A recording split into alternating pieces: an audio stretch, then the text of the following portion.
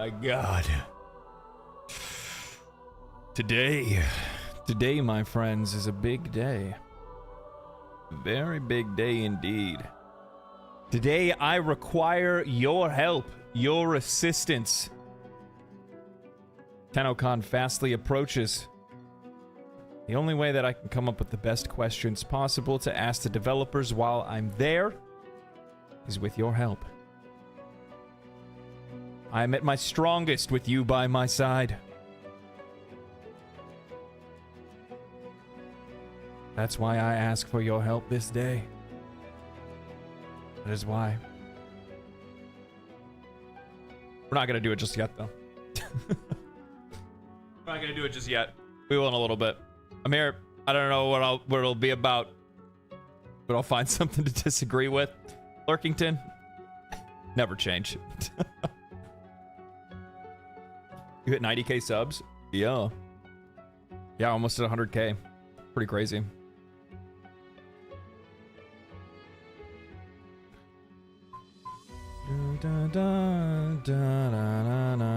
Womp womp.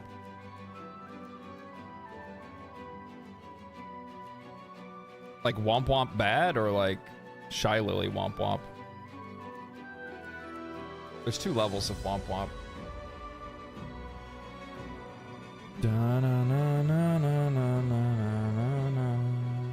Listen to this music, makes me want to play Divinity all over again.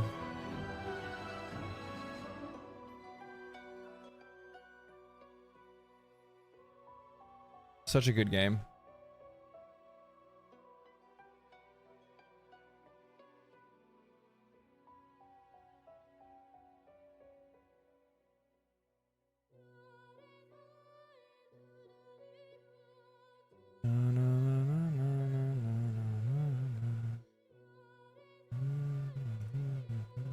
I'm just grabbing some stuff and pulling my stuff up. I had most of my stuff prepared today, but not all of it because I'm me, and I do what I do. I do what I do. Like that. Bring that over there.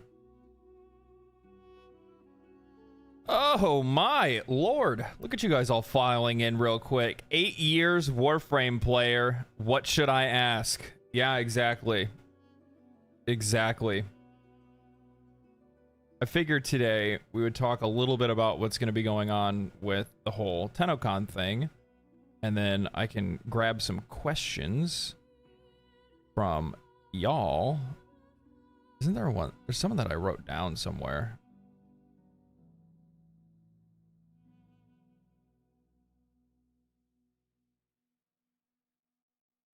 Oh my god, I need to clean up my notepad.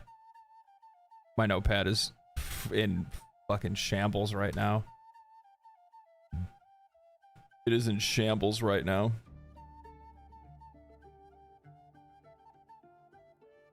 Okay, so we did that already.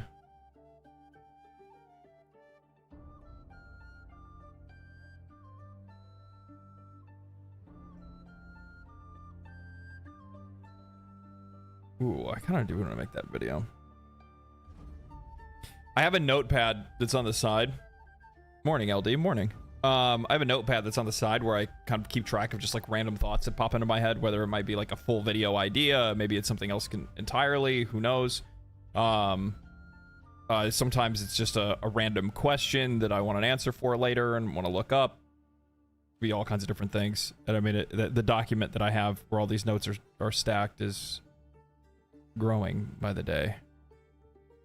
It's a lot. It's a lot. I'd only ask one thing concerning the old one-time events. Could they not be returned as quests? As events were used to explain something that was newly added. Placing them as quests could help with the early game to fill out the story. So, while I'm not actually going to take your question, I mean, I will actually. I'm taking the spirit of your question.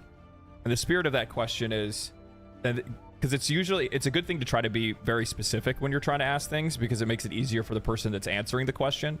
So something that I would ask is, I know of how do I want to say this?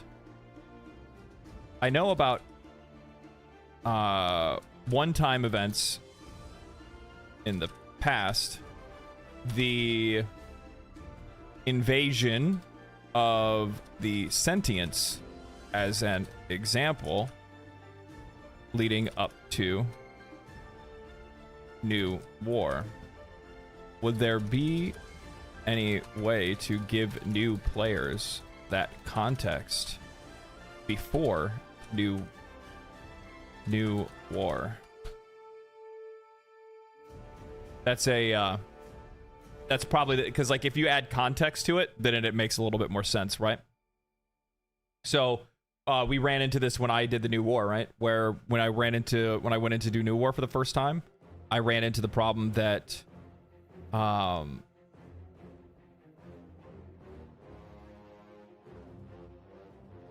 was I gonna say? I ran into the problem that I like there. It just kind of felt like we just got like dumped into the quest, and there really wasn't much of a lead up.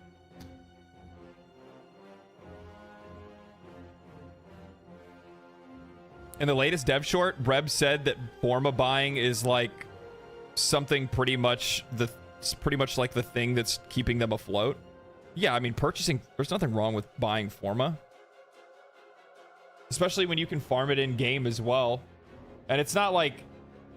It's relatively attainable. Especially if you go and do like a bunch of relic cracking, you can find a lot of it, and you get a lot of relics playing the game in general. So there's a pretty decent chance that you're gonna get a few Forma to begin with.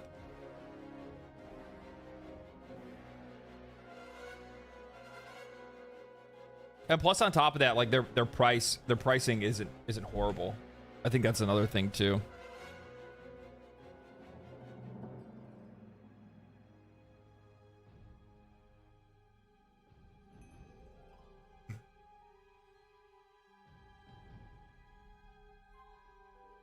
Yeah, where can I buy Umbra Formas? No shit, yeah. Forma's pretty easy to farm. You can have a ton of it making. Yeah, that's the other thing too. Not just buying Forma, Reb's implying the crafting time also gives revenue. Yes, of course. This goes back to like the conversations when I first started playing, and people were like, nobody rushes the forge, and I'm like, if nobody rushed the forge, it wouldn't be there. Like, come on. Can you ask why they scam resource bundle? Why the scam resource bundles are still in the game? Like 5k nanospores for 30 plat and 150k. So here's the thing. One thing that I do not want to do. Okay? One thing that I do not want to do is come in there to ask questions and do an interview and be an asshole, right? So if I unfiltered, like if I did it like an unfiltered review where I'm bringing in people's questions, why do you guys still do this? Why is this still, like, that's not what we want to do. That's not the kind of things that we're looking for. I want to think a little outside the box on this one. Like, I get where you're coming from when it comes to frustrating stuff like that, but that's something that's more or less probably better for, you know, their dev shorts, or, you know, tweeting at them or something like that, raising awareness through videos and whatnot, but not something that I'd want to do in an interview. That's not what the purpose of it is. The purpose of it isn't to sit there and go, you know, why do you guys have these, like there's a question that already is going to end up kind of covering that, which is, oh man, how did I want to word this? I view Warframe as a premium experience. However, it took a lot of investment, a lot of time investment to get there. For new players, Warframe at the start is indistinguishable from any other you know, free to play experience. how do you plan to combat this in the future, knowing the new player experience is a major focus of the studio?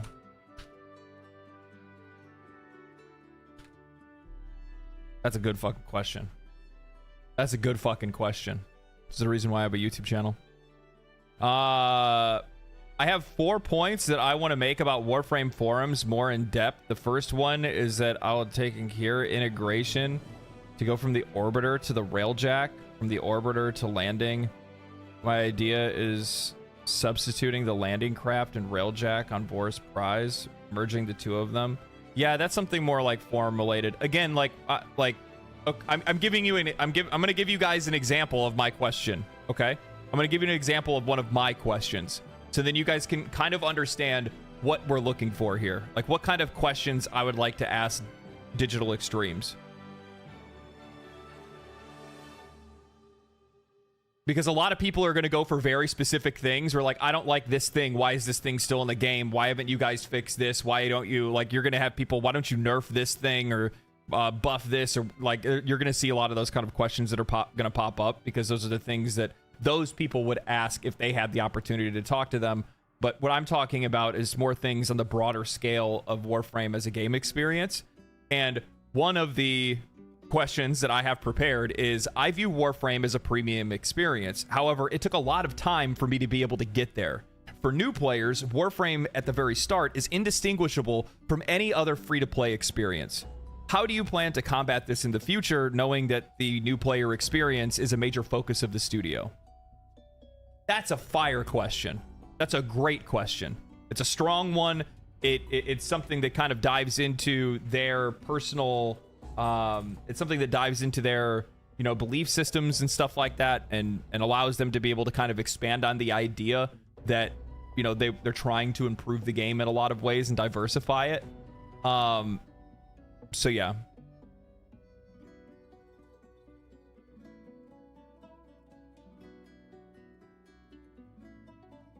Is Warframe pay to win? Yes, Warframe is pay to win.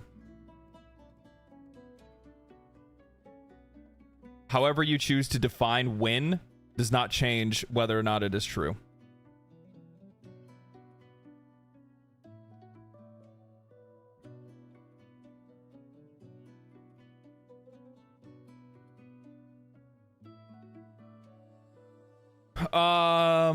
What the devs think of modes like Abandon, Lunaro PvP, and Arcwing, etc. Do they plan on any of these, or are they closed cases? Oh, that's actually not too bad.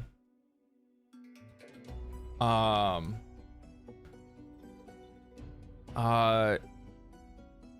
heard a lot about what players refer to as content islands. While I personally haven't found anything I don't enjoy engaging with, some content has been abandoned. Is there any plans to rework or revitalize these sections of the game in the future, like the Arcwing? There we go. That was a good one, actually. The funny thing is that, like, while I'm actually taking your questions, more or less, I'm going to take the idea of your question and then, like, change it in a way that I think is going to make that's going to make it a, like, something good for an interview, right?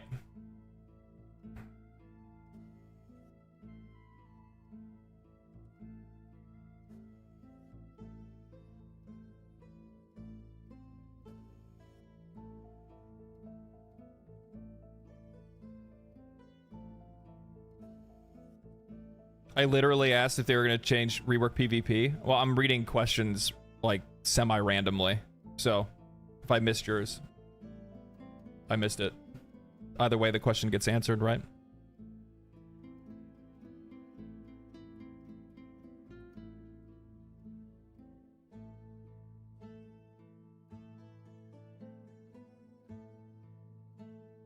I think we really need quests that are made with story content that only exists for old events like the Second Dream. Yeah, I think that's not too bad of a thing either. Destiny has a decent PvP style that they could copy as a base, or maybe just go the hero shooter route, MOBA frame. Yeah, MOBA frame would actually kind of make a little bit sense. The problem is with Warframe, I think fundamentally, from like a PvP like perspective, is how diverse and powerful many of the abilities are in the game, and then also at the exact same time, it's the mobility that makes it. I'm sorry, but the thing is that when there's so much mobility in a game like that, to the point like there is in Warframe, imagine trying to fight somebody that's playing as Titania. Like, and then what are you gonna do? Ban Titania and say that like that character can't be playable? Like, people don't want that. That doesn't feel good either, because like that's the character that somebody plays. It's their main, right? And the issue with that is that the skill gap required to be able to even play PvP would be so like insanely high that people wouldn't want to have anything to do with it. Could just use LD's idea and make PvP Corpus versus Grineer. Yeah. I always think that would be like funner. I think it'd be more fun and more interesting if it was something that was like out of frame stuff. I think more out of frame stuff is fine. There's plenty of stuff where you're already doing the currently existing game loop. I think one of the benefits and one of the cool things that I've always really enjoyed about Warframe is how there's some modes that go away from that entirely. Preset loadouts for frames, maybe? Yeah, but the problem is like, what do you mean preset? I mean, preset loadouts for weapons, sure, but I'm talking about, individual Warframe capabilities are so diverse, and some of them are so, like, PvP game-breaking that they're just not allowed. And for players, regardless of, like, what your opinion might be, where you're like, oh, and then just don't have them in there, well, that still sucks for the players that main those frames and want to play that frame. And it makes them disinterested in playing PvP, and then as a result, there's less players that are playing it, right?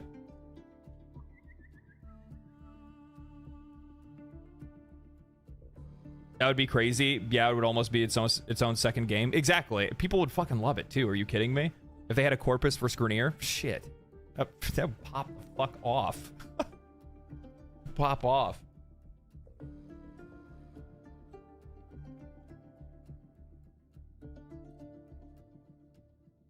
How could you even get near Saren or Mesa and even kill them? True. Yeah. That's the other thing too. If you're thinking about just frame balancing in general, like there's so many of them that have like poison auras and AoEs that they can spam, and like technically, yeah, you could probably put cooldowns on their stuff or something, but still. Imagine if you ran into a team where like, if it was like 4-on-4 or something, and everybody had like, room-wide AoEs. You just be getting smoked. And a lot of people, yeah, Revenant, Mesmer, Shield. And that's the other thing, like, everybody would just run Mesmer or something, or Mesmer. Everybody would run Revenant or something like that instead. I've got one. The secret 60 Eyes Murmur boss was fun and challenging, and are there any plans to expand on the endgame style of bosses in the future? Okay, so I like that. I like the direction that you're going there. I'm going to build upon that. Recently, I played the first Descendant. It takes a lot of inspiration from Warframe. However, and I think it's important to have competition in the market.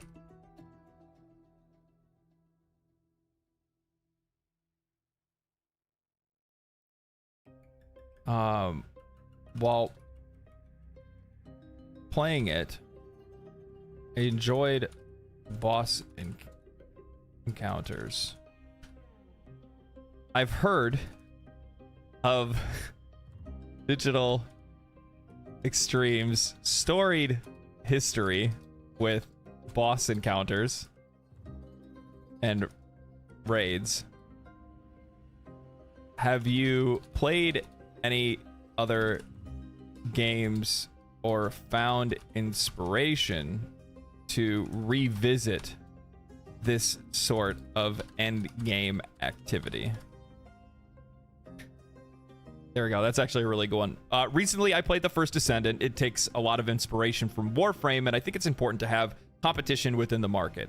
While playing it, I enjoyed the boss encounters. I've heard Digital Extremes has a storied history when it comes to boss encounters and raids.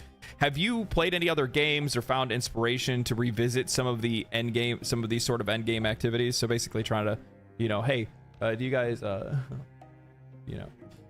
Reb plays Final Fantasy 14. Yeah, she does. I don't personally know if a Final Fantasy 14 boss fight style would work in this kind of game.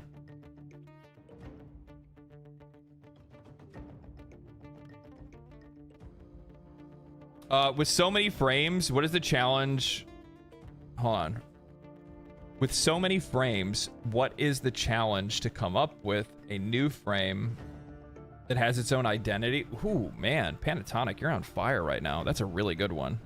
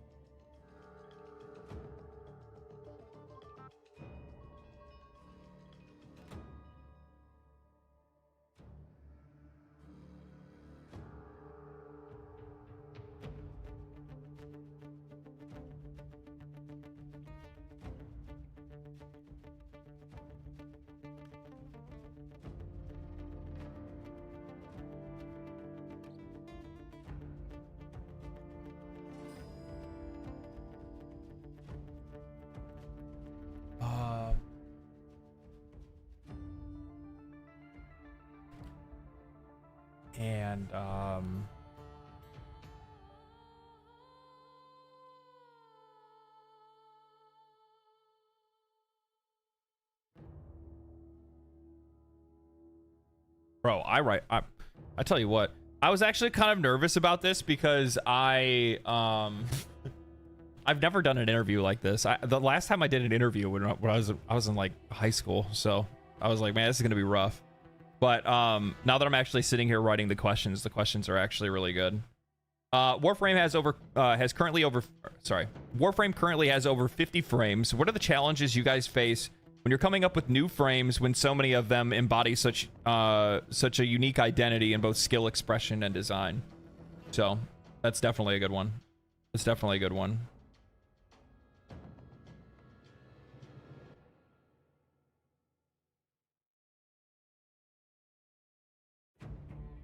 I feel dumb. Where is this music from?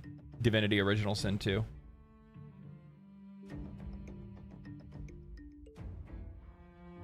The general community players are the reason Steve got us. The general community and players, the reason Steve got out and gone to make Soulframe, since he wanted to make a slower game and Deviri was not enough. I can't see Steve being like, I don't like this community. I'm gonna go and make a different game. I don't think that's what the drive was there. I think that they probably looked at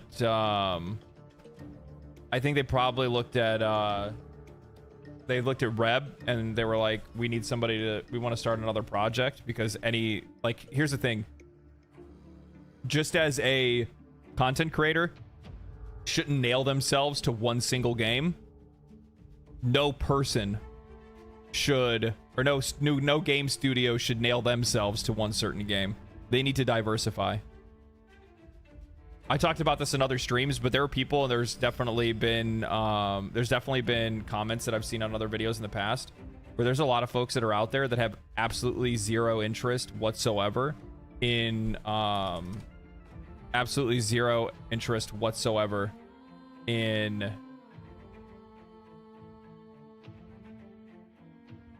playing Warframe because they don't like its movement and its speed and the way it looks.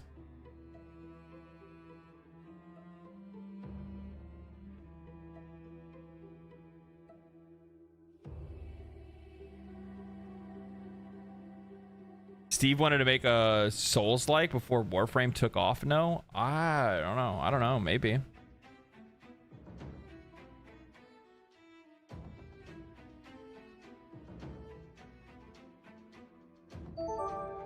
Stormtaker, thank you for the tier 1, man. Appreciate that. Thank you so much.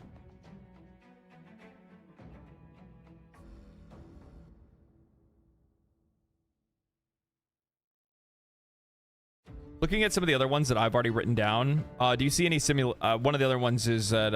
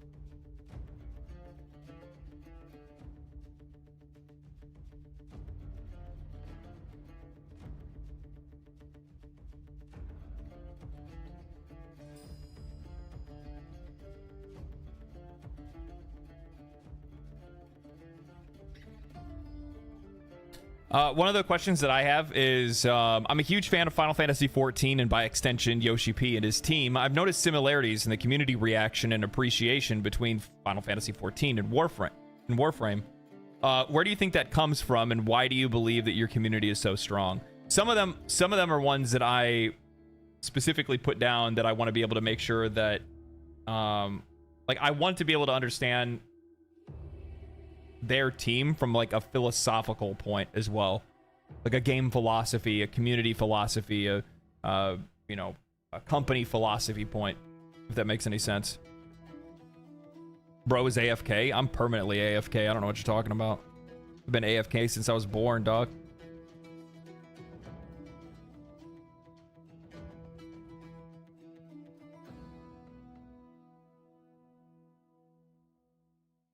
Have they thought about adding / changing fashion systems to allow for even more creative options, such as color meshing and some similarities to the bloodshed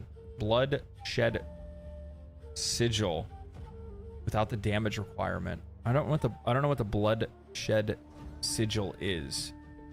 Now, there is, within your question, a good question.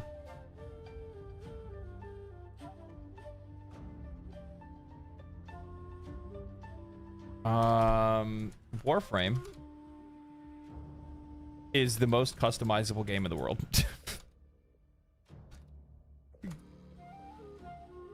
Or at least that I've ever played.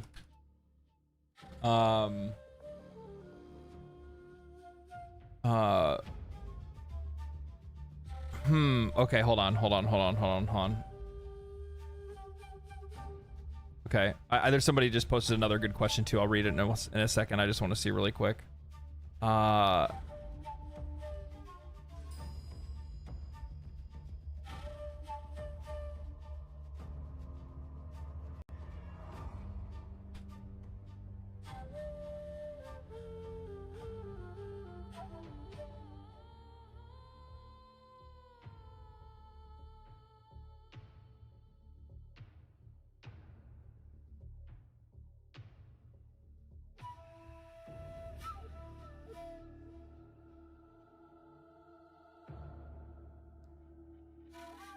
There we go. Okay.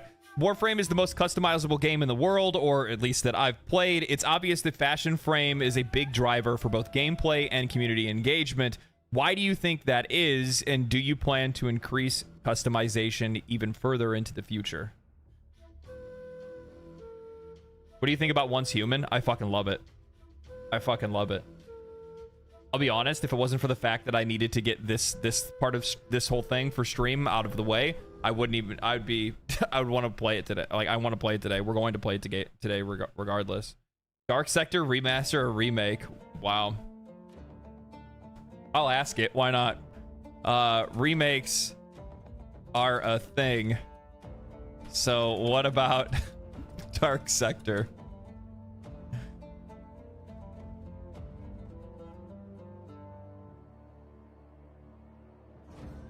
I have a very direct question about Warframe. Can new players open planet to planet 1 through 3 quest instead of 7 to 9 and then bosses? We should let new players discover how many mission varieties rather than force them to do them all at once.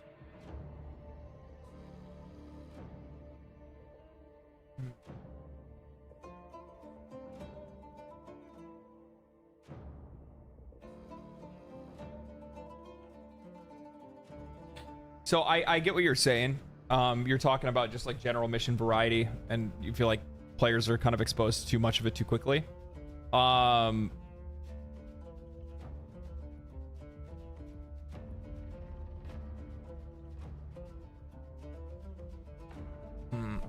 mean, my problem is just the general pacing of the beginning is still a big problem in general. Legendary Drops, I have a good question regarding certain information inside of the game. Now nodes display weaknesses. Maybe boss nodes can display what frames drop from the node. Do they not do that already? Oh, I guess it doesn't. Yeah, like the thing is that when you select a node, it now shows like, you know, suggested loadout. Like, why not? That's it. That's a Pablo question. So I'm interviewing 2 people. So far that I know of, which is I'm interviewing Reb, and I'm interviewing Pablo.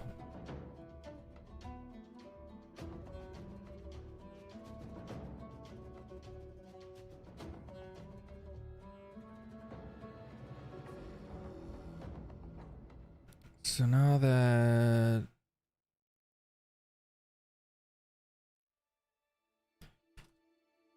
see suggested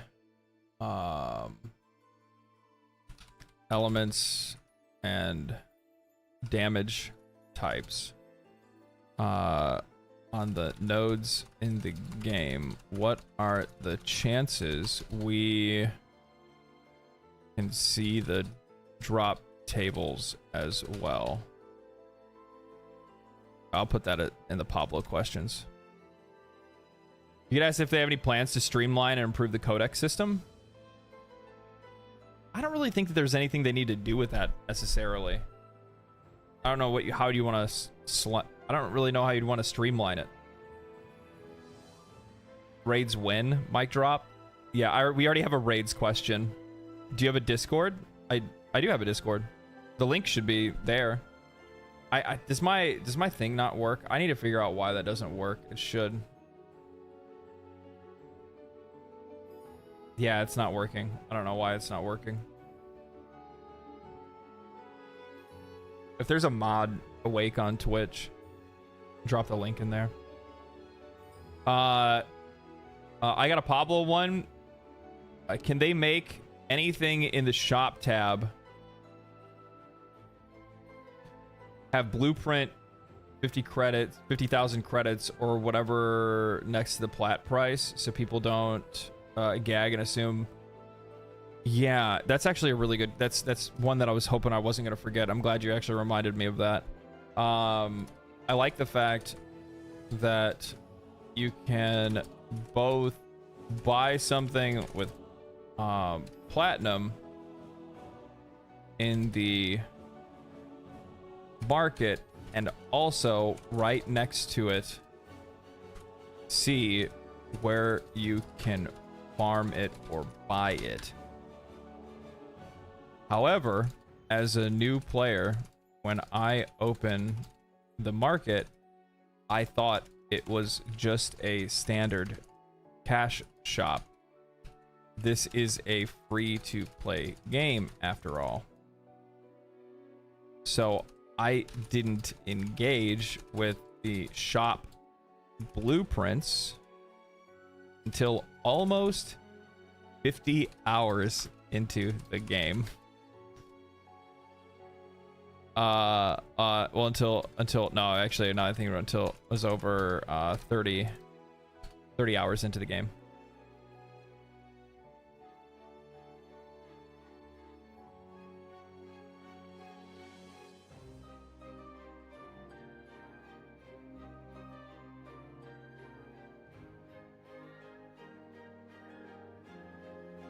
Question: is there any plans for 1 hour crafting timers and weekly forma bundles ×3 to be added somewhere? Yeah, we're not gonna ask like super specific stuff like that. That's kind of not the point of the interview, right? Think about it. Think about the context of this interview like this. Both interviews, right? Both interviews are coming from the perspective of a new player that is now joined, that is looking to be able to, like, the two things that I want to do in these interviews and what I'm going to use these interviews for specifically is actually to try to bring more players into Warframe and try to give a better explanation of what Warframe is so that people stop having the wrong expectations or the wrong image of Warframe in their mind. Those are the main things that I'm looking for. How to bring players in, how to be able to make the game more new player friendly, and how to change that image that Warframe is kind of built up of, over time of being the game that it's not. Because I think it's kind of wild that I personally have gone as long as I have thinking that the game was what it was, right?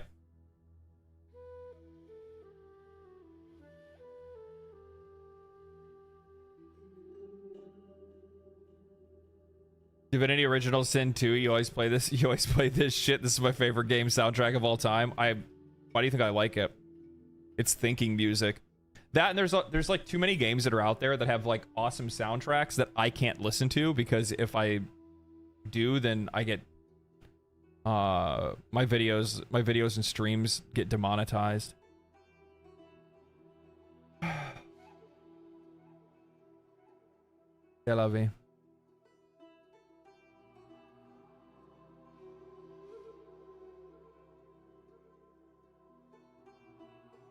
That's kind of cool, man. I just saw recently that Big Dan Gaming followed me on both YouTube and Twitch recently. Just kind of fucking crazy to see people like that following me. I'm like, wait, what? Like, this dude's been in the industry for like fucking ever.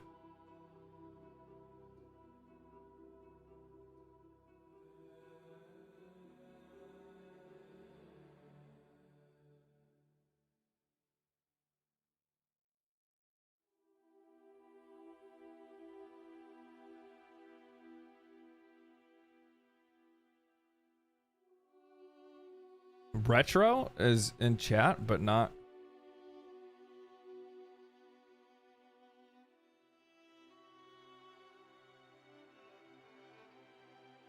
Nook? Huh? How's that make any sense?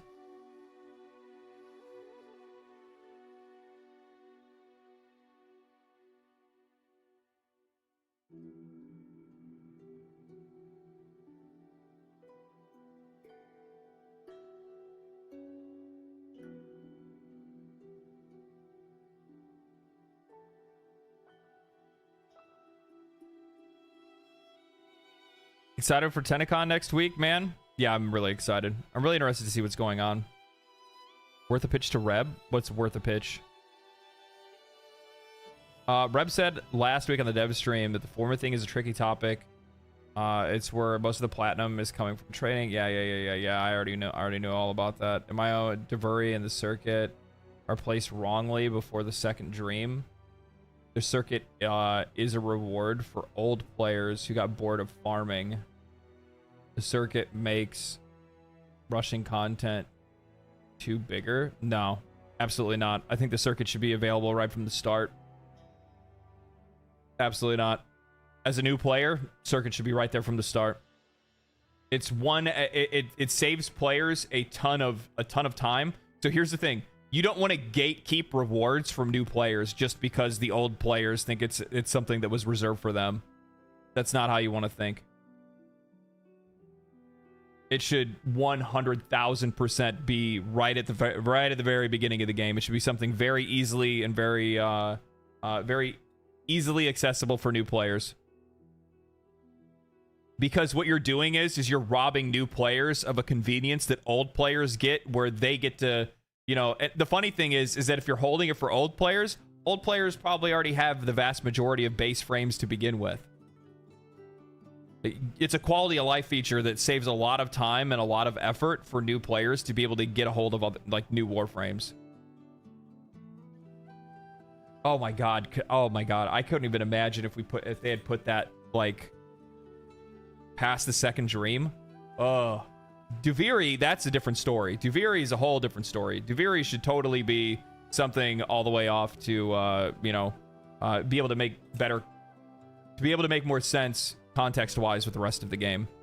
It's not a reserve thing, but it removes the need of other ways of getting it.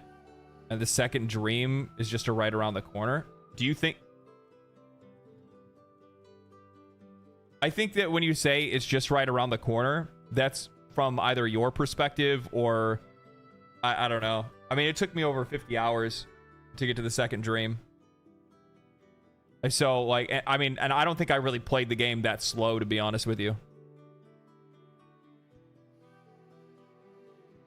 Yeah, we're talking about, do you want players to leave in the first week? Even if you bum rush the second dream, it takes 10 to 15 hours. Most players aren't even making it past the first, like, 4, probably.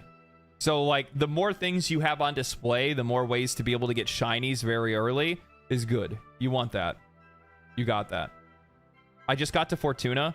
Why am I running past enemies or melee with killing them? Does this game get challenging at all? The lack of challenge is boring. So I have some good news and I have some bad news. The good news is the game gets better as you play it. The bad news is no. The challenge will not appear until Uranus. I hate to say that, but I'm just being real with you.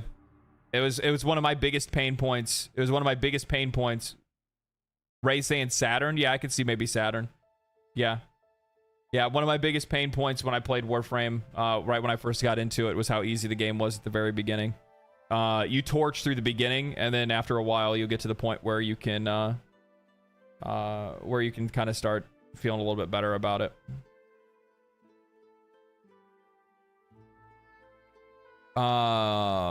Talk about my new player experience. Too easy. Too much. Too fast. No context. No reason.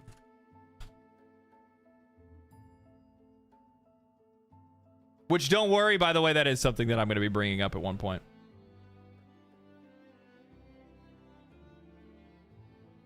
If you're killing in one shot in Fortuna, you haven't selected the high bounties at all? No. No. No. None of that here. None of that here. None of that here. I'm not gonna have... I had people that were trying to tell me, oh, game's too easy? Well, why don't you stay until like 25 minutes into a defense mission?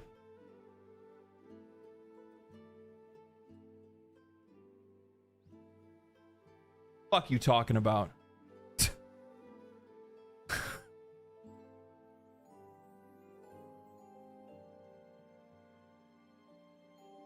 New players, when they come to play the game, likely aren't spending a lot of time running around and doing bounties on open world planets. And even if they were, that's a drastic difficulty increase that doesn't even match up with the frames they have or the weapons they have or the builds they have or the mods they have or anything like that.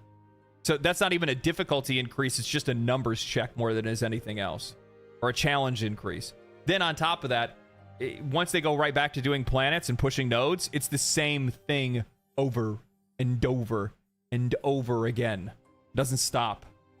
It just stays easy and that's Warframe's solution to trying to get players to be able to catch up with content bloat is by having the fast early sections of the game be so soft that you sneeze through it. That's the best way to say it. Warframe isn't difficult. It's a genuine issue. Besides Deep Archimedia and higher. Yeah. Yeah.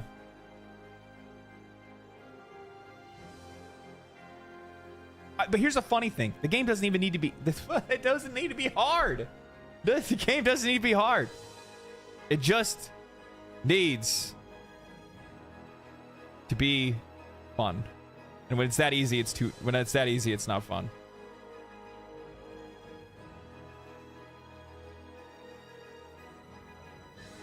Just do steel. Yeah, just wait till you get to Steel Path, bro. God. I almost want to go through and just ban every single one of those comments that I've seen on any of my videos. Game's too easy. Just wait for Steel Path.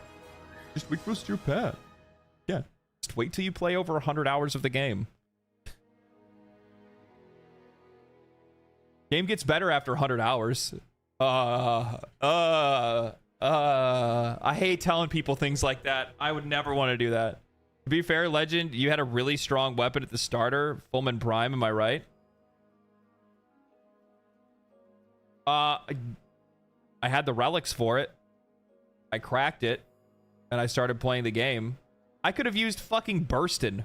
Basic Burstin. It would have been fine to run 90% of the nodes that I pushed. Up until basically the very end.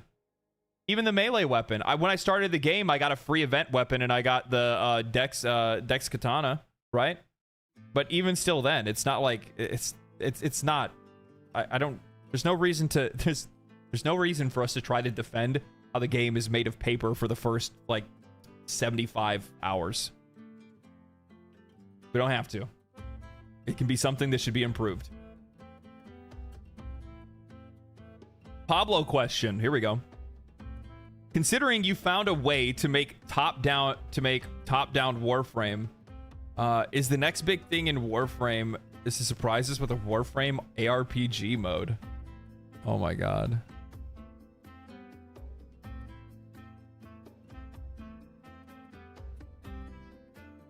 I wonder how status changes affected the new player experience. Apparently Grenier have more armor than they did prior. That's good. It's actually really good. I'm using Excalibur and I don't think I've killed any enemies with my gun. Why shoot when I can ignore the enemies? Yeah. No, you're not wrong, by the way, Friedman. You're not wrong. You're not wrong. All I can say is that the game gets better and you will enjoy it, and it has a huge payoff, and it continues to pay off the more and more that you play it. It just takes a lot of investment to be able to get to that point. And investment of time, not money, by the way. Money's not really going to do anything for you. I'm not disagreeing with you, but when I first started, mods were harder to get. So it was a lot harder for me when to finish the second dream. I haven't made a new... Yeah, but I mean, when did you first start playing?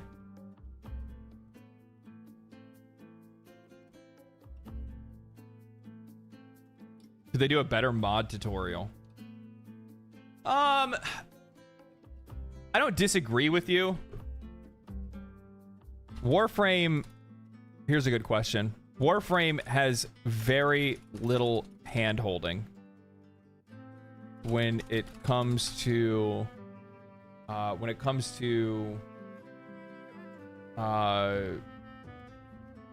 new player tutorials. While I appreciate it, it also lacks a lot of context and assumes a lot of knowledge. pre-existing.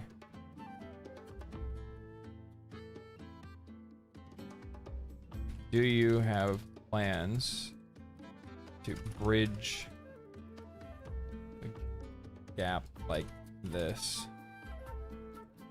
And how do you plan to do it? I brought up a really good question. Thank you for that one. That was a good one. Is he writing a Steam review? No.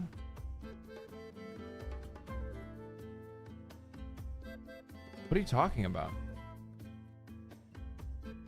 Give me your Warframe questions.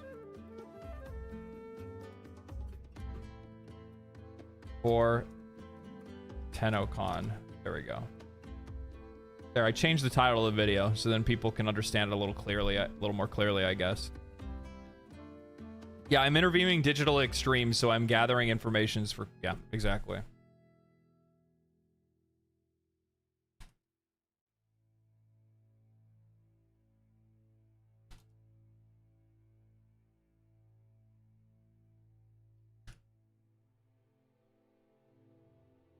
There we go. I'll do that.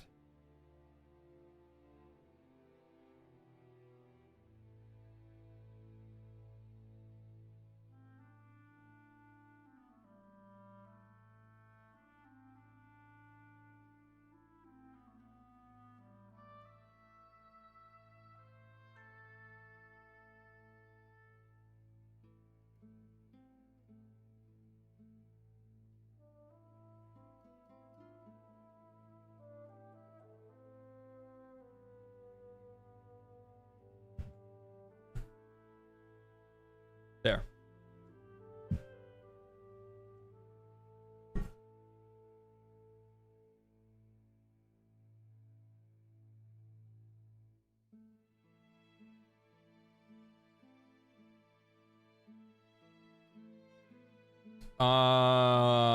Gaming in the MENA region is great scaling in the last few years.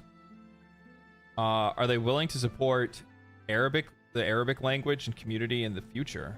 Ooh, that might be a decent question to ask.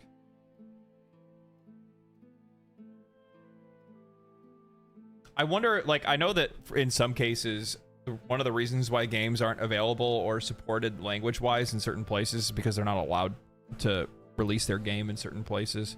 Some games are just outright banned.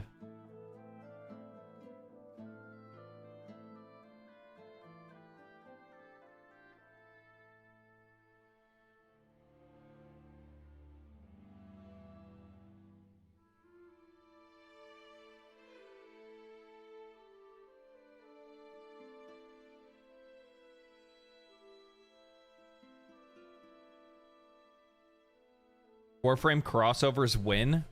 God, do people really want crossovers in Warframe? I don't. What would it even look like? Weapon helmet system. I don't even know what that would even look like. Warframe uses a lot of environmental storytelling, and I think early game, being at difficulty, it partly it's. I'm not gonna get into the. I'm gonna avoid the difficulty conversation because I think a lot of people kind of get kind of tied down in the idea of what they think difficulty is, right?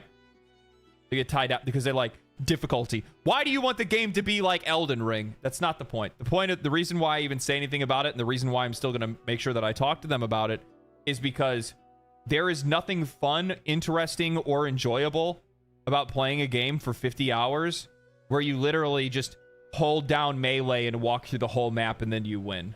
That is the game. I'd love to see somebody prove me wrong. Go start a new account, play it for 50 hours, try to do something different and see what goes on. That's not fun. It's not interesting. It doesn't make players try to play the game in different ways. It doesn't really give you a lot of reasons to want to try out different Warframes or even use their abilities. It doesn't make you want to try to figure out how modding works, because modding's going to have absolutely no impact on the game. It's just not fun. It's not fun. I hate to say it, but it's probably one of the biggest reasons why the game loses so many players. Because Warframe at the beginning for the first 30 to 50 hours is fucking boring. It's boring.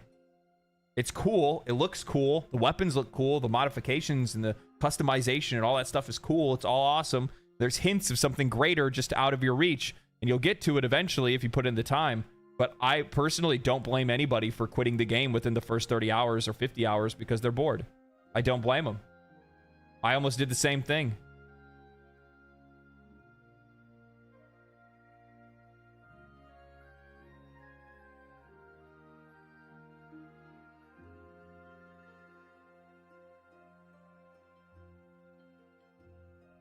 I agree with the sentiment. Although, do you think with so many players wanting the meta and won't play another style, it has nothing to do with meta? That's the problem. And I'm not even talking about making it that. I'm just saying just something. Just like, let me feel something. Let me feel something. Warframe at the beginning feels like this. Nothing. There's nothing there. You feel like you're walking through the game. I don't want to walk through a game. I want to play a video game.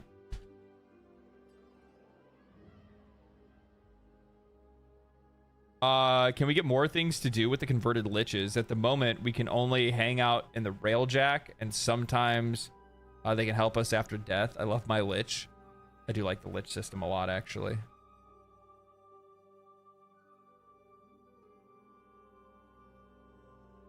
Yeah, most new players are completely unable to get near the meta. Yeah, I would guarantee it. I'd guarantee it. I found my way into meta weapons just because I played the game and you could see the thing. Like when you, there's knowledge that you have from other games. So when you walk into a new game, it's pretty easy to start recognizing certain things and go, hey, this looks like it's probably going to be really fucking strong. I'm going to try that. I'm going to pick that up.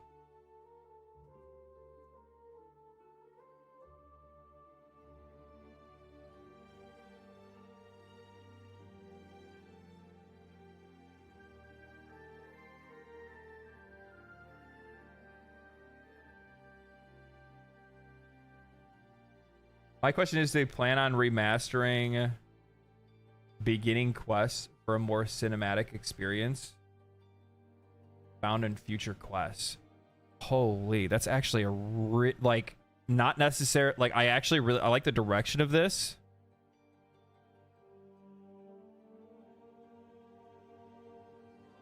I really like the direction of that.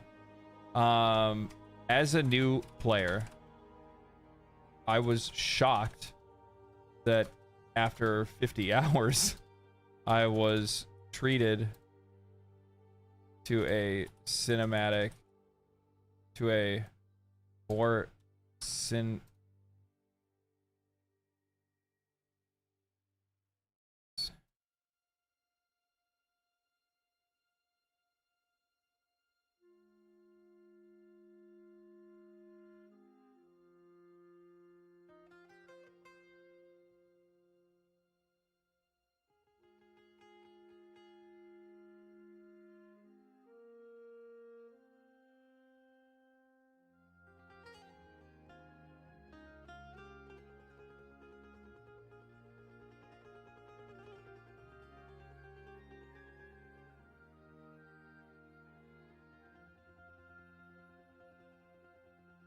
yeah, cinematic. Yeah, cinematic. Exactly. That was a really good question, Graphics. I wrote that one down.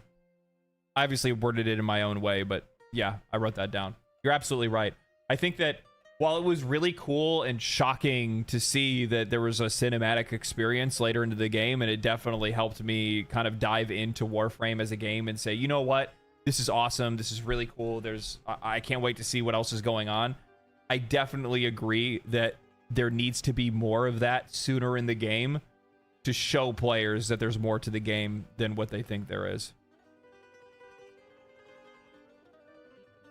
Not a lot of players are going to be like me and get to Fortuna and go, oh, there's something great going on here. Not a lot of them are going to think that. They're going to be like, that song was cool, or that intro was cool, and they'll just move on. Simple as that.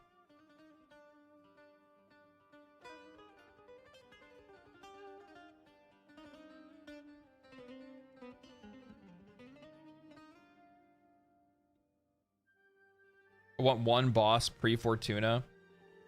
it causes a status effect or something punishing to drive me to learn modding or something like that. I think just in general, beginning of the game needs better scaling just across the board. Needs better scaling across the board. Planet by planet, the game should get more difficult faster than it does. I shouldn't say difficult, it should get more challenging. There should be some resistance, some feedback, so that you go, oh man, like it would actually feel good as a player if I cleared out 5 planets and then got to, you know, starting to progress another planet, and I'm getting fucking handled. And I'm getting handled because I'm not using mods. I'm getting handled because I'm not using, you know, whatever it might be. I'm not saying I need to be, I'm not saying I need to like hit a hard wall, but there needed to be some level of resistance to make me go, hey, maybe I should take a look at my build. Maybe I should take a look at my weapon. Maybe I should upgrade my weapon. Maybe I should go crack some relics. Maybe I should go do this or something like that. There needs to be something like that in there.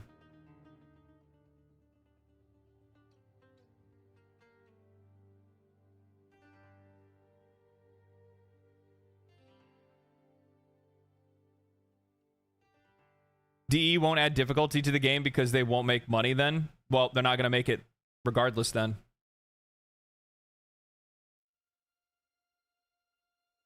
If the lack of difficulty in the game is one of the leading causes to players quitting the game, then they're not really making a lot of money. I'm going to get off the difficulty conversation because I don't, like, a lot of people can't see my perspective on it for some reason.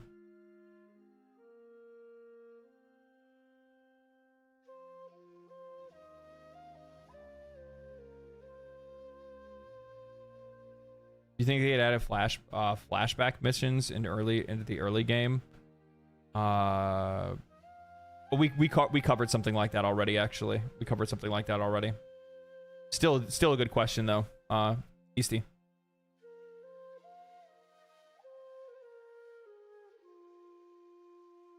I might be completely off base, but to me, Corpus are not getting enough of an introduction of why you were fighting them. So I think that kind of falls under the... I think that falls under like past quests and events that are no longer in the game that could add a lot of context. I wholeheartedly agree with you though. I mean, the same could be said. By the way, the exact same thing could be said for both Corpus and the Grittier, because when I started playing Warframe, I'm like, why are we even fighting these guys? What's the point here?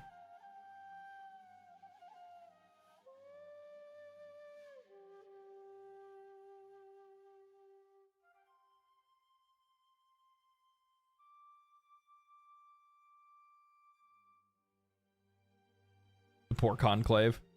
Don't worry, I'll say something about the PvP, but I'm not really gonna get into it too much. I'm not gonna get into it too much.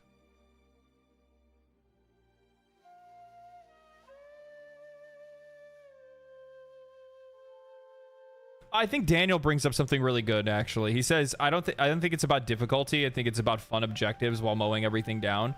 You have a good point about that, where sometimes it doesn't necessarily need to be challenging, but if it's not going to be if the content's not going to have a lot of if the content itself is not going to have a lot of challenge or a lot of resistance to it, or a decent amount of resistance to it, then what's going to end up happening is that players are going to be relying on what the actual activity is and the objective that you're accomplishing, right?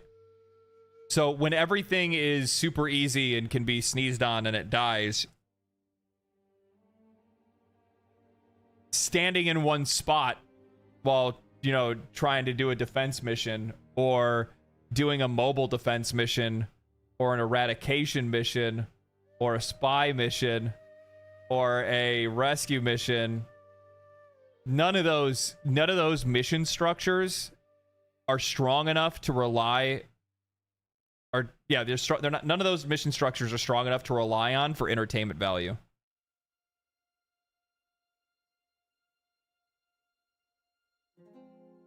That's where the real problem lies. I think that's probably what a lot of people lose sight of as well, is that like the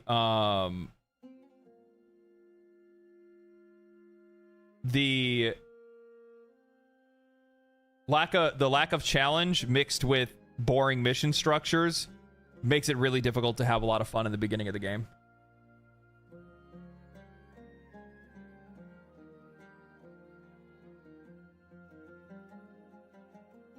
Remember Call of Duty Corpus vs. Grineer? Yeah, I put it in here somewhere.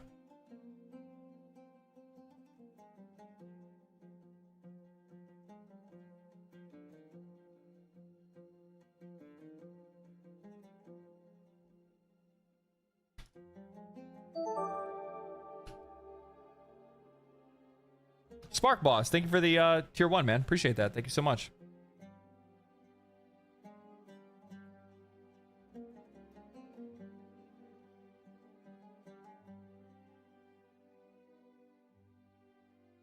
Warframe question. What is the official stated reason why Warframe can't have a third-person / first-person toggle? Is it technical, commercial, priorities? I don't really know, actually. I would imagine that, like... Oh, God. I just imagine how, like, motion sick I would get doing first person with that movement. Yeah, everybody's saying movement, motion blur, motion sickness due to movement, probably. Yeah.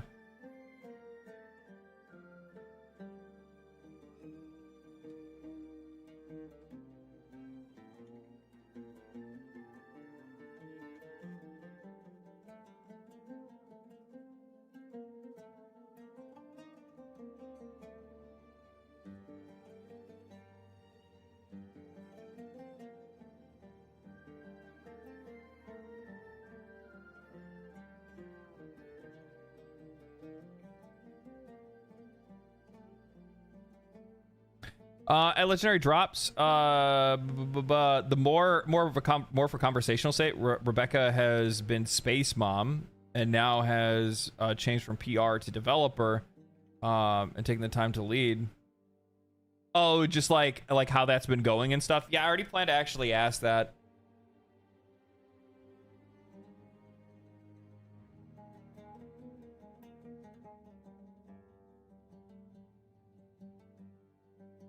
Isn't Rebecca the creative lead? Isn't that what she is? Creative lead for Warframe?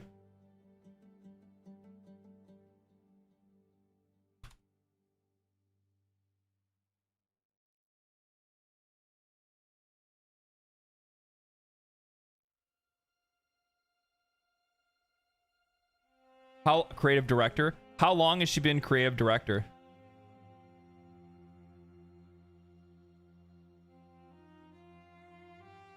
When did that start?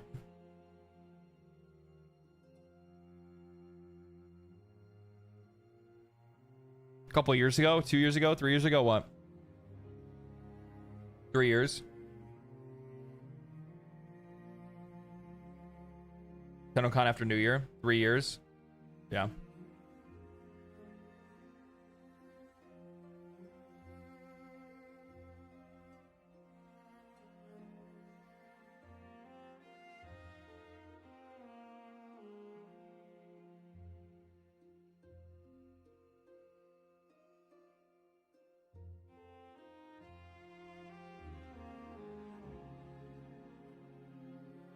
January 2022 officially. Oh, okay. So it's been like just over 2 years then.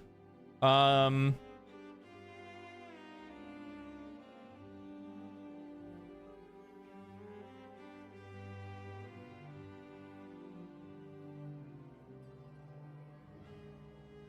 probably add a little bit more meat to some of these questions at one point as well.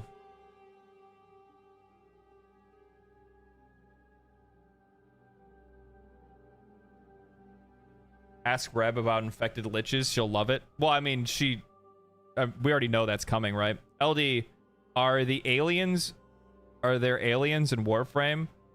Because most of the enemy factions are from the Orokin, and the Orokin doing fucked up stuff.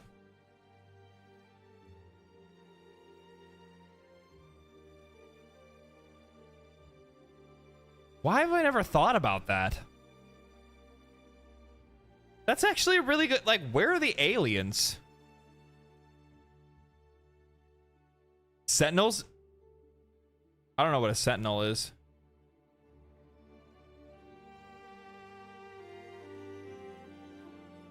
Or unless you're saying the sentients, but the sentients aren't aliens. The sentients were made by the Orokin.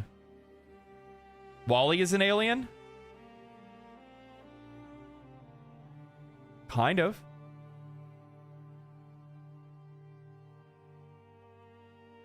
Oh, the Sentinels. The Murmur and the Sentinels. Man in the Wall. Okay, yeah. Good point. True. Though at the exact same time, I don't actually think that Wally is an alien. I think that the Void is just the Void. And it's the manifestation of, like, the things that enter into it. Like, emotions and thoughts and things like that realize. So, like, anybody that enters into the Void, like, copies of them are made. If that's the, if that's the case. So, like, there's a really good chance that, like, Wally is, like, straight up,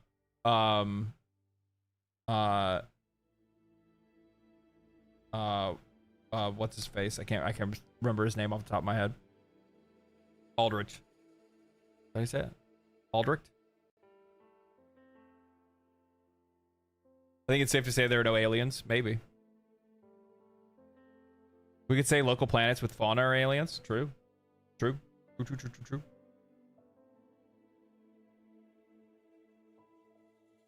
Frost vs. Dread. Thank you for the tier 1, man. Appreciate that. Thank you so much.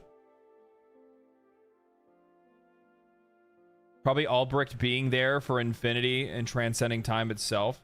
Yeah, see, that's what I'm saying, is that, like, there's a really good chance that, like, Wally literally is just Albrecht, but it's just, like, the byproduct of Albrecht going into the Void in the first place, right? Like, who's to say that Wally was there before Albrecht entered into the Void? I always view the Void as just, like, reflections of yourself. It's almost like if you step into the Void like that, depending on, like, the kind of person you are, you're either destroyed as a result of being there, or you're broken into pieces.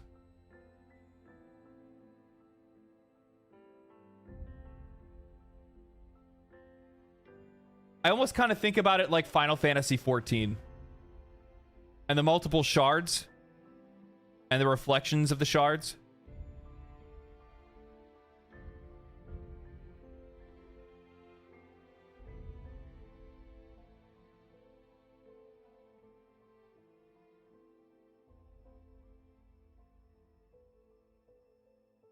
Are we ever getting a conclusion for Corrupted Vor?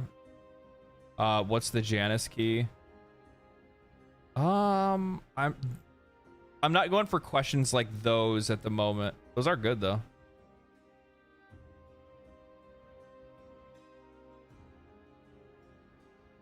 Warframe. Question for DE. Do you like going on long walks on the beach?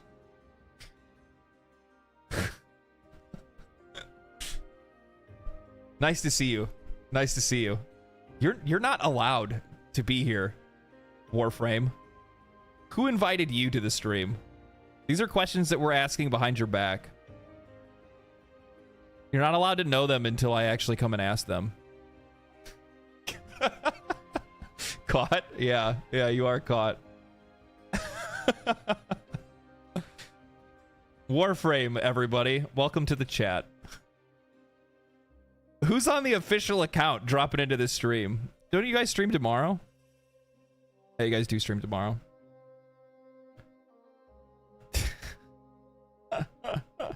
Random DE appears. Yeah, I know. Sorry for the YouTube audience. Warframe dropped into the chat over on our Twitch channel. DE Zach is to blame today. No stream. No stream tomorrow. Oh, is it because you guys are so close to Tennocon? I'm excited to see everybody.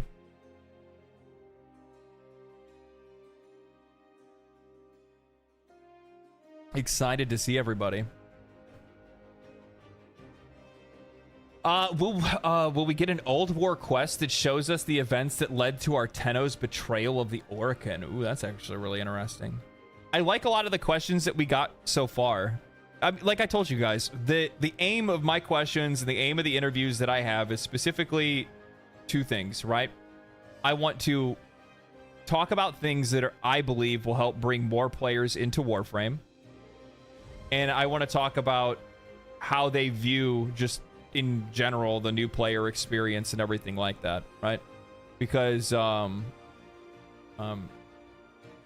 don't know, I'm a backwards ass content creator, man. I don't really view myself as making videos for my own personal gain and for content. 9 times out of 10 when I'm making videos, it's coming from a place specifically where I'm trying to be of use, right?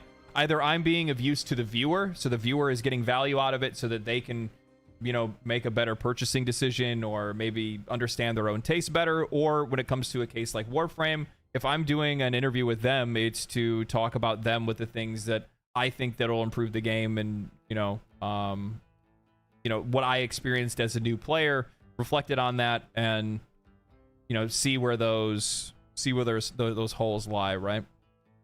The idea is to be useful.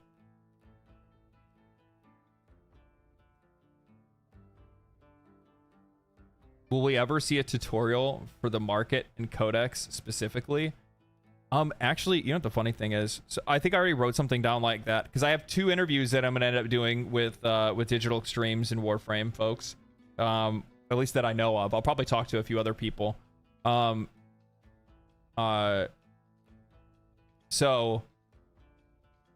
I don't know if DE Zach is still chilling in chat, but if I had to tell you one thing, what I do plan on doing is I want to try to walk around. I want to get some footage, and it's for one of the videos that I'm working on. And I would actually like to ask a few. I'll end up asking like fans of the game, but I also want to ask a few people from Digital Extremes specifically why a new player should play Warframe.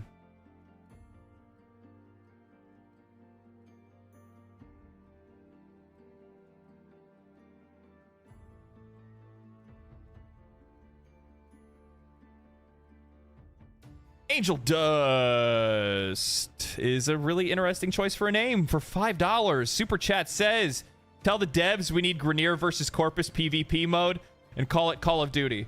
Yes, that's my idea, and of course I'm going to make sure that it's known. I will beat that drum to the end of my days. Find me, ask me anything. All right, I will. Now, because of your super chat, somebody at Digital Extremes already knows my idea. Thanks for ruining it. I was gonna like try to see the surprise, like the shock and surprise on their face when they go, "Whoa! This YouTuber, he's a genius!" And then they like, you know, you guys wouldn't probably even know the reference. Hopefully, people know the reference. But why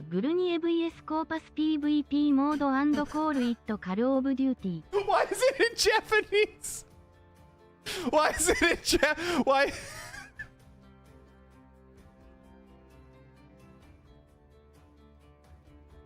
Why is my TTS in Japanese? Why is my TTS in Japanese? I don't know how that happened. I don't know.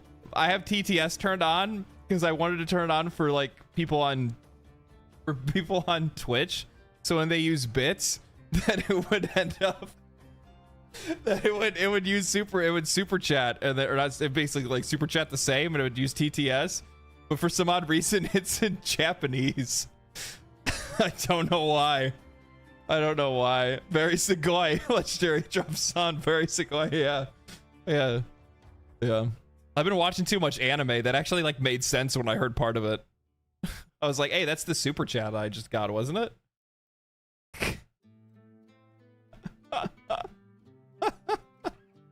I don't have the time to change it at the moment, so it's just gonna have to stay. So keep in mind. Luckily, there's subtitles. Had a bit of a delay there. Yeah, that is like a really odd delay. But it's because I read the super chat so early. It like the TTS is supposed to be there more for when I'm playing games and not reading chat. But that's super funny. I speak Japanese now because I watch anime. Me too, bro. Me too, Cap. Yeah, I know. Well, I mean, like, There's certain things you definitely don't speak it. You definitely can't read it. That's for sure. I think speaking Japanese and reading kanji are like two completely different things. But I will say, you know, if you watch a shitload of anime or probably any TV show or movies or whatever that are always in a specific language, chances are you are definitely going to start picking up on some of it at the very least, where you can recognize it. Maybe not, you can't have a conversation in it, but you'll hear things in the background and go, oh, I generally know what they're talking about. Not, you know, specifically what the conversation is, but you could know like, oh, they're talking about food, right? Or, oh, they're talking about, you know, something else or whatever it might be. But that's just because of like popularized phrases and languages, and you'll hear like certain words a lot, right? It's a great tool to learn a new language. It could be. It could be. I wish I actually took the time to do something like that, especially when it comes to Japanese. I still want to go to Japan really bad at one point. I just have not. Oh, they're talking about opie. Yes.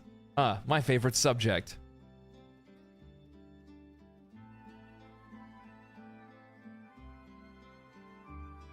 Disappears into the shadows. See you guys. See you in a week, dude. Safe travels. Thank you. Appreciate it. I'll see you there. See you soon. See you soon. Thanks for stopping by, Warframe. I appreciate it. Thanks for seeing. Thanks for stopping by, Zach. I'm currently learning Japanese. I'm jealous. I wish I had the time to do that.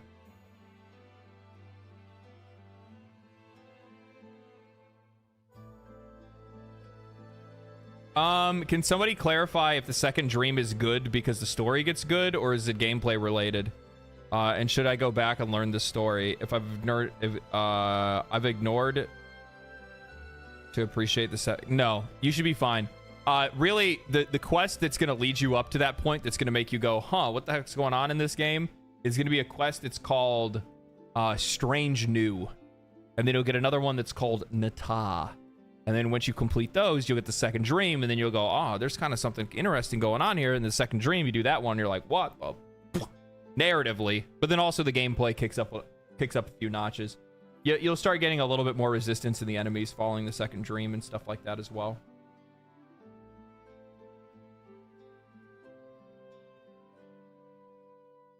MOBA shooter node would be nice. Yeah, I don't think I'd have a problem with the MOBA. I don't think so.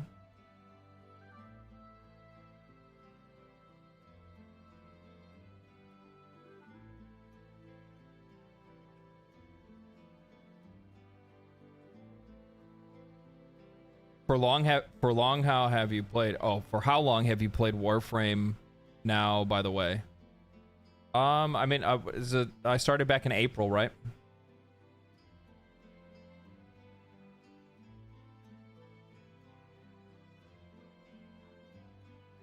Bigger gyro controls.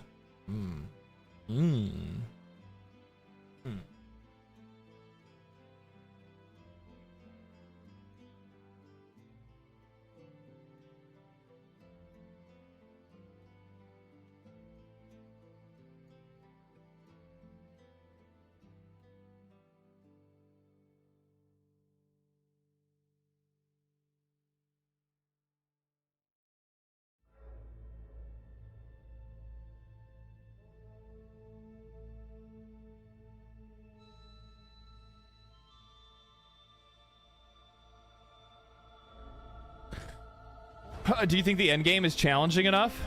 I don't think that it's necessary. I don't think it's the direction of the game, to be honest with you. I don't think it's the direction of the game to be a challenging game necessarily. I think that you should be able to try to be flexible enough that you can have that kind of content for players. I think that's something that's like I think the Destiny perfects it. I'll be real. I think the Destiny perfects it. You have raid content for the players that can actually coordinate and do something that's on the challenging side. You have PvP, which they don't really do a whole lot with, but that's whatever. That's neither here nor there. They have PvP that's, you know, decently balanced and interesting. It's not decently balanced, just some powers are just busted, but you have it. We'll just say you have it. How about that? You have it. There's a couple other game modes that are interesting and fun that players enjoy playing. And then also at the exact same time, you still have like Nightfall, like the Nightfall missions and stuff like that. So like dungeons, you know, and things like that for players to play as well that are also fun, right? So there's a lot of different directions that they can go when it comes to the game.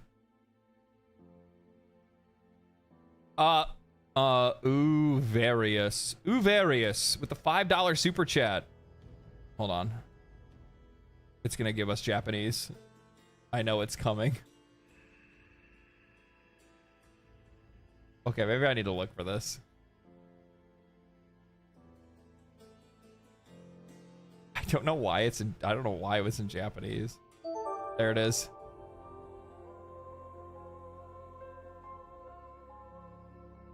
Do they have any intention to add more mission types or random tiles sets that are as dark and airy as whispers in the wall? Zawado.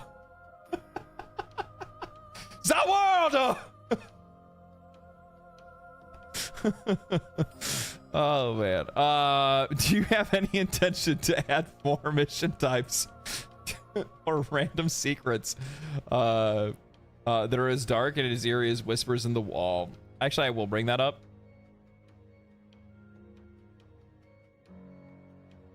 I really enjoyed I need to fix this. I really enjoyed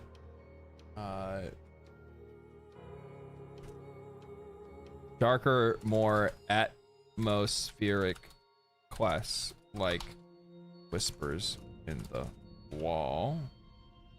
Oh, no. Like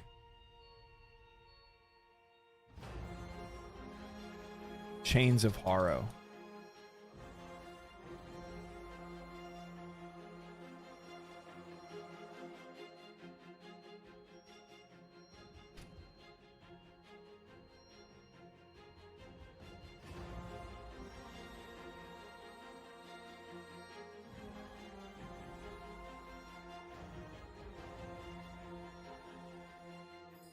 It's perfect. Leave it like that. No, it's perfect. Don't ever change. I don't even know where I even found the thing to begin with. I don't even know why it's a woman voice either. I didn't pick that. I don't know. I don't even know where that is. Is it in tipping? No. Chatbot? Alertbot.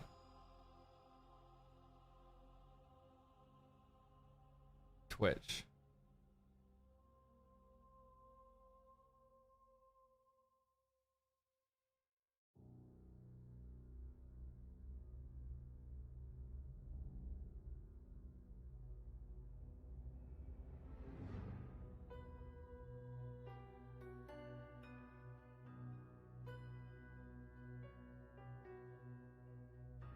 I don't know. It doesn't actually show it on here. I have no idea where that's coming from. I have no idea. TTS is giving us time to learn Japanese, I guess. It would actually be funny if I just, because I'm not somebody that likes to learn, like, I'm not somebody that likes to, like, look up these kind of things. So,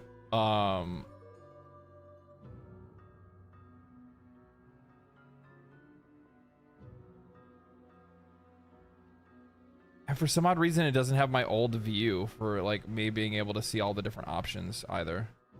So I can't find it right now. I'll have to look into it later. Like, it may actually end up just becoming lore that it just stays like that because I don't know how to change it or turn it off anymore. I found how to turn it on. Cause like, so I've been watching a lot of like pirate software streams and I'm like, oh, this is actually really cool. I'm like, so that's how you could use, I'm like, and I'm pretty sure like my community would use it for this, like the same kind of reason, like to ask questions about certain things and stuff like that. Or like to bring up like different kind of conversations to have. And, I was like, yeah, I'll use that. Why not? So then I turned it on. I found where it was. Now I don't remember how to find it. So it might just end up being there permanently because I don't know how to find it again. And knowing me, I don't really take a lot of time to be able to like set stream up before I start streaming sometimes. I try to, but then I usually like forget a bunch of stuff. And that is probably something I will completely forget after this stream.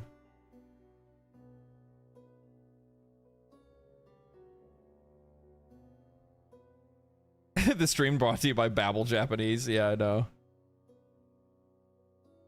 Maybe off topic, but because you mentioned it, are there any other games that could give something as rewarding or memorable as a Destiny raid? Do you think there are any other games that give something as rewarding or memorable as a Destiny raid?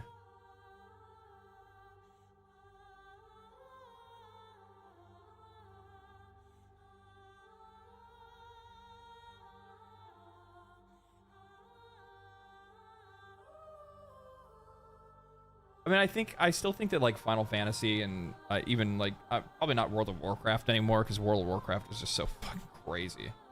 That game is like the amount of shit that you need, the amount of stuff that you gotta have on your computer for you to be able to even like enjoy playing that game. I won't even say you enjoy it, just play it. The amount of add-ons and things that you have. Yeah, I don't think there's a game that replicates a Destiny raid. I don't think there is. Their dungeons are really good too, by the way. Never mind the fact that you have to pay for them separately, but that's a whole other thing. It's a whole other thing. I think that a lot of people are really quick to write off Destiny for a lot of reasons, which totally valid, by the way. But at the exact same time, Destiny does a lot of things really well.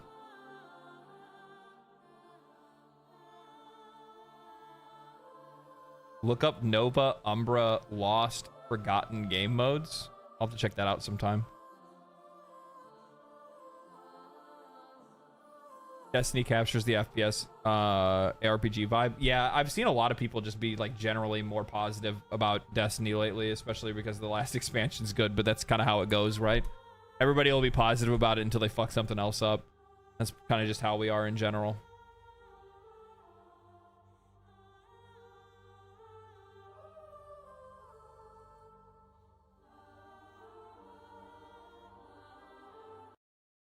Okay. All right, let's react to some shit real quick. I want to get to playing some games today. We got a lot of games to play anyway. There's some stuff that I wanted to look at.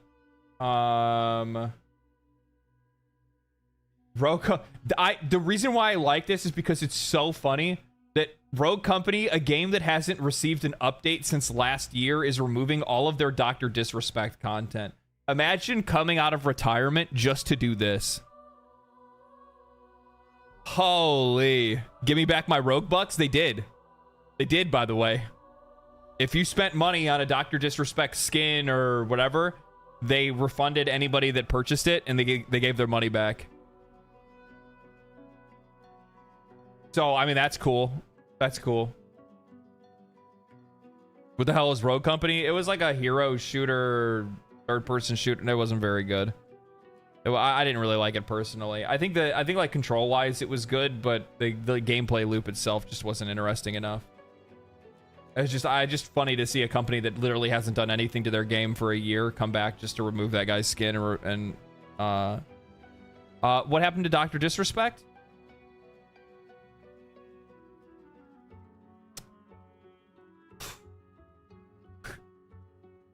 That's a loaded question. That's a loaded question. A lot. A lot.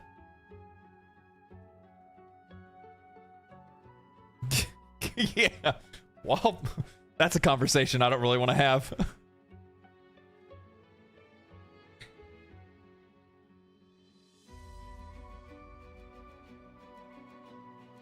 Drama? I don't think talking to kids is drama, but let's see here. The First Descendant's satisfying arsenal of weapons makes for a really great time, but an equally proportion of my time spent battling its perplexing design. IGN gave it a 5.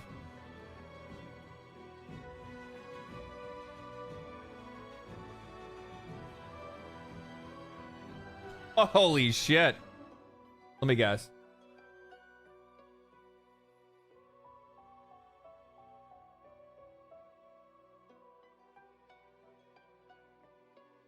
Uh-huh. Oh, you're real mad. Oh, it's your favorite game. That's why.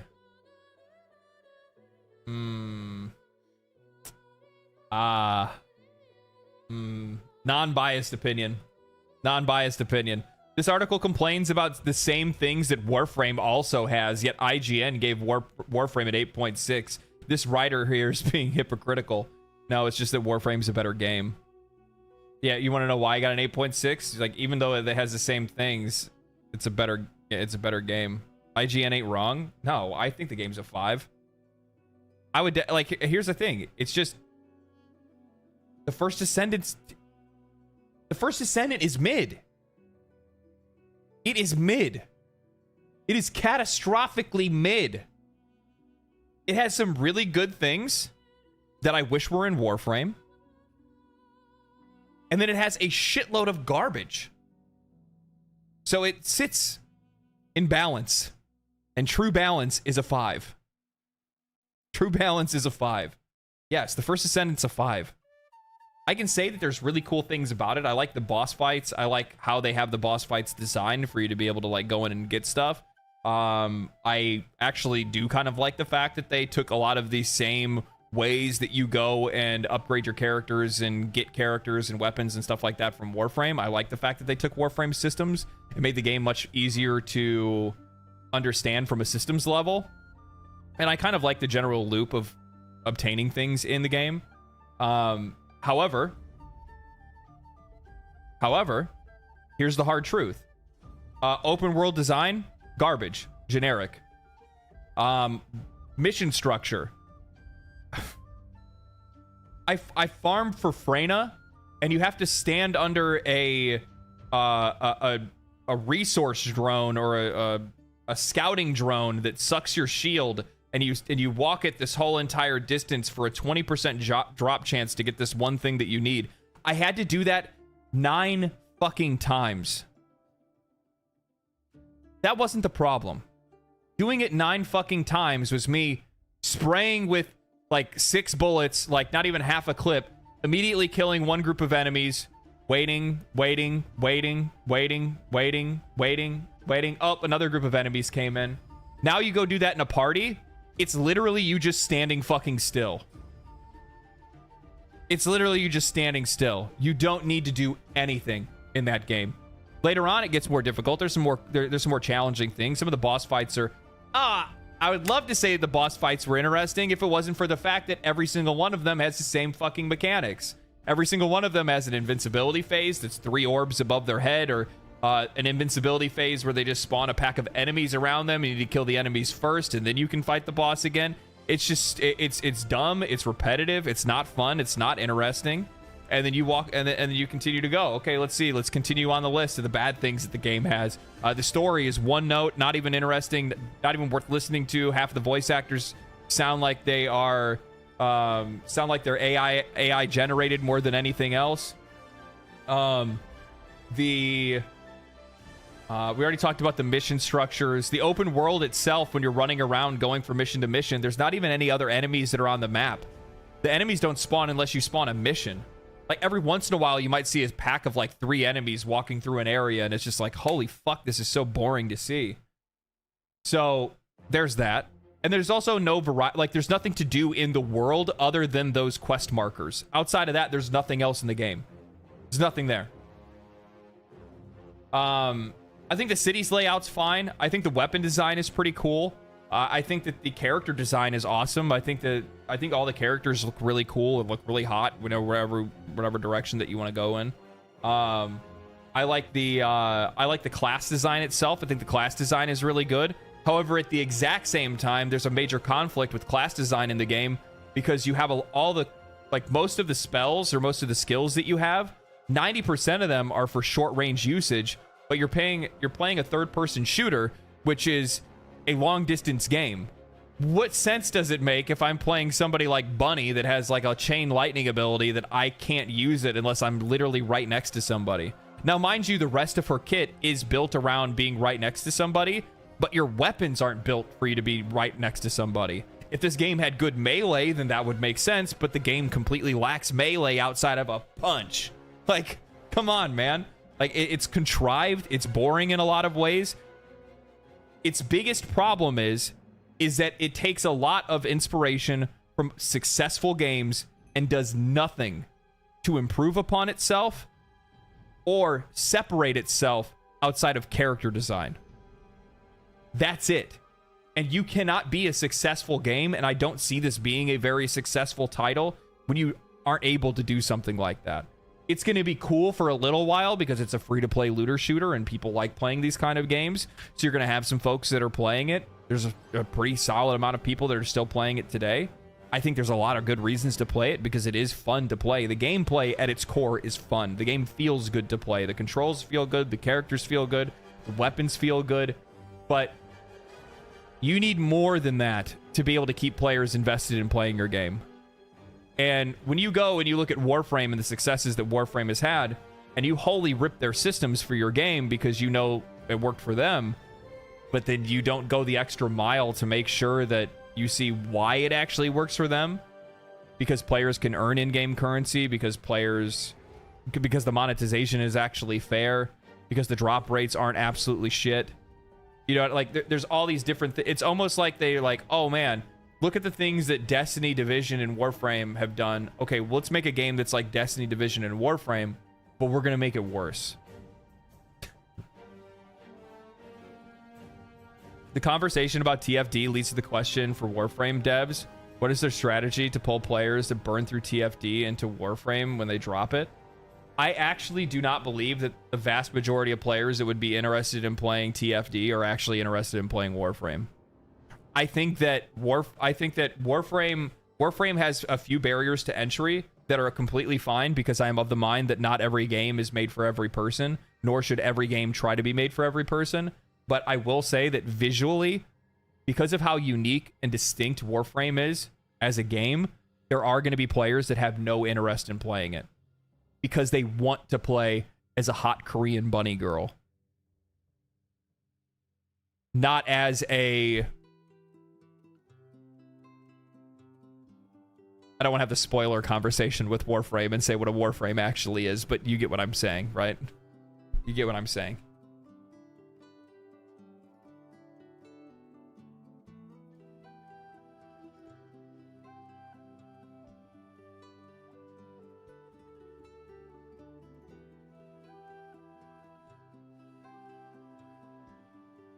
Faceless character with no voice. Yeah, there's that as well. That's actually the other thing too. Players probably really enjoy First Descendant because the characters themselves actually have voices, like they have personalities and things like that.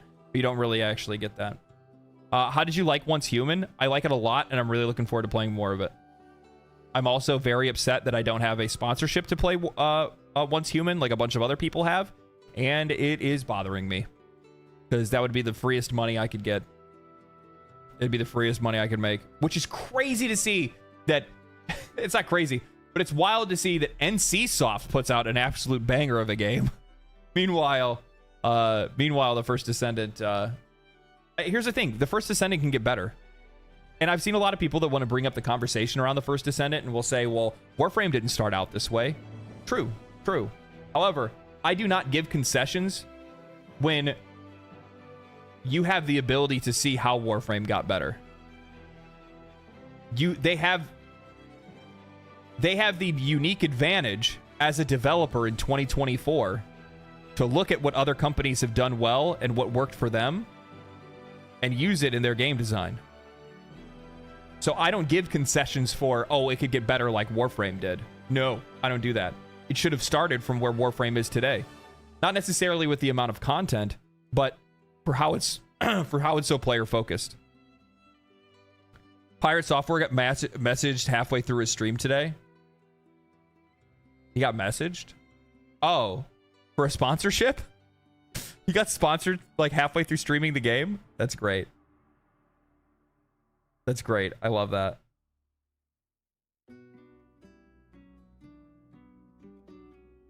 I actually wish TFD was more like a custom character. Give your own abilities and stuff like that. Yeah, I could see that too.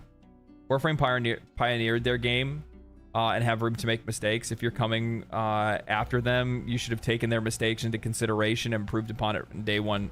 Yep. Exactly. Exactly. Realize that the First Descendant is the one that had all the advantages. All the advantages. Every single time one of these live service games comes out that is trying to dwell within the same space as Destiny and Warframe, realize, same thing goes for MMOs. for any of these MMOs that come out that are coming in to combat and compete with Final Fantasy XIV or World of Warcraft, you have the unique advantage to have learned from all of the mistakes that those developers have made over the years and not repeat them. For all intents and purposes, you have everything necessary, information-wise, to be able to make a better game than they do. However, to do that requires that you actually care enough and also have a team that's strong enough to do it and the money to be able to do it as well, right? Lord knows. Lord knows that, Lord knows they have the money to do it. Balance and content come with time, but monetization and gameplay, there's no excuse. Exactly, that's the point that I'm making. So, and that's why, and the funny thing is that you're seeing the people that don't like the review are people that like the game. I'm so glad I don't listen to reviews. I play what I like. The First Descendant is an 8.5 out of 10 for me. You're fucking coping, but that's fine. I think that people are like, I would give it an 8 out of 10. Combat is no. This is the reason why your review, like, this is the reason why, like, don't trust video game reviews. Look at the average of video game review scores, see what the general consensus of the conversation is, then build your own on top of that, right? However, one of the things that I do have, and obviously I talk about video game journalism and review scores and things like that all the time.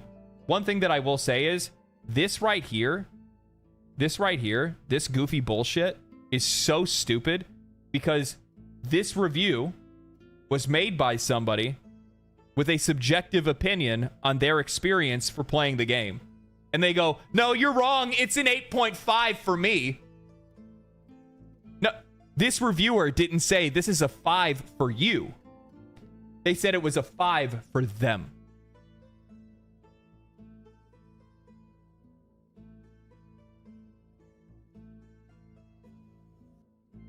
It's just, yeah, it's really funny that somebody, like right here, it's an 8.5 for me. I'm glad I don't listen to you. It's an 8.5 for me. Well, like, I do think that, like, while at the same time, like, while I do feel like video game reviewers as well as journalists, it's more journalism than it is anything else. There's a lot of questionable things to discuss. A lot of useless information that is put inside reviews, put inside different articles and things like that serve no value or purpose to the user, to the person that's actually reading it. At the exact same time, it is up to you to be able to glean what information you find most valuable and pertinent at the exact same time. And instead of going, it's a 5, don't play. The problem is that people see this and say, don't play. So you're telling me not to play it? No, they didn't say that. They just said, hey, this is my experience with the game. And then you make that decision afterwards whether you want to play it and then weigh it against whatever they have.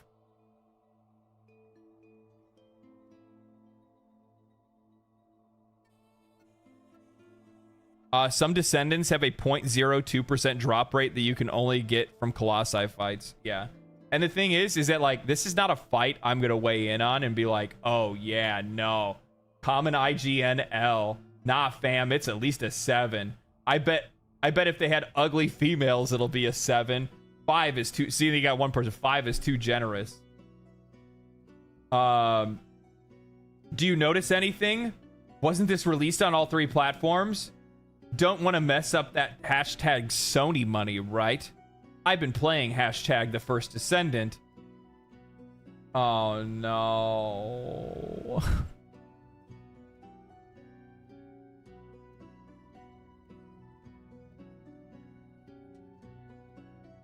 We shouldn't let people with brain damage be on the internet. Was he born this way? That's my real question. Stone King, Xbox, Game Pass, motherfucker. Homie is literally advertising Game Pass up here, baby. Hey, it's me, Game Pass. That goes for most of chat as well. Well, I mean, I said maybe it's Maybelline. It might be, actually. It might be.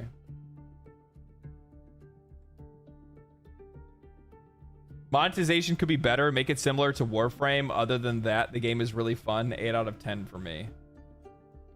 And then he just shows. Game's an 8 out of 10 for me. Like, don't get me wrong. Like, yeah, Bunny's hot. I'm not gonna say she's not. Yeah, the skins are hot. Yeah, like Korean developers fucking crush it when it comes to character designs and making them super hot. Yeah, I agree. I agree they do. But yeah, this is no, it's a fair. I think that's a fair review. That's a fair score. Reviews are subjective. Reviews are subjective, and I think that you can look at a score and be like, okay, well, you know, that's kind of an unfair score, and then look and decide and look and see why they came to that, that conclusion.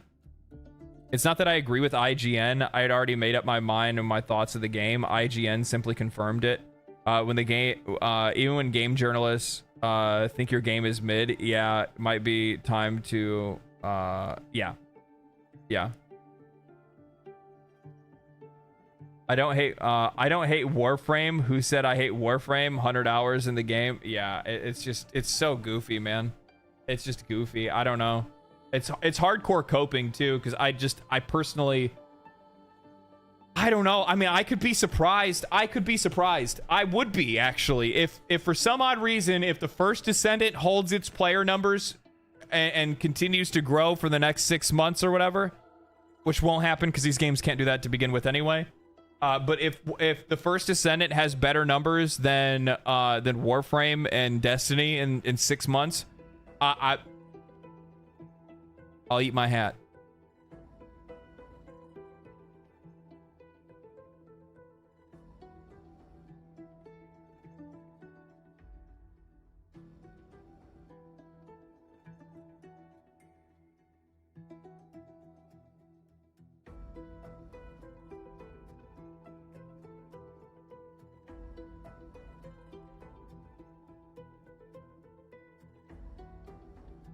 Super hot character design for straight men? What do you mean for straight men?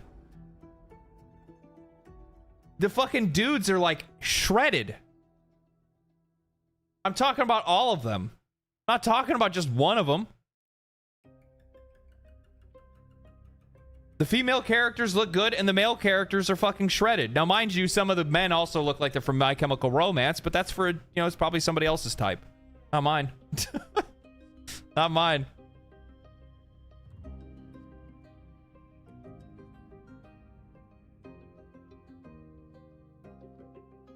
Warframe's on a steady trend of 50k concurrent players over the last 3 years. Yeah, I've seen that as well. They've been really good about keeping things relatively consistent. I have a hot take. This guy's guy right here says haters be like Starfield physics so last gen.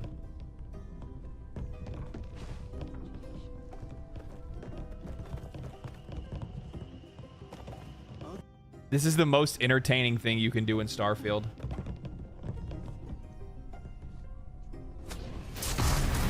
This is what Starfield players do.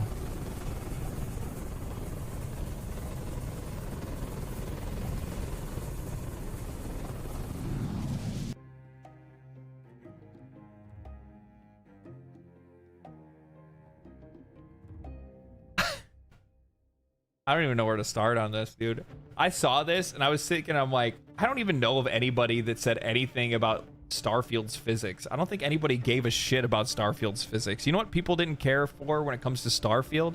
That the game was shit. That it was boring. That the story was boring. That it was convoluted and it didn't even make any sense. And or even if it didn't make sense, most times it was incredibly predictable. How about the minute that you get onto the minute that you start the game, you just so happen to be the main guy that just gets picked to touch a magic stone where aliens whisper to you. I think it's aliens or something like that. And then you walk outside and a ship comes down. You immediately have to fight off pirates. And then a dude's just like, hey, here's my ship. You're one of us now. It was just so weird, dude. It was so weird. The writing was absolutely terrible. Quest design was bad. The planets were boring. Travel was boring. Space travel was it was all garbage. It was all garbage. You just expect better from Bethesda. That's why people didn't like it. Haters, you want to know why haters hated the game? They expected more from Bethesda, which is a huge mistake to make. Huge mistake to make. When people have to reach this far, this is when you know a game is bad. Players don't give a shit about physics. Players give a shit about gameplay. That's it. Is the game fun? No? Then they're not going to play it. That's exactly what happened with this game. People didn't want to play it.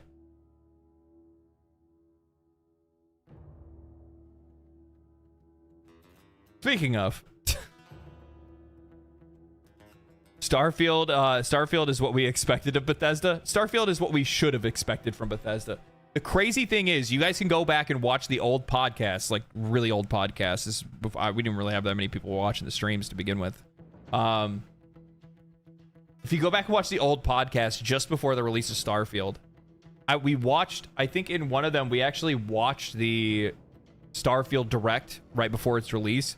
We watched it like as a group on stream, and I saw something. I was just like, huh, can we not land on planets? I mean, it looks like we can't land on planets. And I brought it up, and a bunch of people were like, no, we can totally land on planets. You can land anywhere you want. It's going to be like this. And I'm like, oh. Was that the beardless era? It was the beardless era. That was the I had a job era. Yeah. It was just so crazy that like I saw it in those moments. It was bringing it up, and it was just like, I don't know. I think I might even said word for word on the podcast. I'm like, I don't think this game is going to deliver on players' expectations. I think that was what my words were. But I'm like, I feel like this is not going to deliver on the expectations of the player. I think they're going to think it is bigger than what it actually is. Bethesda games equal mods will fix it. That's probably a... I even made a video at one point in time where I talked about Bethesda with mods and how I thought that Bethesda genuinely wants to make genuinely wants to make what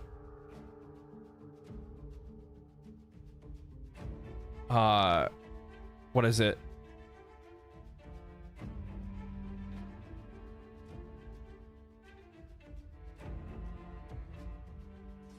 Oh, wants to make a game and then have players fix it later. Like they've basically been betting on that. And now they're doing the exact same thing with their microtransactions. Imagine like how big brain, giga brain that is. You know what? How can we maximize our profits? What if we make the players make the microtransactions?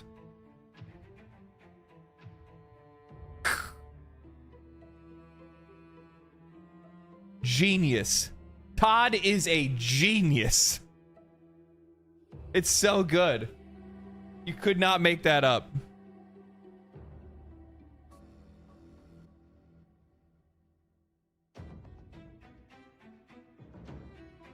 It's like the next level of monetization and microtransactions in video games. It goes in a direction in which I would have never saw the industry go in, but it is so good. Tell the players that you absolutely love modding and that you think modding is fantastic and you want to support the modding community. Then at the exact same time, make them... I forgot.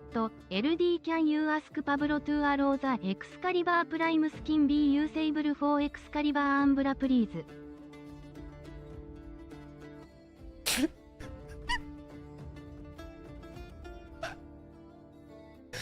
It's too fucking good.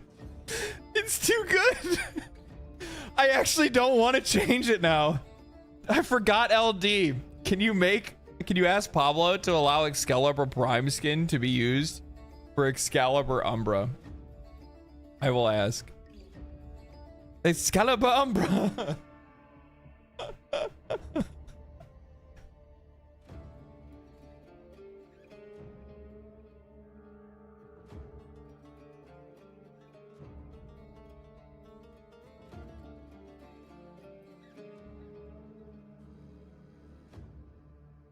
Oh, this actually brought up a really good question. My brain is still laughing though. Come on, turn gears.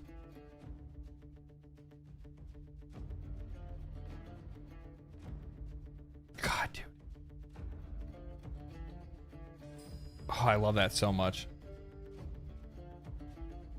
Divinity has such good music.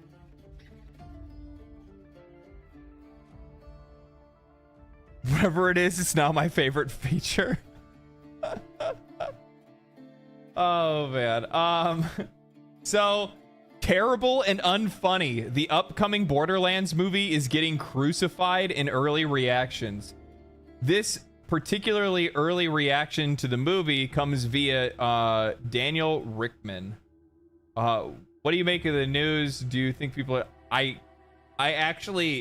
I thought that because it had a good cast, it could get carried.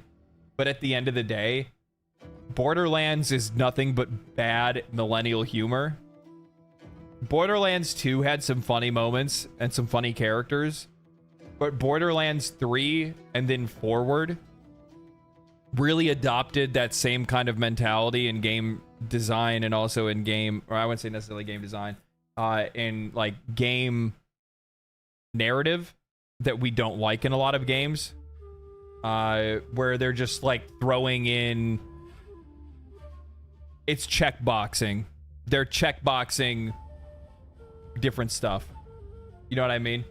They checkbox minorities, they checkbox identities, they checkbox whatever they can to make the game seem, you know, inclusive or whatever it might be, and it just comes off weird, forced, and uninteresting. 2 was fun, corny. Yeah, exactly. 3's story was just horrible. It was just so bad. Isn't the internet bad? Aren't social media people terrible? Like, it's just so good. It's just... Oh, man. And they butchered my girl, Tina. Tina was so good in 2. And then in 3, it was like, what did you do to this character? What have you done?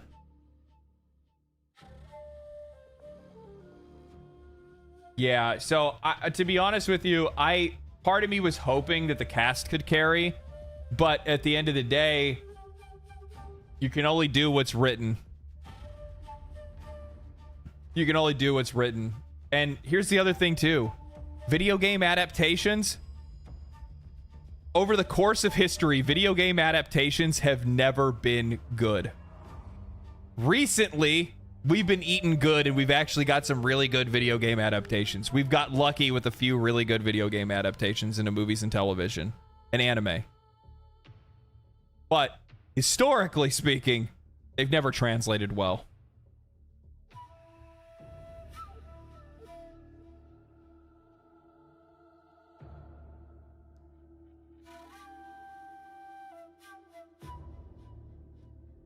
What are your big 3 publisher studios? You're trying to say, like, what are my favorite studios publisher-wise?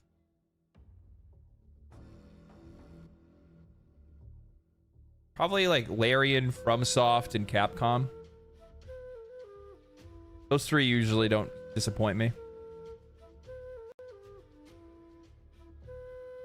Super Mario Brothers 1993. Are you talking about the movie?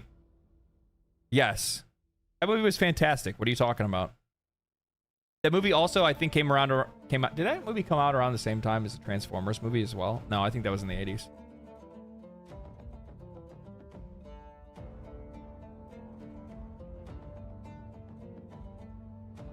Yeah, it's one of those things is that like when I saw this, I was like, I could see how a movie like this could get made because it definitely has the kind of universe for movies.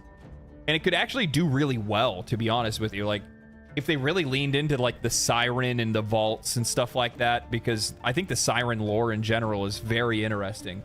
But the problem is it's the inherent comedy, the inherent humor that's in Borderlands that I don't think translates very well to the silver screen, nor do I think it translates very well to just like common consumption today.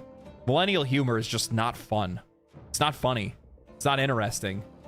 It's mostly like irony than it is anything else. It's a generation of people who thought they were witty. That's all I can say. Yeah, it's not a surprise if this fails. Not a surprise if it fails. Edgy without being self-aware? Yeah. Yeah. Nah, we're just dead inside. I mean, partially, yeah.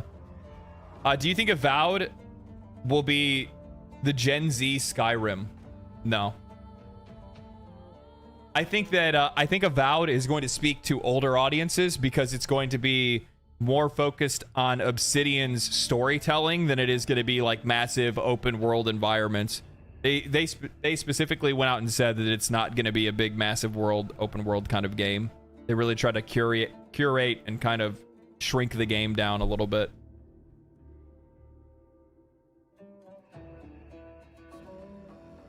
Oh, I saw this. So the other day, people were popping into my stream when I was playing Once Human, and they were like, did you see the reviews, though? Did you see the reviews, though? Did you see them? And I'm like, why would I care? I'm playing the game right now to see for myself. And two of the main things that were in the reviews were people that were complaining about the fact that you couldn't make multiple characters, which that was an issue. The developer fixed. It is now done. They fixed it within hours. Within the first 4 hours. But people were still downvoting and complaining, even though it had already been fixed. Or that they were in the process of fixing it at the very least. It was unintended, is what the developers had said. Now, with that said, the other thing is that the other complaint that they had was the requirement, the policy for personal information. And I think what a lot of people forget is that when you're making a game for global audiences, laws globally are differently.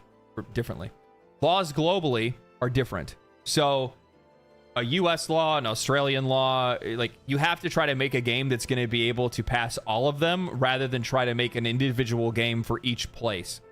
And while that works in some cases because you have people that localize games, that's what their purpose is to localize that game and make sure that it's up to the standards of that country. One of the ways for them to be able to sidestep it is, like Pirate Software says right here, is the policy states under personal information we receive from you. And what he says here at the end is that in some countries, government IDs are required for you to play live service games or get access to live service games. If you're not in one of these countries, obviously you're not being asked to present any documents. So if you read through it, it's saying that you're going to be required to give documents to play the game, but that's only applicable if you live in the country that you're required to give documentation to show that you can actually play live service games. But yeah, and I 100% agree. Fear-mongering on social media is boring as shit. Yeah, it is. It is. It's one of the reasons why I completely ignored all of the different, all of the outrage around Once Human right when it released, because it wasn't noteworthy. I hadn't even had the chance to even play the game yet. And when I went through and looked at all the reviews, I was like, okay, this is just view bombing over like personal disagreements. It has nothing to do with the actual video game. When I look at reviews, especially Steam reviews, I'm looking for somebody that has put hours into a game and say they're talking about the game specifically. Oh, the game doesn't have this. It doesn't have this. It has this problem and this problem. Not whatever this is. Not whatever this is. Because even Force kind of Force jumped on it pretty early on and was talking about, with 50 plus servers and players are locked to a server, if you make the wrong choice, you can't play with any of your friends. Yeah, but it was something that just wasn't intended. In general, it wasn't intended.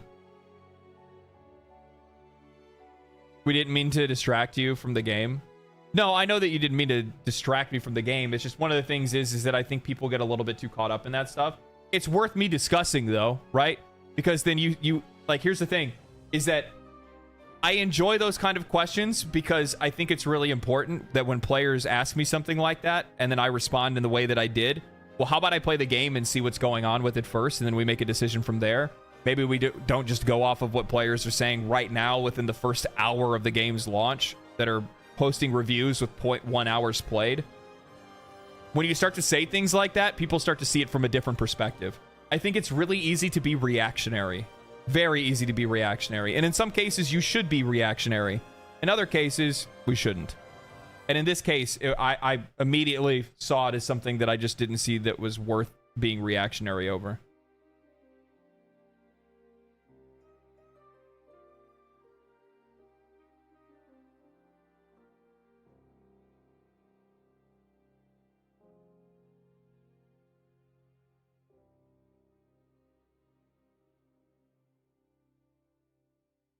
All right. Let's see here. I got a couple of videos. This should be. What is this? On. Turn the music off. This should be an easy one. There you are. You're smaller than I thought. Let's make it quick.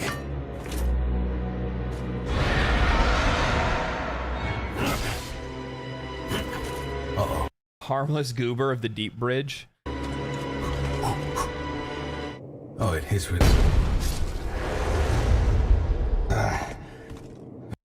This is one of the reasons why I didn't want to play. This is one of the reasons I didn't want to play Liza P.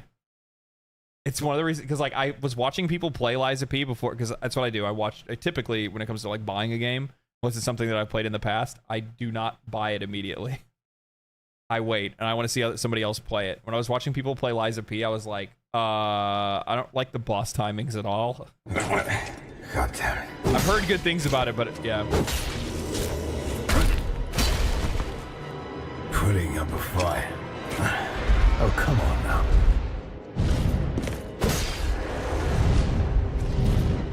Hell yeah. It's a slow one. It is a bit unfair, but what can you do? Well, it's under half health.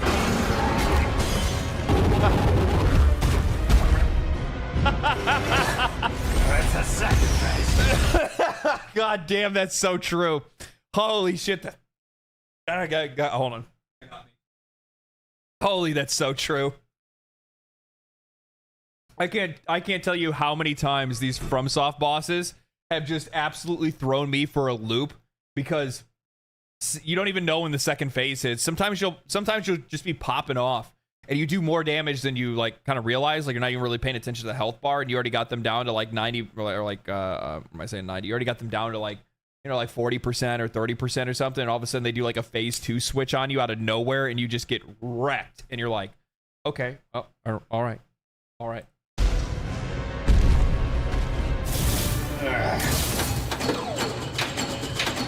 I came here with a big cock and no heels.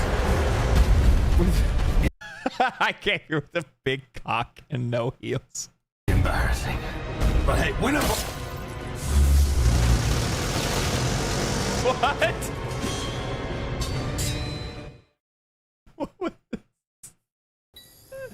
That was good, dude. Holy shit, that was super funny. That was from Hoot. That was good, man. Holy shit, that's funny.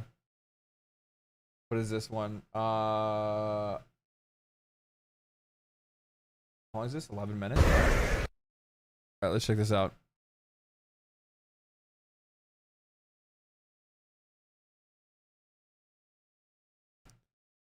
Sister Friday with 3 phases. Yeah.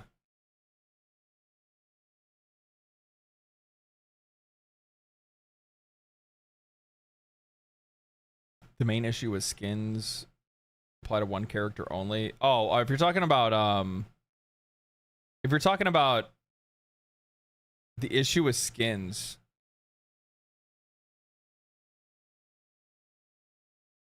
Are you talking about the First Descendant and how First Descendant has like one use, like one single use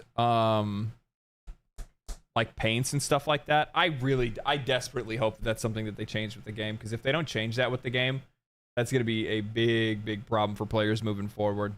I'm really surprised that they launched with something like that. I guess what they try to do is they try to make sure that they maximize how much they can monetize at the very beginning, and then see how hard they can push, and then they check things from there.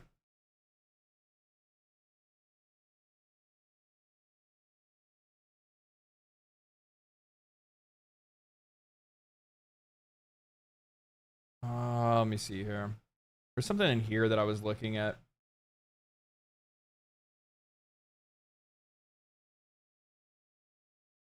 Yeah, I saw the game was still doing pretty decent though.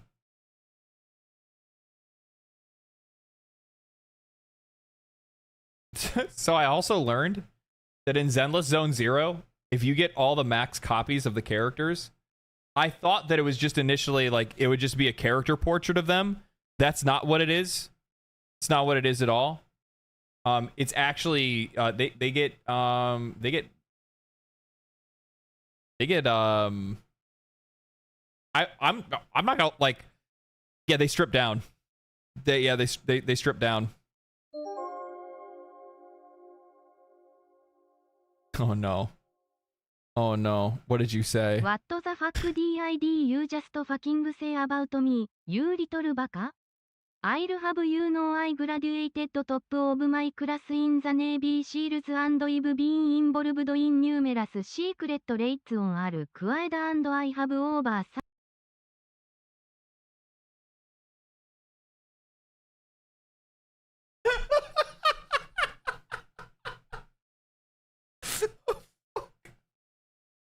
Why did you do that? Why did you do that?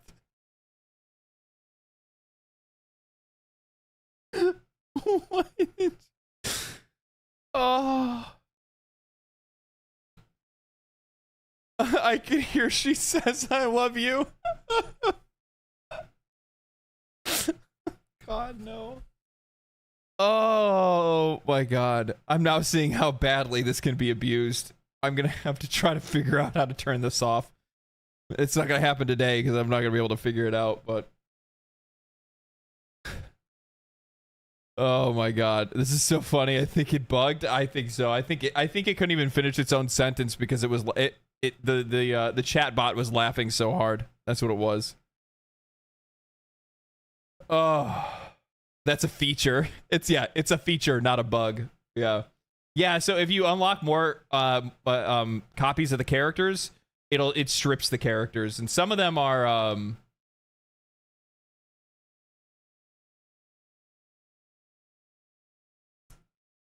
yeah. Some of them are targeted at very specific audiences. We'll say that. I can't find your Reddit page. I don't have an official Reddit page yet. Maybe I will. Then again, at the same time, I go and I look at like other like YouTubers that have Reddit pages, and they get really oddly parasocial. Like very quickly. Like as much as it would be really nice to have a Reddit page because it'd be cool to visit it and see what you guys post and stuff like that, and you know, see what people are talking about or whatever. At the same time, I have yet to find a single YouTuber or Twitch streamer that has a Reddit page that doesn't get like oddly parasocial. Where it's like, I used to like it when Legendary Drops did this, but I don't feel like he's owning the journos anymore. And I think it's because, you know, maybe he does this and I don't know. It's probably because he's not trying to like wipe the drool off of their keyboard as they're still writing. LD really sold out. Yeah, exactly. Exactly.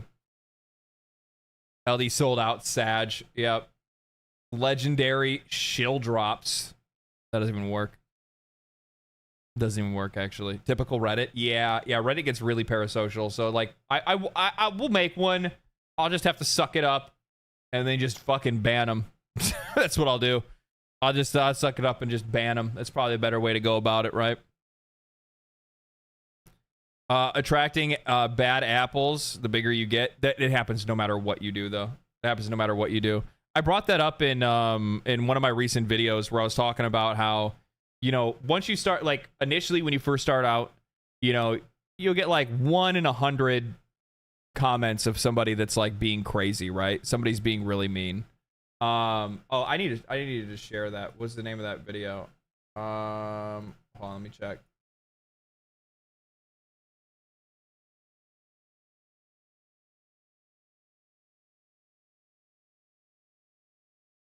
I try to make sure that I share that stuff. Show. Copy. Copy. Close. Share. Here, I'll link you guys. This is that Dark Souls video that we just watched. I'll link it in chat. So it's like 1 in 100 or like 1 in 100 comments that you'll actually get that somebody says something wild to you, right? They're talking shit, whatever it might be. You know, parasocial conversations or something like that. And then all of a sudden, then as you grow, well, the amount of those kind of comments that you see grow exponentially. You know, you get a video that gets 50,000 views, 100,000 views, 200,000 views, 300,000 views. I have a clip now that has almost 20,000 views on it. Dude, I see some people say some crazy shit about me. Crazy shit. It's genuinely concerning. It's concerning. But luckily enough, I view it as just random people on the internet, like it actually is. No different than a COD lobby, and I just ignore it. Hello, kitty cat. If you make an official Reddit, would you be sad or proud if nobody posted in it? It never gets old. It never gets old. If you make an official Reddit, would you be sad or proud if nobody posted in it? I probably wouldn't do it like anytime soon, to be honest with you. I would wait until I wouldn't have to be disappointed. I would like, if I make something, I would like people to be using it, right? I would want it to be useful. I wouldn't want to make something that people wouldn't find use for. It kind of goes back to that original discussion that I was talking about, where I said that I want to try to make content that's useful to people, whether that's in streaming, whether that's on YouTube, whatever that might be. And the same thing goes for anything else that I put out there, right? So like the Discord, I think, has a usefulness. There's people that have made friends in the Discord. There's cool conversations and things like that. It's a social hangout, a big community of people that like playing games and agree on quite a lot of things. And yeah, there's a lot of usefulness in that. So.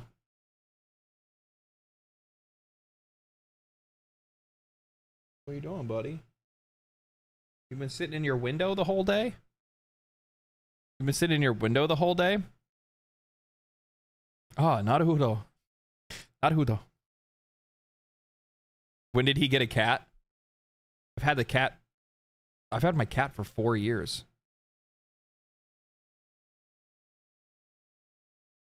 What are you talking about?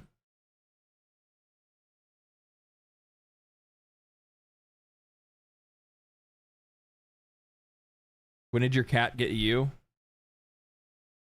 When did you? Sniffer, sniffer. Sniffer, sniffer. When did the cat get a streamer? Yeah, I know. God damn it. Bake cow. It says Bakaka. It says Bakaka. Oh. Yeah, that's because you didn't say, yeah, because you didn't type baka. You can't make a new word out of it. Let's see here. I was looking at some other stuff here. Let's see. European Union will enhance. Dude, like, this is goofy. Europeans. Where's my Europeans in chat? What the fuck is this? Is this actually real? European Union mandates speed limiters on all new vehicles or on all new cars to enhance road safety. Is this real? There's no way. I've never read anything from TechSpot, so I don't know. I'm not a big tech website guy. My car had it. I disabled it. What is it? Is it just like is an actual like limiter that you, I don't get it. Do they cut off your gas or what?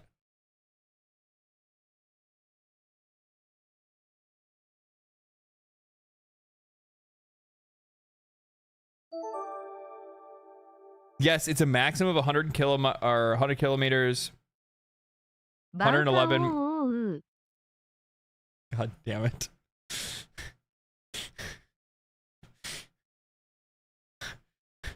Tickle adding a lot of a lot to the conversation there. Thank you for the 2. It's really just a plan, but it won't go through Parliament surely. The EU made rules about candlestick lengths, candle wick lengths. They're a group of Karens with power. Of course it's real. That is wild. American cars we have governors too, but Kind of a misreading headline. Yeah, I wondered what the severity of it was. I just clicked it because I was like, I don't know anything about European cars, so I was like, what are they fucking doing? Are they gonna, you know, are they putting a like I imagine like a they're installing a piece of metal just underneath your gas pedal, you know what I mean? So it can only go down so much. Nintendo pledges action over players.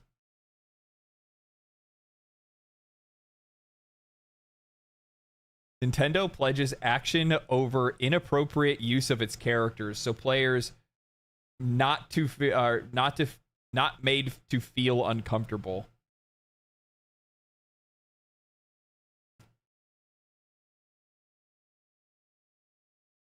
Update: Nintendo's transcript of the question is reported accurately below per the company's own translation, but it appears the company censored the question itself, which is specifically related to a Mario cosplayer in Japan accused of sending lewd images to minors. Alongside minor changes to others in recent shareholder Q&A.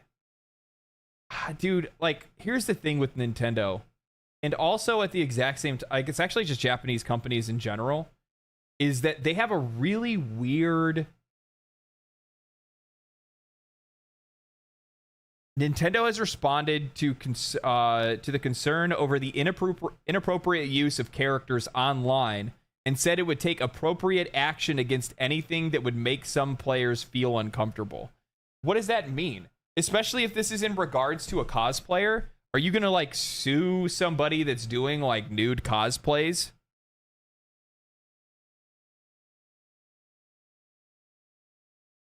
Like, what is appropriate action? What does that even... I don't even know what direction they would be going in with this. Oh no, here comes another earthquake.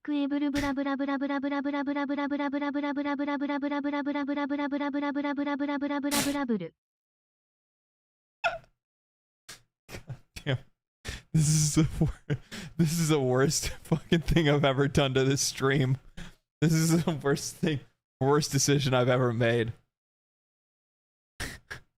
Was that a JoJo? So,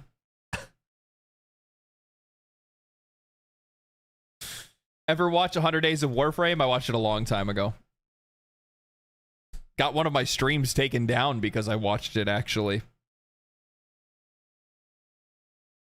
Sad day. Sad day. Yeah, it must have a text limit. That must be what it is. So basically, it says Nintendo president Shuntaro Furukawa was recently questioned by a shareholder who said they had come across cases on social media where Nintendo IP and games are used inappropriately. This inappropriate use of Nintendo's characters poses a risk of damaging the company's brand. The question continued, so what was Nintendo planning to do about it? In response, Furukawa said Nintendo's management policy was to bring smiles through entertainment, but presumably not the kind of smiles generated by inappropriate use. I will refrain from commenting on individual cases, but we believe that appropriate action must be taken against any behavior that undermines this policy. Furukawa continued, without specifying what action might entail. Our goal is to create an environment where everyone can enjoy playing games. We will continue to make every effort to ensure that our consumers are not made to feel uncomfortable, not only in our games, but also anywhere where they can come into contact with our IP. Of course, fans have been using Nintendo characters for inappropriate reasons for a very, very long time. The most high-profile example is the recent memory of was a certain Bowsette spicy fan mashup of Peach and Bowser that Nintendo initially refused to comment on when it went viral and trended on social media worldwide, and then was later ruled as non-canon. Few creators address the use of their characters by fans for less appropriate reasons. Why? Well, I'm reminded of Kevin Levine once asked Reddit to stop drawing naughty pictures of Elizabeth from BioShock. Simply put, it doesn't work. I remember that. People will always be horny, especially Nintendo fans, but it's worth remembering Nintendo is watching. There's nothing they can do. There's nothing that they can do. What are you going to do? You're going to go after somebody because they're dressed like one of your video game characters? There's no, I'm sure they'll try, but I don't think that they can I don't think you can make a case on how somebody dresses. I think the same thing can be said for character art as well, as long as you're not selling it. As long as you're not selling art of their characters, if you draw their characters nude, there's nothing they can do about it. I mean, they could probably force a takedown, but they're not going to be able to come after people. Hey, Miyamoto, look what I drew Luigi doing. Yeah. Dude, Nintendo might as well try to stop the tide from rising. Yeah. And you know what the funny part is? I would guarantee there's people that work at Nintendo that probably really enjoy a lot of that art and a lot of those cosplays too, by the way. He's like, he's in that meeting and he's like, hey, we're going to take appropriate action. I need you to send me the link. All right, I'll be right back. Comes back to the meeting. He's like sweaty. Remember Blizzard with the Overwatch content? Oh, I know. Blizzard also made it where apparently, in the future when they come out, if they make another Overwatch 3, they're going to try to make it where players aren't going to be able to rip models from the game because they want to try to stem the tide of all of the Blizzard Overwatch content on the internet. Adjacent content.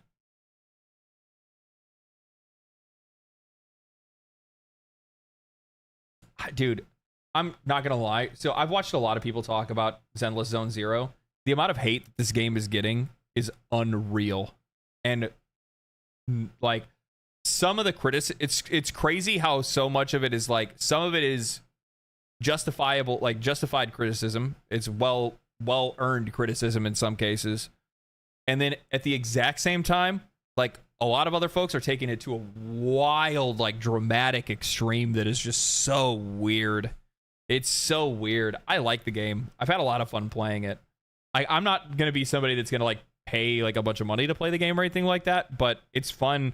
It's fun for me when I like wake up in the morning and I'm like having my coffee and I'm just chilling, where I pop on ZZZ. I do like my little daily stuff to get my currencies or whatever. I run around, I do my little farm where I go fight, like do like my boss runs or something like that. And then that's it. That's all I play the game. I play the game for like 30 minutes to an hour maybe at most. And then I walk away from it and I don't play it anymore. And I'll play it the next day when I get up or something like that. Or maybe I'll play it like right before bed or something. But it's good. I really like it. Is it a free-to-play game? Yeah, it's a free-to-play game. It's a gacha game. But I will say that out of all the gacha games that I've ever played, this is the first one that I've ever really felt that never really pushes me to spend any money. There's not a single time that I've played this game that I felt any like pressure that I'm like, I need to spend money, man. I need to. I can't. If I don't do this, then I'm not going to be able to do this or something like that. There's none of that. I ran into any of it. And also the nice thing is that when you're 30 hours, like, not 30 hours, but like very early into it, you get a guaranteed, SR rank character, a SSR rank character, a rare character or whatever. And then after that, there's another one you'll get at like 200 summons, which is probably, after playing the game for quite a while. But still, it's really good. It really is a gacha then. Well, yeah, because it's a MiHoYo game, so HoYoverse game, so what'd you expect? Wuthering Waves is the same. I still need to play Wuthering Waves. I might do that when I get back from vacation. But I also kind of want to do the streams. I also really want to do the streams for I probably won't stream Wuthering Waves. I'll play Wuthering Waves off stream. That's what I'll probably do. I don't know if I want to stream it or not. I don't think people are going to find that all that interesting to watch me play to begin with. So with that said, I'll probably play it off stream. If I play it off stream, that's cool. And then also at the exact same time, we need to do that. We need to do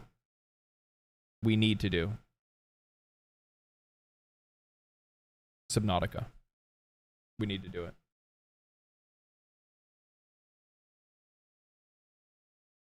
For this Zenland Zone Zero thing, with how many people are like, so there's a couple different things that are going on.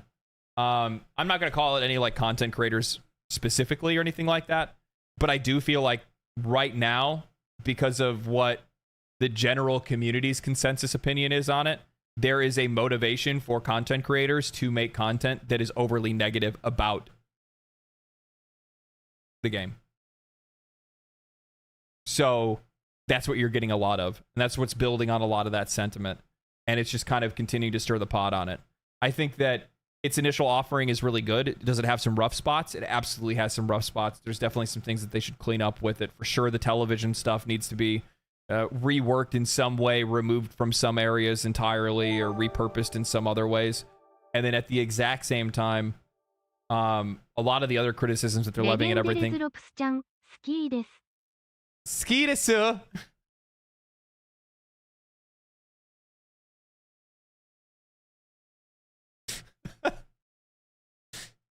But I like the game, so I like the game. It's good.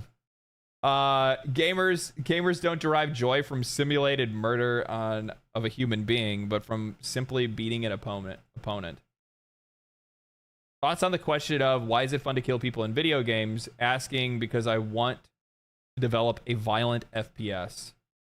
You really don't have to answer that question because whoever is asking that knows nobody is dying anyway. If you really have if you really have to answer such questions, point out that throwing projectiles at a target has been one of the most basic games in human history. Every shooter is just a fancy version of throwing a rock through a circle. Yeah, it's basically playing darts. Yeah. No, I fully agree with this. Fully. Yeah. Not sure though. ZZZ Google Play review is a 2.9 last time I checked. I mean, it's a free-to-play game. You're 100% welcome to get your own thoughts on it by just giving it a shot and seeing what it is. Doesn't cost you anything other than time. Depends on how valuable your time is to you. I think that so here's the other thing too, and this is the other thing I want people to keep in mind when it comes to these gacha games. Wuthering Waves got hit really hard with a bunch of like review bombing and shit when it first came out. Was it because the game was bad? No. It's because fans of Genshin Impact and then Honkai Star Rail and probably even other gacha games in general were very down on the game, because if that game succeeds, then that means that the money that they've spent and the waifus they have in another game have now become less valuable. Because what if I'm not playing the most popular game anymore? That means the money I spent is wasted? Oh no. Oh no. Anything but that.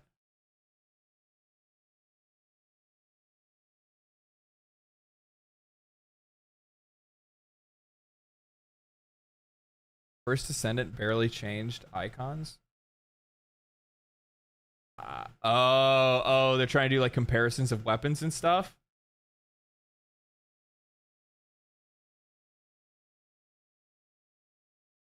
I mean, yeah, that's close. This one's close.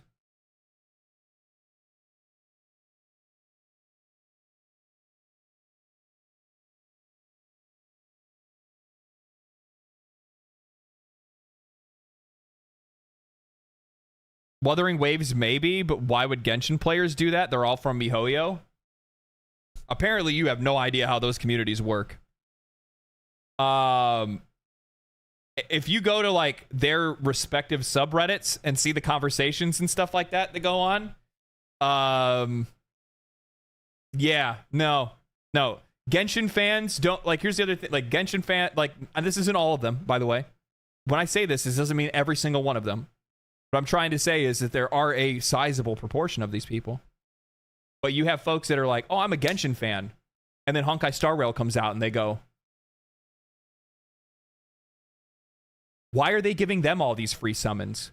Why are they giving them this? Why are they giving them that? A bunch of my friends stopped playing Genshin Impact and now they're playing Honkai Star Rail instead. Is MiHoYo gonna stop supporting Genshin Impact and support Honkai Star Rail? There's a lot of different things that these players have go through their heads, and then they focus that at those games, and then they go, many are unhinged. Yes. I mean, to be a hardcore gacha player,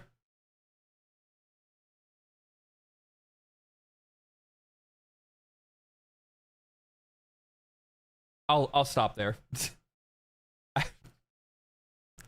I should stop there.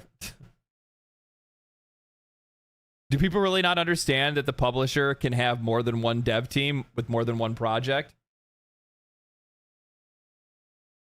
Common reasoning and common sense doesn't make sense to people that have spent thousands upon thousands of dollars on digital characters within one video game that has a shelf life, no matter what they think.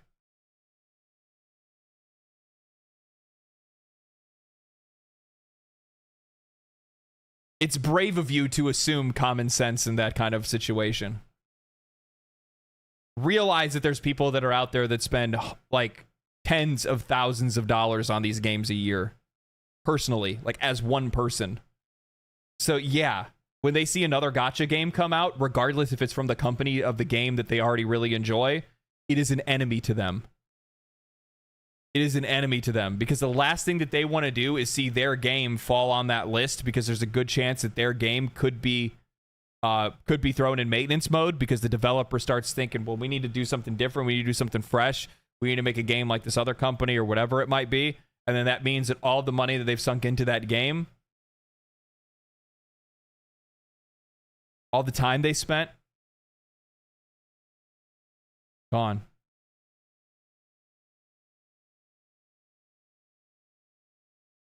Do you think people think? No, I don't actually.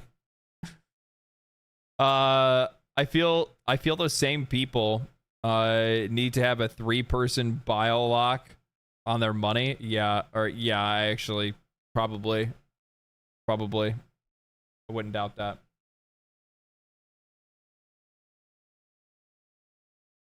Oh, this seems like a can of worms I don't even want to open right now. No. Then how is a credit card? How is it on my bank statement that I have 10 No. I don't know, Mom. And it shows right there that you used my credit card. No, Mom, it does not, Mom. I'm being so honest.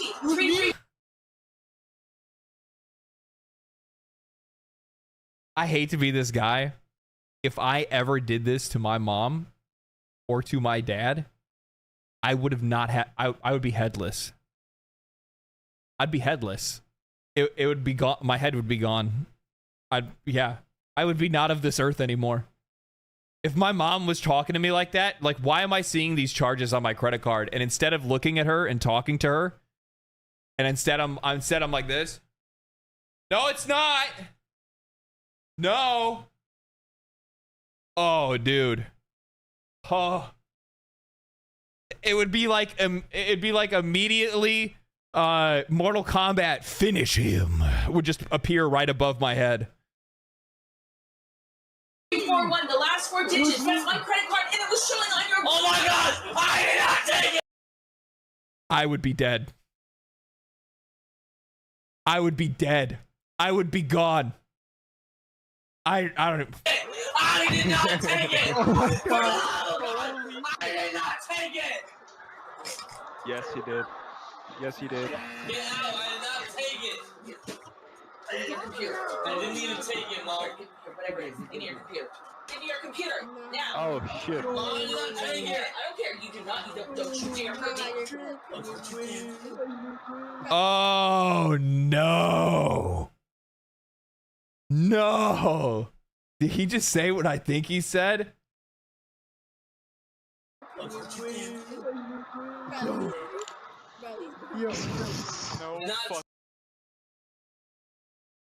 Like he went to go hit her.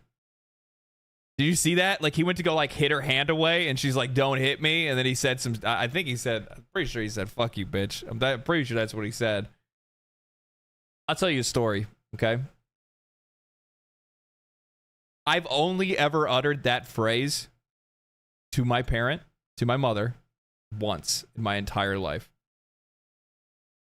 I got done with it was like my junior high school graduation. Everybody from junior high was gonna walk, like in my class, everybody was gonna walk across the street and everybody was gonna go to this Mexican restaurant and we were gonna get food. And I didn't have a cell phone. I didn't have any way to contact my mom or anybody else. And I said, screw it. I don't want to get left out of the party with all these people hanging out and stuff. I don't want to be the odd guy out. I'm going with. I go with them. I go to the place. Nobody can find me. I go to the school. No way to contact my mom. Everybody leaves. Oh, shit. I guess I'll just go to my dad's. So I walk over to my dad's. Little did I know that they had already basically put out like an Amber Alert on me because they thought I got kidnapped because they had no idea where I went. And you know, I'm a teenager. I'm not using common sense. I don't have the ability to be able to use that, right? My brain is not fully developed. And I got in the car. I got to my dad's house. They all screamed at me. You know, I'm all flustered because everybody's yelling at me, and there were police lights that were flashing at my dad's house because the police were there because everybody was out looking for me. And then I get into the car with my mom. She's upset. She's yelling at me. And I'm mad because I'm like, I don't see what's wrong with what I did. I just wanted to hang out with my friends. This was like, and the thing is that when you see it from my perspective as a kid, like, of course I would think that because it's like, oh, this is the last time I'm going to be able to hang out with everybody like this. This is my last year as a 8th grade student, right? High school is the next big step.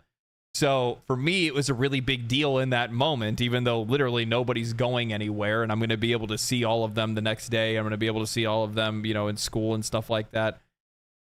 And she was yelling at me, and then I was like, you don't understand. You fucking, before the B could come out of my word, my head bounced off of the glass of the passenger side window.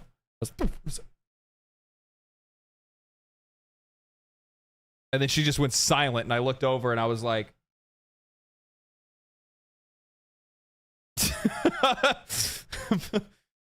huh, the world makes sense now. Factory reset? Yeah, that's basically what it was. It was she factory resetted my ass. I'm surprised this kid hasn't been. This is crazy, dude. Here's the thing, at this age, a kid doesn't act like this unless he's been let to act like this up into this point. That's the problem. When you see somebody, this didn't just start today. He didn't just wake up like this. Give it to me! Give it to me! Give it to me! I'm sure he's going to be a popular YouTuber one day, or a Twitch streamer maybe. He's hoping he will be at least. Mom, I did not take it for the love of God! For the love of God! I'm being honest! I didn't steal it for Roblox money too, man. Like, that's what he's spending on, Roblox money?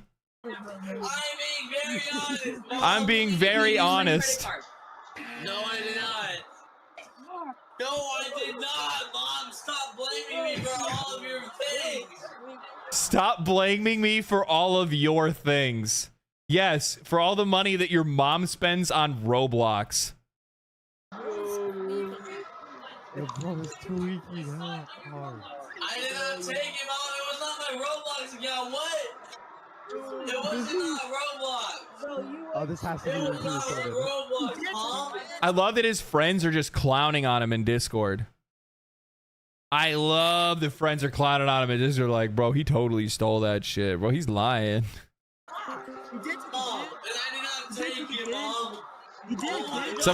Somebody in chat says he looks like his room makes him look like he spoiled his shit. Yeah, he probably is. Motherfucker. Blackout curtains. Blackout curtains. I didn't even get curtains back in my day. Privacy was not allowed for this teenager. It wasn't that bad, but yeah. Then I got the room in the basement, and then it was like I got away with murder. But yeah. Man, I didn't have a door. I didn't have a door either now that I think about it. My mom did not install a door in my bedroom until after I had moved out.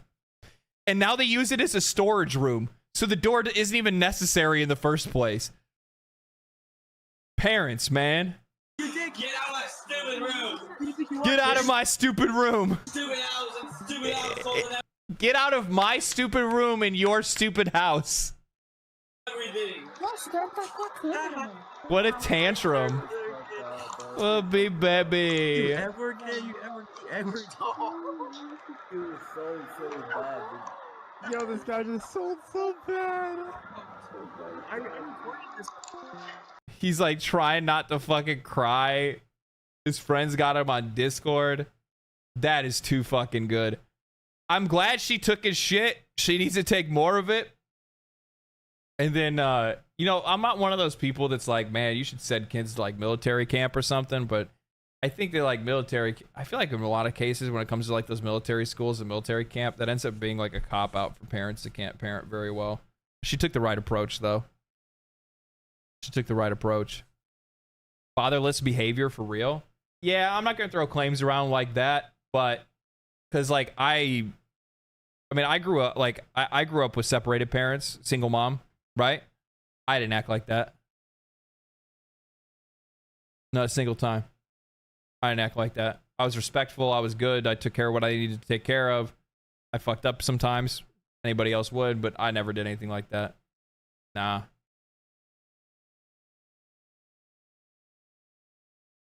I'm not saying it's not valuable to make sure that you have a father in the household or a father that's involved. That is really important to have.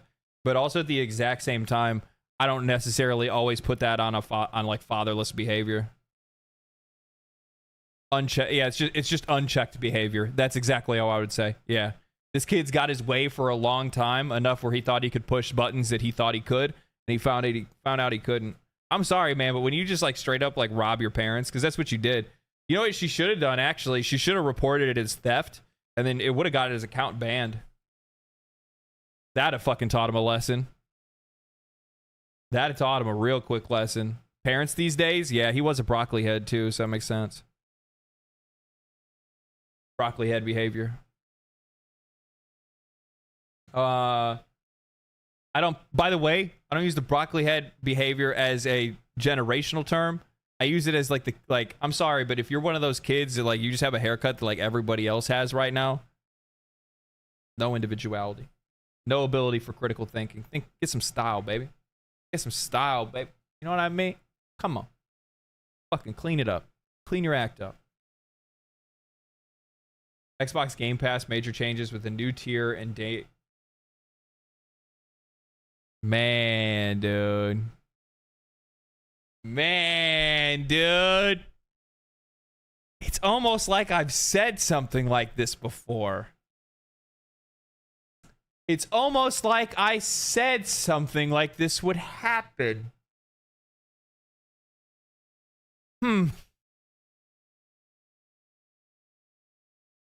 Interesting. It's $3 more, though. That's only the start. It's not $3 more. What are you talking about? It's $14.99 for the base version, and it's $19.99 for if you want day one access. Here's the best part here's the best part. I specifically brought it up and said just wait until they start tiering access. They're not gonna. First, it'll be you won't get day and date. You'll get like a staggered release. Like you won't be able to get access to like the newest games on Xbox unless you're on the most premium one. Then after that, they'll up it again, and then when they go to up it again, they'll make another tier. But now that bottom tier right now, which is the $14.99, the $14.99 tier will end up having ads. But if you want to upgrade it, you can upgrade it to the $29.90 or to the $20 one. That won't have ads. And it'll have faster streaming speeds too, because some games aren't going to be available for download. That'll be another thing they'll put on there because they want to start trying to push people to be using xCloud because they want people to. They want to build faith into xCloud. So at one point in time, they're going to have to force people to use it, right? Then you're going to have the ultimate one, which will have everything included with it, which is going to continue to rise in price, right? And then it'll just continue to grow from there. It's so weird that people, for some odd reason, didn't think exactly what's happened to I don't know, Amazon Prime, Netflix, Hulu, any other subscription service that's been out there for years, somehow wasn't going to happen to this. Like, what are you talking about? And to be honest with you, in a lot of cases, especially with the library of games that Xbox is going to be releasing over the next couple of years, if they kept it at the original $14.99, that'd have been a steal. I mean, literally, that'd have been a steal. That would have been them making more money than they, or them making less money than they probably deserved for the games that they were putting out, right? So I get why they're making the price increase, but just realize that this is only the start of it. You start low, you get them in, you get them used to it, you make them want to stick with Game Pass because they've used it for so long, and then you continue to continue to rack up the price, rack up the price, rack up the price. Really good example of this, I have Amazon Prime. I've had Amazon Prime for years. Every time they've made a price increase, do you think I ever shut it down? Fuck no. Why? Because I use it all the time. Subscriptions, subscriptions that have ads are abhorrent. They'll never get my money. Yeah, well, they're coming, baby. They're coming. They're coming. I guarantee Game Pass will have ads at one point. You have to keep in mind, this is what I think people fail to realize, and the reason why I think that this space is going to get really polluted with like advertising in the next couple of years is that video games and YouTube and Twitch for younger generations have almost entirely sucked up the vast majority of like common entertainment that a lot of people use. Standard media, standard TV is dead. It's going away. It's they're breathing their last breaths. Most people are using YouTube. If it's news related, people are using YouTube. They're using streaming apps. If it's a television show, how many people actually like? There's television shows that air regularly on TV. If you're there, oh, it's gonna be on at 6 o'clock tonight. You can still watch that stuff, but 90% of the people will still just go to the app and just watch it because it's preloaded anyway, right? And people are because it's easier. It's a better user experience. So where are the ads gonna go? They gotta go somewhere. They gotta go somewhere. And they're gonna go into the games. For sure. Why do you think Xbox is, not Xbox, EA's CEO just recently, within like the last like few months, had specifically talked about how they've been talking with advertisers about ways to be able to integrate ads more successfully into video games in the future, because they feel like it's an untapped part of the market for growth, which is advertising in video games, more than what we already see in games. Right now, it's really locked to like sports games and racing games that are like current day, where they have billboards and stuff like that and commercials and whatnot that they'll put into games. But you're not advertising in fantasy games. You're not really advertising in, a variety of different games that are out there right now, right? So they got to find a way to be able to do it in those games, and that's the next move that they're gonna go to. I think Ubisoft tried pulling the ad thing with the video game. Well, they pulled the ad like advertising their own game within the pause menus of one of their own games, right? That's a different story. What I'm talking about is like they're going to be trying to figure out how to deliver advertisements within, like, I'm playing Final Fantasy 14 and just before my match loads, there's a fucking Coca-Cola commercial that pops up before my raid loads, or I load into another place. Something like that. That's what the industry wants to move towards. Not saying Final Fantasy 14 does. I'm just giving it as an example. Have you played Final Fantasy 15? Of course I played 15. I was apparently one of the few people that love Final Fantasy 15. I thought it was a great game. Was the combat easy? Yeah, but I don't have a problem with games that have easy combat. I'm not a good video game player. Like, I'm not a skilled game player. I'm a games, obviously, can you guys tell? I'm a fucking games journalist. I was flipping through Twitch earlier before I hopped on, and I saw Asmongold is reacting to my Elden Ring video, and he's like, why are you one-handing that? That's not how you fight that. And I'm sitting there and I'm like, I suck at the game. That's why. That's why I'm doing it, because I suck at the fucking game. But I like playing it. So what does it fucking matter?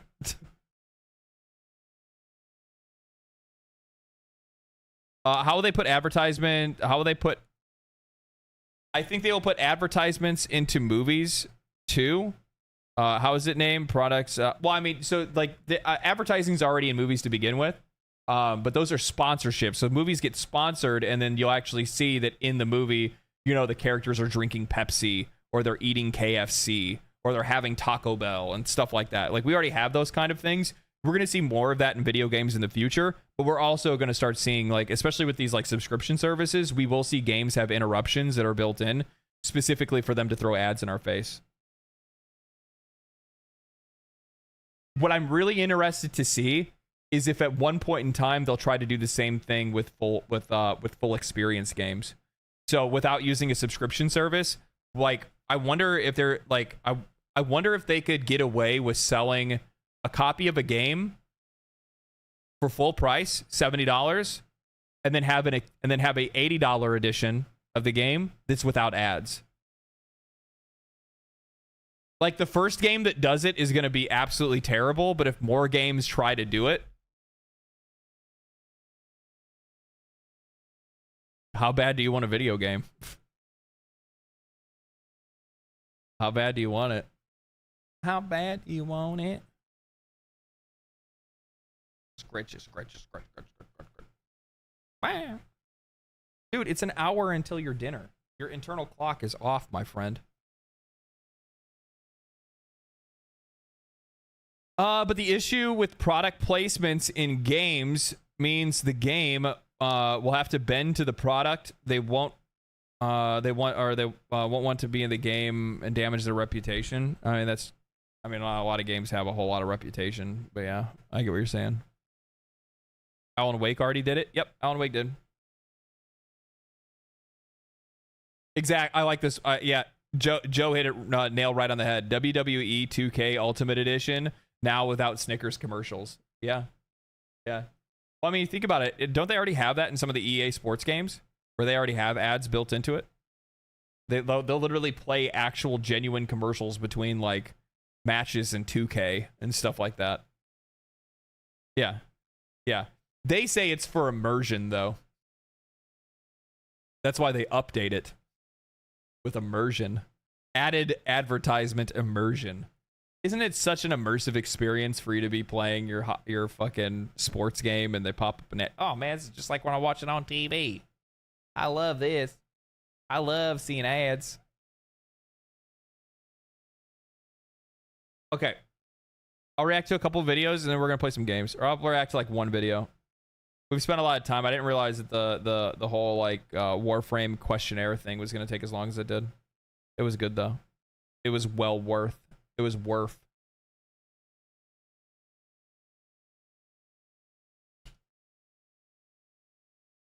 Done. All right, this video was sent. This was in the React channel for. It was in the React channel on the Discord. Why Project Zomboid is so awesome. I don't know anything about this game. I do like zombie games though, so we'll see. There are an absurd number of zombie games on the market. It seems like every few years. There are an absurd number of zombie games on the market. It seems like every few years there's just a handful of games that come out with a lot of potential, and most of them kind of flop. A good example is Back 4 Blood. It was supposed to be a... Back 4 Blood was such a bad... Oh man, dude. It was one of those things where like, you can't come out and say specifically that you are going to be the spiritual successor of Left 4 Dead. That was a bad move. That was a bad move. I wouldn't have... oh man, I didn't realize I clicked the wrong camera. I clicked the wrong camera. Hold on a second.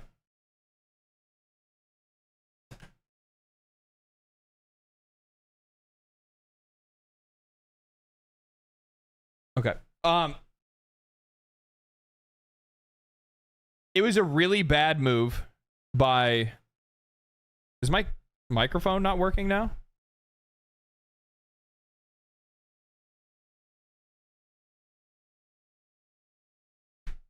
Can you guys hear me?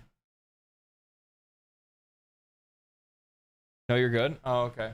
For some odd reason, like my screen, like I have a thing that like shows me like what my levels are, and it wasn't showing for some reason.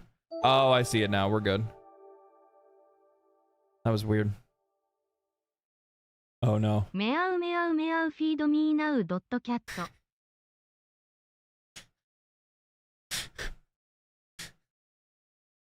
God damn. It's so good. It's so damn good. It was a bad idea trying to say that you were going to be the spiritual successor of Left 4 Dead, because you have to realize that like not only was that a beloved title, but it was also like it's just one of the best co-op games ever.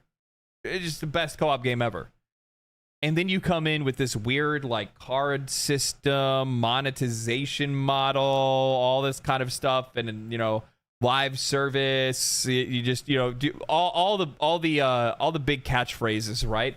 And immediately when I saw it, it looked like it just didn't have the personality, and it didn't have the same kind of direction that Left 4 Dead did. So when players come into your game expecting Left 4 Dead and then don't get Left 4 Dead,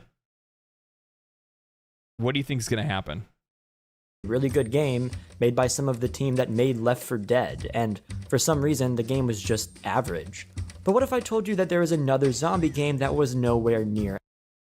The reason it's not for some odd reason that the game was just average. The reason why the game didn't do well is because for the most part they did still make basically Left 4 Dead, but Left 4 Dead I think is one of those games.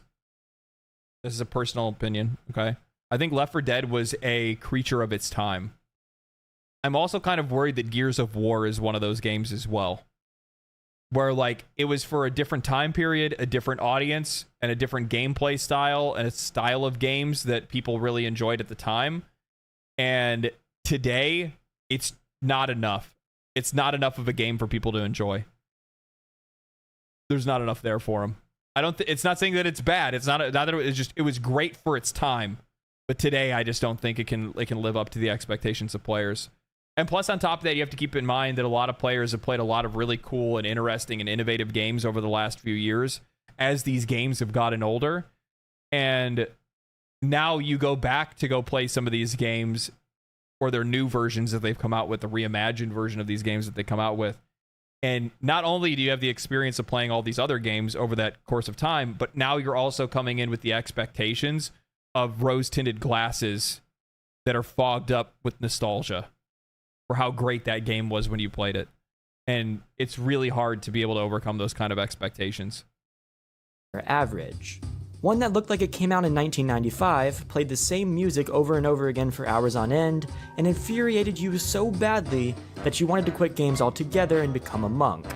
One where you spend 2 hours organizing your virtual house just to inevitably die because you tripped on literal air into a pile of zombies. Sounds like a terrible game, doesn't it? But here's the thing, it's the most addictive survival game I've ever played. And while it looks stupid on the surface... See, but here's the thing. Remember, now he brought up Back 4 Blood, right? He brought up Back 4 Blood. Back 4 Blood didn't do anything cool, new, innovative. It wasn't a different experience or anything like that. They literally they basically made Left 4 Dead with a card power game and like a class system, right?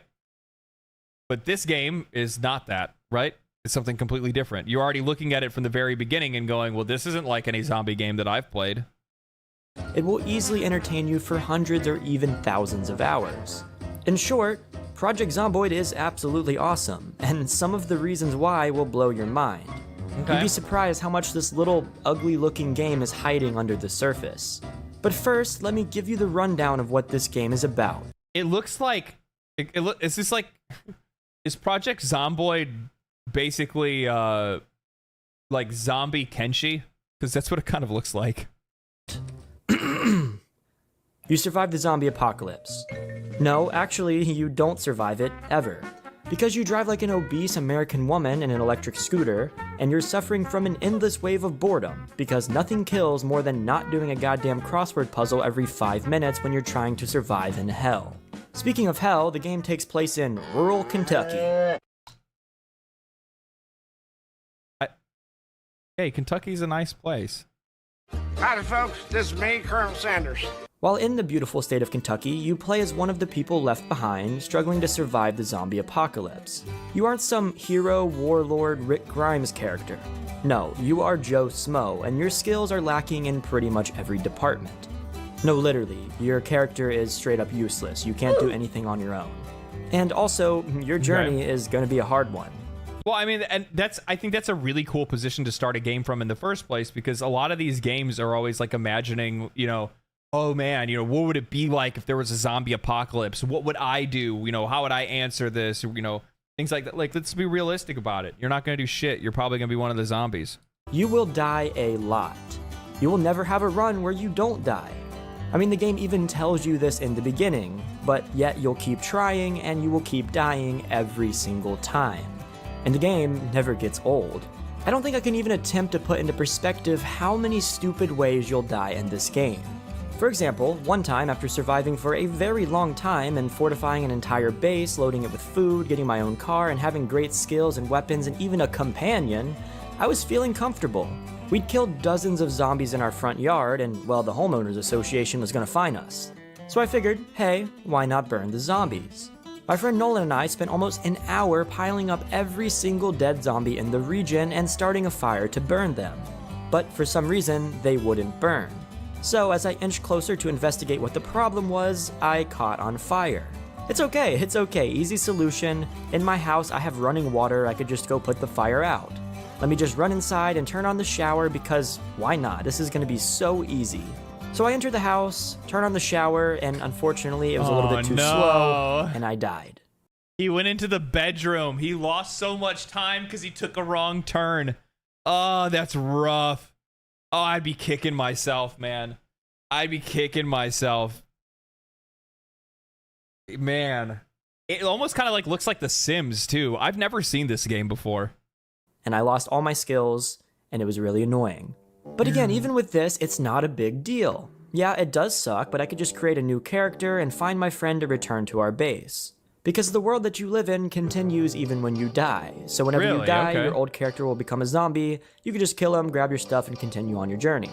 So in theory, this sounded good. So the only thing you really lose is your skills. Okay. But no, the game said, fuck you. While I made the journey back to our fully geared house that we spent hours fortifying, my flaming corpse caught the entire fucking house on fire, burning everything and all of our progress in the process. Oh no. And best of all, the goddamn pile of zombies survived the entire thing. Welcome to Project Zomboid, a game that we're gonna break down and analyze to determine why exactly it's so awesome. If you've played this game and have had experiences like the one I just told you, please tell me your best stories in the comments where people can really get a feel for the misery that they're missing out on. So, in Project Zomboid, you explore the absolutely enormous map and go where you want to go based on your ideal playstyle. Do you like taking it easy and staying relatively safe? Live in the woods and make occasional supply runs into the cities. Want more of a challenge? Live in Louisville. I remember I played, I was playing Minecraft, and I was doing hardcore Minecraft. I've been playing for probably it'd probably been up for like 100 hours, I would imagine. Probably about up for like 100 hours. And I'd built a really nice base. I had basically already started to I already had like a I just made one of my first like redstone storage systems and stuff like that. I was so proud of myself. But when I was digging the like redstone storage area out, I forgot that there was an area in the storage place that I made that still had like a bit of shadow, like a little bit of darkness, right? And if you guys know Minecraft, well, where there's darkness, there's monsters. And I didn't really pay too much attention to it because nothing ever really spawned or anything like that. I never really had too many issues with it. But I had built this like waterfall, for me to come in through, right? So I could like come through the waterfall elevator and then go back up because I basically built a vault underground, okay? And I broke it somehow. I don't remember exactly what happened, but I broke that waterfall, so I had to swim down it. And when I swim down it, you have like the hot bricks there. Well, I'd already taken some damage or lost health from something already. Came down there, hit that, put me to critical health. I walked out of it, all of a sudden heard boom, and I just popped. And I'm like sitting there just questioning what the fuck happened, because I just spent 30 like probably a good 30 hours, not 30 hours. I probably spent a good like 15 hours or so building this whole like storage thing out, getting all the equipment I needed for it and all that stuff. And it was literally just something as dumb as the fact that I just forgot that there was a black spot in the building that I made, and literally like 120, 130 hours just wasted just down the drain for no reason whatsoever. It was just motherfucker, dude. And you will regret it, my friend. But that's what makes these experiences so great, right? That's what makes these experiences so great. Good thing is, you aren't just Joe Smo, like I said earlier, but you're actually your own handcrafted version of Joe. Oh, that's right. So the reason why I brought up the elevator was because of the fact that I came down the elevator, I took damage from the firestone that I had at the bottom of, I forgot what it's called, but whatever the like lava brick is. I had the lava brick on the bottom, so I got rid of the lava brick, because I wanted to be able to make sure that I could build up the seaweed back up. And while I was doing that and was like trying to remove the sand on the lava brick, and I'm just like staring at the thing, that's when I had my back turned and I didn't see the creeper come up behind me. Joe Smo when you play this game. When creating your character, you can pick one of 21 occupations. These are basically skill buffs in specific categories based on what your hypothetical character did before the apocalypse started. That's cool. These jobs include things like a firefighter, which buffs your strength and axe skills, a carpenter that helps you excel with base building, and a burglar that allows you to more easily sneak past zombies. This creates the foundation for your character and allows you to build upon it further with traits. That's cool. So you basically can build your own like class and stuff like this. What is this? Available traits: gymnast, brawler, cook, eagle-eyed, so you can probably see them further away, keen hearing, hiker, hunter. This is actually traits really are either cool. positive or negative, and you have to balance the cost of them to equal out to 0. Your character can't be too OP, so you have to choose your negative traits wisely based on your survival plan and your goal. So you can be an overweight, muscle-bound, deaf, illiterate, chain-smoking lumberjack if you want to roleplay as a resident of Kentucky. Damn, dog, that's harsh. Where the fuck is this guy from? He needs to leave the Midwest alone. I almost always go with a lumberjack because I love using axes and pickaxes for combat. Not gonna lie, sometimes they're pretty OP. And in my last few characters, I picked traits that made me able to see better at night and to learn new skills quickly. But on the other hand, I was also underweight and drove extremely slow. This balance worked perfectly with my playstyle and allowed me to make the game feel like my own before I inevitably died. This combination and possibility for different playstyles is the first thing that makes Project Zomboid stand out. That's really cool. I mean, I honestly wouldn't have thought it would have had that much of an in-depth class system from the start.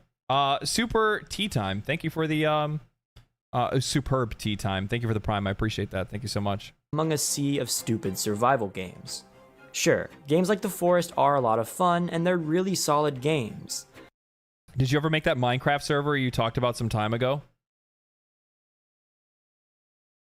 Remind me, or let somebody in the Discord know so they can make a note of it, and we'll make a server when I get back from Tennocon. I'll make a Minecraft server. I have absolutely no problem doing that. 0. It's a great investment. It's a fantastic, like, Minecraft is just always going to be a good game to play. It never won't be good. What kind of server? I don't know. Whatever you guys want to do. Whatever you guys want to do. I know there's a lot of people that would play on it soon. Yeah, Jax, don't let me forget about that. Let's actually we'll make a good server or something like that. We'll talk to the community, see what they want to put together, and we'll put a Minecraft server together. I fucking love Minecraft, by the way. I love games like this. But after you've played it a few times, you don't really care to play it again because it's the exact same experience every single time. Because of the skills and the traits in Project Zomboid, and some other things that I'm going to talk about in a second, it is truly infinitely replayable. Infinitely replayable games are great because they hold your interest for a lot longer than other games, and they're easy to keep coming back to. That's why I'm excited to partner with the sponsor of today's video, Enlisted. Enlisted is a new kind of first-person shooter that combines PvP with PvE combat, and it has campaigns that are so varied that they feel like individual games. You can take command of a squad of customizable AI soldiers and fight in massive battles with hundreds of targets led by other players, and those varied campaigns that I mentioned a second ago offer a new experience every I literally just bought Project Zomboid right now. I was sold within the first 5 minutes of watching this video. The minute that I saw that like the character customization and like class, like how you can build skills and class design and stuff like that, I immediately went ahead and bought it. This variation in gameplay is my favorite thing about the game, and the number of weapons and vehicles makes it... I haven't played this, but I have a couple friends that play it and say they really like it. Like I said, infinitely replayable. Play Enlisted today on PC, PlayStation, or Xbox by using my link in the description. If you sign up... And there's honestly, like, everything feels... Yeah, everything today is all about, like, modern shooters. There's not a whole lot of, like, old, like, you know, World War II ones that do really well. Right now, you can even get a free bonus pack Not by including Abiotic multiple Factor? weapons, I think I did soldiers, already. and a premium account. Thanks again to Enlisted for sponsoring this video. So once you finish making your character, you spawn into the world, and it's time to start surviving. But like I said, this isn't some surface level survival game, and you're gonna have to work hard to ensure that you survive your impending doom. Your biggest threat is obviously the zombies. While they're weak and easy to handle in small numbers, like children, these things are everywhere, and if you aren't careful, they can easily overwhelm you and cause your inevitable death. I mean, you could literally just push them on the ground and stomp on them when there's only one or two, but when there's a big group, they're going to be a lot more difficult, and you got to be a lot more strategic. Yeah, it's not about the individual If you do get bitten by a zombie. zombie, you're dead. 100% of the time, you will die. It'll take time and you'll slowly turn, but you will die, and there is nothing you can do about it. This makes it where you have to be extremely strategic with every interaction, and if you get overly comfortable, well, see you in hell. There's been times where I was playing with friends and... So, I would imagine in this game, so if you end up getting bitten, you know you're gonna die. That means you probably want to go and like hide your equipment and all your stuff. Not hide it, but like store all of your stuff before you turn, so then that way you can easily go get your equipment back after you have after you've basically respawned or started another character, right? I found my biggest threat in Zomboid was the infection. Yeah. Your old character will also be a zombie where you died. Oh, okay. So you want to keep that in mind as well. I could fight 2 children, but if there was a third, it would get tricky. And I was stupid geared with the best vehicle in the game and guns and armor and all sorts of stuff, but I died because I got too confident and got overwhelmed by a large number of zombies when I literally had a fucking minigun in my hand. I had a minigun, and I still died because I got overly confident. You have to stay on your toes at all times, and you have to make sure you have the skills that you need to survive. And these skills are really important with your playstyle because sometimes your character can be struggling. You could be scared, anxious, overwhelmed, bored, and all sorts of other effects. Excessive exertion can barely walk. Exhausted can barely move. Oh, so this is like debuffs that happen to you over time, or is this debuffs that are a part of your build? Endurance. Oh, okay. Endurance. The character is tired from exerting themselves by running or attacking too much. This Moodle can be removed by stopping or standing still and resting, or by walking away. Oh, okay, I get it. Bored and all sorts of other effects that drastically affect your gameplay. So, for example, if you make a character who's afraid of the outdoors, he's gonna get overwhelmed even easier when he's fighting zombies. But if you make a character that's afraid of the indoors, while you're trying to set up your base and survive, he's gonna go crazy and want to get outside. So these are all things to think about while you're building your character. You start out with some base level skills that change depending on what occupation you picked. But you need to evolve these skills and work to expand your consciousness as a player if you want to make it in this unforgiving world. You have to read books and complete actions to increase your skill levels, and it's absolutely necessary to make it later in the game. For example, So you have to like go out and look for skill books and stuff like that? It reminds me of like Skyrim in a lot of ways. Your old character, oh, I saw that already. My man is out here speed walking with zombies behind. Yeah, I know. Spawn in and the world isn't too harsh. There's a lot of loot and buildings, and I mean, the city even has power and water. How hard could it be? But after 2 weeks, the power and the water turns off, and you need to make sure you have a high enough carpentry skill to make rain catchers and an electric skill that can help you power your fridge with a generator. Mechanics are important because every single goddamn part in your car could break and be replaced, and farming is required if you want to have a sustainable food source later in the game. You could read books to get XP boosts that make learning these skills a bit faster, and you could do actions like disassembling furniture or hot wiring cars to get the experience to increase your skill level.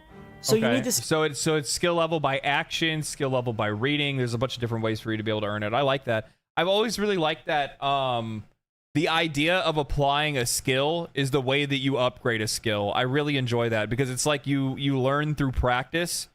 And not only are you as a player growing because you're constantly doing that action, so you're getting better at doing whatever that action is, but also at the exact same time, the game is rewarding you for practicing something and getting better at it. Skyrim-esque, yes. I mean, it's just kind of, Elder Scrolls in general, right? That's been around for a long time. Whether that's sneaking or crouching or shooting an arrow or, using a one-handed sword, two-handed sword, spells, whatever it might be. I've always really enjoyed that because you're personally mastering it as a player, but you're also mastering it in the game because the game's making you stronger because you use it so often. I always really like it when games do stuff like that. I really wish more games did, to be honest, especially when it comes to RPGs specifically.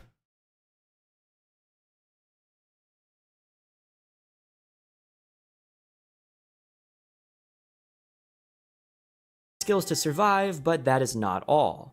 This game is actually surprisingly complex, and it takes a lot of thinking about what you're doing in order to make it in this goddamn world. This simple-looking isometric survival game is the most detailed game I've ever played. And no, I'm not exaggerating. You can break windows, but if you don't pull the glass out of the frame, you can cut yourself and start bleeding or rip your clothes. Oh, wow. Your character gets bored and can cause him to be unhappy if he doesn't do anything for entertainment. You need keys to drive cars, and you somehow have to actually find those keys in the world. Crops can get diseased, and the disease can... How would you even do that? Is there you would imagine if a car is parked in the driveway of a house, then likely the keys are going to be in the house. But if the car is parked in the street, or if the car is parked in a mall parking lot, you pick burglar and you just hotwire it? Yeah, I'd imagine. It's usually in the glove box or something like that. Oh, okay. You can learn to hotwire. Oh, I guess that's probably what the vast majority of people probably end up doing then at the exact same time.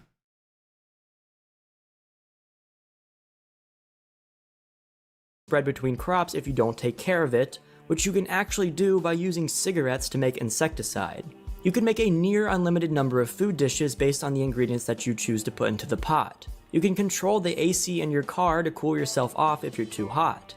If you're in the front seat of a cop car and you want to get in the back, you actually have to get out of the car because the game accounted for the divider thing that's in the back of cop cars. You can take your shoes off to walk more quietly around buildings without detecting zombies. If you shoot out of the window of your car with a two-handed weapon, it won't allow you to steer while you're doing it.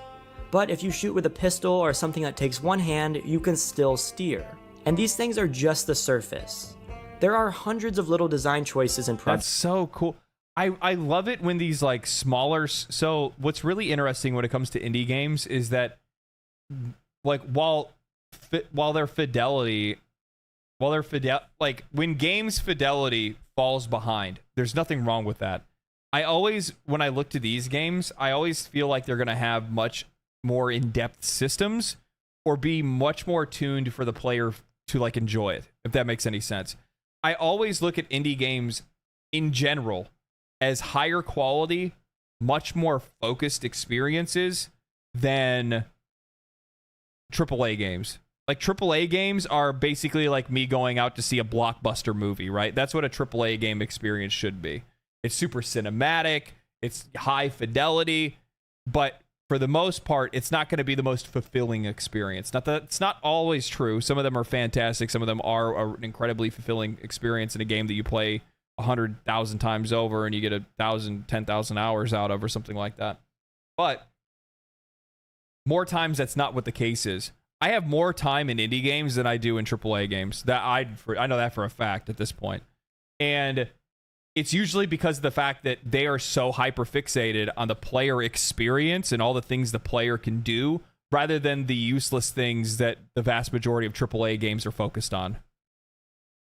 Zomboid. That's why I love games like this. That's why I said specifically, like, once I saw this, I was like, oh, this is definitely something I would like to play. I immediately threw it in my shopping cart and bought it. Build upon the core gameplay loop to make it to where you really have to focus on every single action to stay alive. And I think that's why this game is so goddamn immersive and why it hooked my friends and I for hours on end. I don't even know the best way to communicate how detailed this game is. Like, if your clothes are wet, you can set them out outside to dry faster by just setting them on the ground. I really appreciate when games do stuff like this because the game just works how you would expect it to in real life. Sometimes games limit you, but this game does not limit you at all. And players, by the way, love it when games reflect real life in gameplay. Not necessarily in the story, but they really like it when it reflects in gameplay. Because if I go, oh, well, if I was in this situation and I need to get through this door and I don't have a key, I would burn it down. And you're like, oh, I can burn the door down. I can use a torch that's right next to me. Oh, that actually works. It's one of those kind of things. So players like when the game has reactivity that makes sense to them and they can use common logic to be able to solve puzzles rather than, you know, how obtruse certain design philosophies can be where it's like you have to have the key and you have to do this specific puzzle and stuff like that. Like, some of that stuff can be good and really enjoyable, but players do really enjoy it when things actually work the way that they think it should work. Example, dog petting mechanics. Yeah, I mean, the funny thing is that that's actually true. Like, that helps with player immersion a lot. Like, if I see a cat and I can't try to pet it, you know, then what the fuck is wrong with this game? That you think should work most likely does. And that's why it hooked my friends and I for hours and hours on end. A lot of survival games become mindless over time. Back to the example of the forest, you eventually build a big ass mega base and you no longer have to worry about the cannibals fucking you up. And well, I mean, like, that's the whole idea though. You have to keep in mind that, like, that's the point of these survival games. The end game survival, the end game, like, if you're at the end of the game, the idea is that you've become so strong and overpowered and been able to beat or make such like a badass base and have the best equipment that the game feels like child's play or a joke, right? That's what it's like. I mean, look at Minecraft, right? Minecraft is one of those kind of games where initially the game is tough as nails. Like, Minecraft's tough at the start.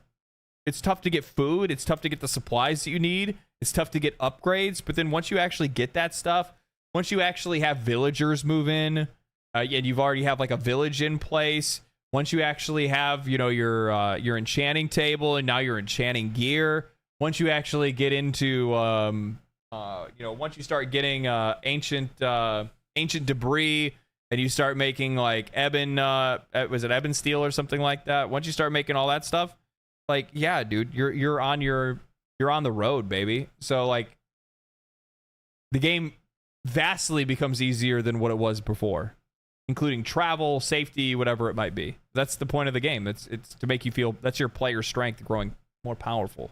While the game is fun, the strategy is just to get bigger and stronger and make everything easier. It becomes simple and you don't have to think about what you need to do in order to survive because all the risk is gone. You're completely geared. But in Zomboid, why did I said ebon steel? Why did I went to like World of Warcraft with that? That was weird. There is never a dull, thoughtless moment. As you're working on the best part is that I said nether. I said you go to the nether and you get ancient debris, but for some odd reason I couldn't say what the fortifying your base. You're gonna run out of food. When you go out on a food run, you're gonna need to find some medicine to heal your newly acquired problems. Once you heal yourself, you realize that the power is going out in a few days and you need to get rain catchers in order to have water. But to do that, you're going to need to learn carpentry, which requires you to go out on a run to disassemble all of the goddamn furniture in Kentucky, which requires more food, and then you get back and your base has been destroyed, and the cycle never ends, and Jesus Christ, someone please give me a Xanax, this is stressful. The level between challenge and anxiety in this game sits perfectly in the middle, which, as I talked about in my last video on why AAA games are boring now, is the perfect place for something to be an enjoyable activity. And with everything, after all of that challenge, you're still gonna die. It's inevitable. When you die, sure, you lose hours of skill building and effort and probably some of your items, but like I said earlier, you can actually respawn as a new character and find your old one as a zombie to get your stuff back and take residence in your old base. Since you're playing as a generic survivor, And at least it's not like you know you're fighting a you're not fighting like an end level, max level, you know, version of yourself. It's just you're a zombie, right?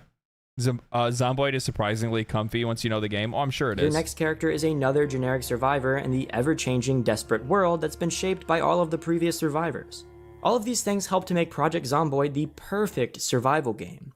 But there are some other things that are the icing on the cake, and these things start with the most important part of all of this, the passion that the developers have for their product. This game is 9 years old, and the small team has continued to update it regularly, not with stupid shit, but actually with innovative game-changing mechanics that improve the game even further. This game is 9 years old? Why does it say it's in early access still? I'm pretty sure I clicked it and it said it was in early access. Maybe I'm thinking of something else.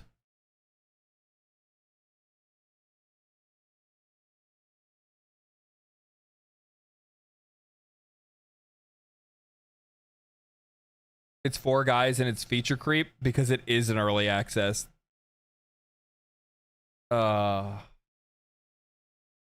mean, it's cool that they. Here's the thing, though. Like, it's cool that they're still supporting it and adding all this stuff into the game, but also at the same time, like, I mean, look at Terraria, right? Terraria. I'm gonna say Terraria. There's people that make fun of the way that I say it. Maybe it's because I watched too much of Chippy's Couch. That's why. They're even Chippy currently gaming. working on their biggest update yet that adds NPCs into the world, which is honestly insane. The game is already near perfect, and with the continuous updates and support by the developers, Project Zomboid is going to become an indie survival game icon. And the whole community is supporting this game and helping to make that dream possible. Project Zomboid has some of the best modding support out of any game I've ever seen, and with thousands of workshop mods on the market, you can tailor the experience to be whatever you want it to be. So what we But does it have Calamity? have here is an infinitely replayable game with an infinite number of mods and support from the developers. It's a game that's constantly changing and immerses you unlike any other survival game on the market. And best of all, you can do it all with friends and multiplayer if you don't want to face the unforgiving world on your own. And that, my friend, is why Project Zomboid is so awesome. What are your experiences with Project Zomboid? Good, man. Share your cool stories in the comments to show other people how awesome this game can be. And make sure to drop a like, subscribe, and share this with a friend if you think they would enjoy this game. Also, just wanted to remind you to play Enlisted using my link in the description, and thanks again to them for sponsoring this video. I will see you guys next time, and peace. It's a good video. It was really good. I really liked it. Yeah, Somehow have to I love games like this. I always have.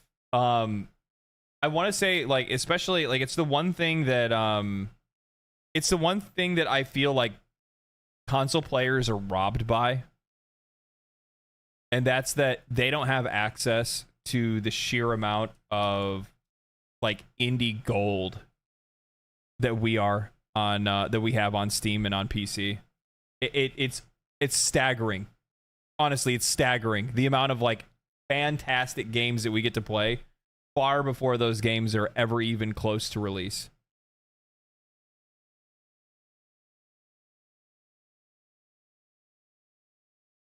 Wait, links can be shared? I'm actually really surprised that you can post links. I had links turned off and banned, but I mean, I'm not gonna, like, I don't really, like, usually it's only supposed to be mods that can post links. I'll have to look into that, actually. Thank you for exposing it.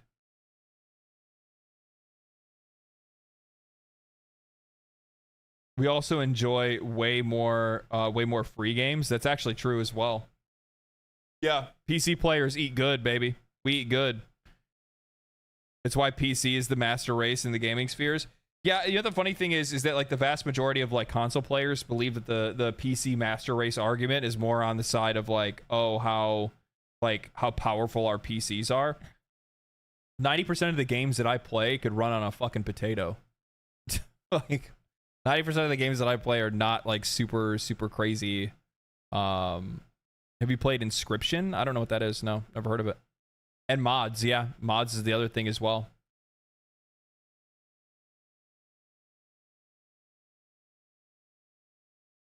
Playthrough of Zomboid, my character ended up with crippling depression and couldn't perform any action without eating some sugar or taking antidepressants. Based.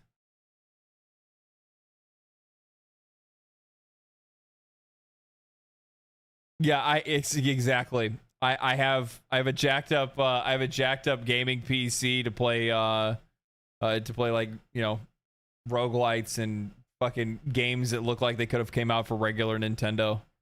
It's wild. It's wild. That was good though. I like that. Thank you for sharing that, whoever shared that. I think that was Norsky actually. There's other stuff I have that I could react to, but I'm not going to. Not right now. Oh, I want to see this trailer.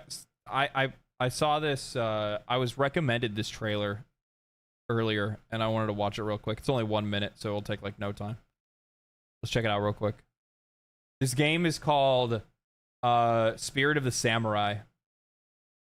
I'm going to tell you a story about 3 extraordinary spirits united to face the darkness. Side scroller.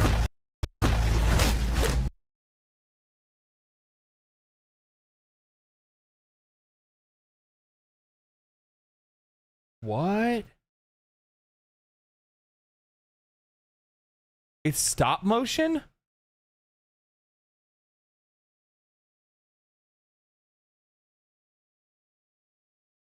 That is so weird. Like, it's weird in a really cool way, but like, what the fuck?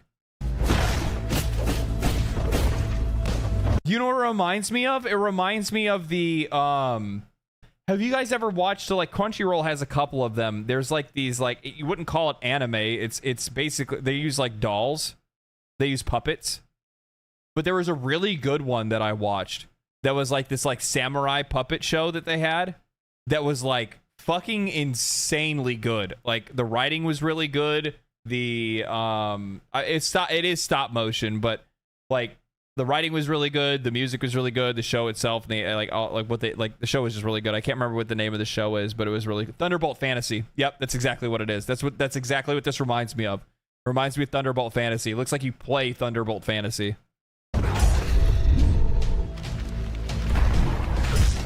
That is so cool, dude.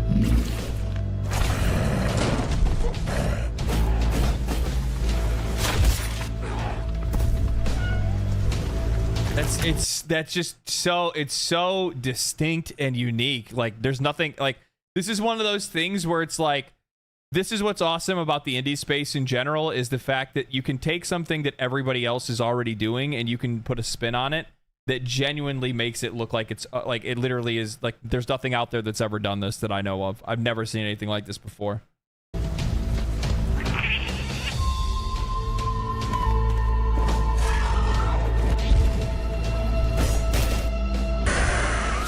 Incredible warriors defying fate.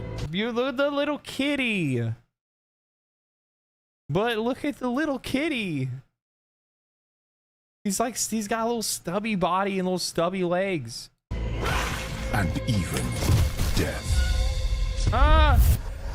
I, Kitsune, spirit of the forest, was a witness and a part of it. That's very cool.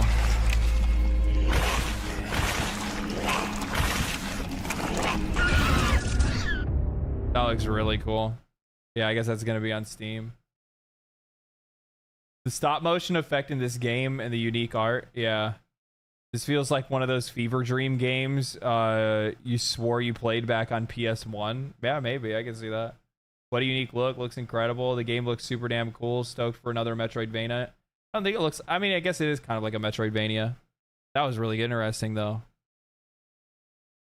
Put this game in my veins. Yeah, that looked really cool. I'm really impressed by that. Very impressed, my friends.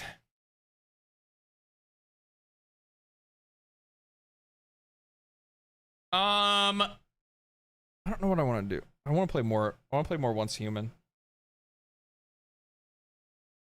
I want to play Once Human. I want more people to see it. I want that, and I because I plan on making a video on it as well. Like I also need to have as much information on it as I can. I was gonna make my ultimate review for Warframe this week, but I'm gonna push it because I thought of a really good idea for my ultimate review that I want to include in it, and that requires me to go to Tennocon. So I'm gonna go to Tennocon for that, and then I'll go from there. I'm gonna feed the cat real quick. Give me a second. Just started today. Such a sick game so far. I really like Once Human. I'm really impressed by it. You hungry? Would you like some food, sir? Yes? Yes? You wanna come with me?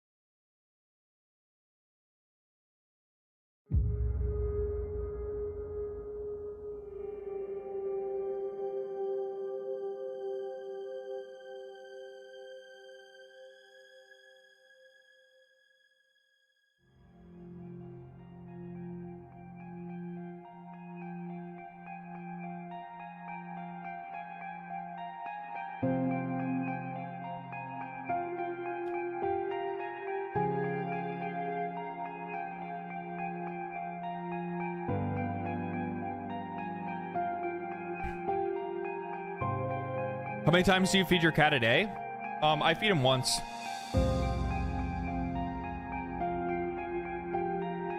If I feel like it. Pretty sure cats can survive like a week without food. I'm kidding, by the way.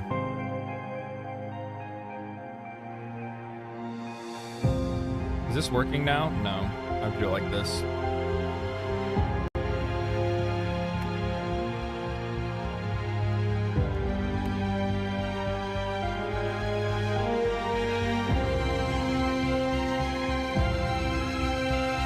Okay, that's so loud.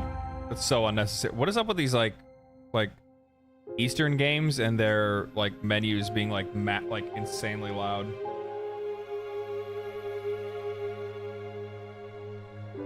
Hold on. Go away. I need to uninstall that.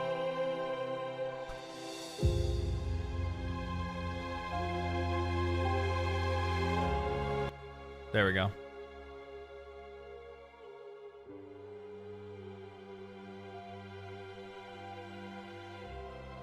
Could anyone tell me how the Jade frame is? Is she worth farming sooner? Or is she something you can wait on? I mean, every frame of the game is something that like, nothing's necessary to play it. I mean, she's very strong. Jade is very, very strong. I'd probably argue that she's probably one of the strongest frames in the game, if not the strongest, just because of how versatile her toolkit is. But she's really fun. Evidently, Once Human is staggering progression of the MSQ. What do you mean? What do you mean by staggering the progression of the MSQ? Like, they haven't,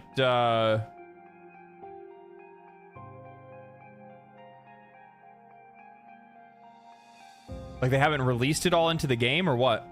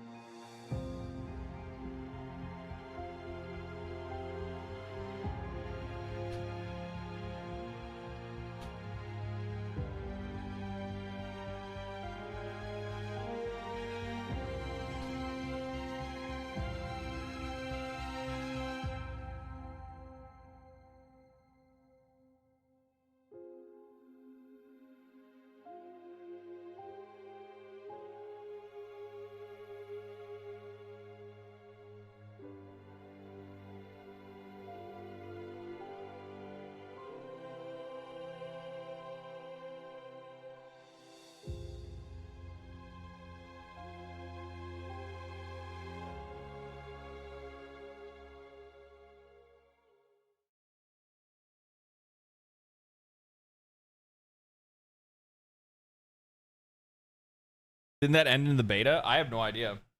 The season ends after 6. What does that mean? After 6, the 6th quest? You're capped at level 29 for 3 more days, then it opens up more story. What? Like your character has a cooldown in the game and you have to wait at level 29 for 3 days outside of the game before you can play more?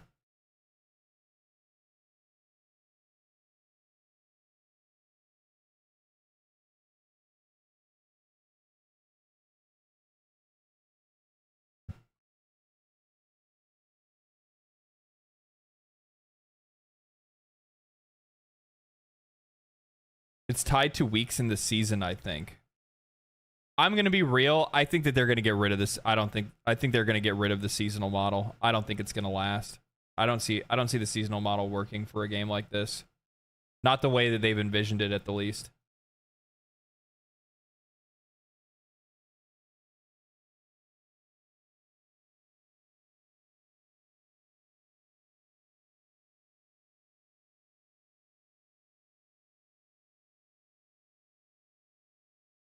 I don't know.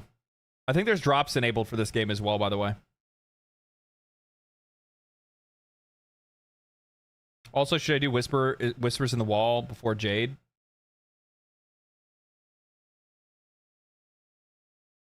No, I don't think there's any.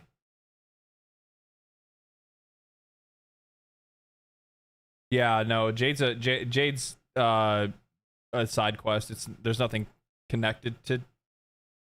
I don't think there is.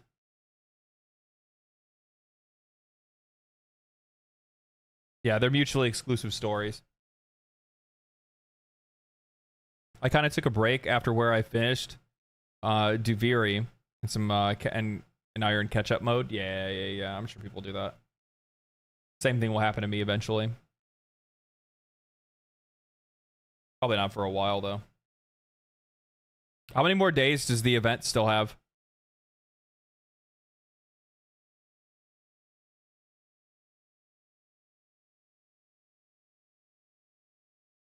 Seven days left in the event.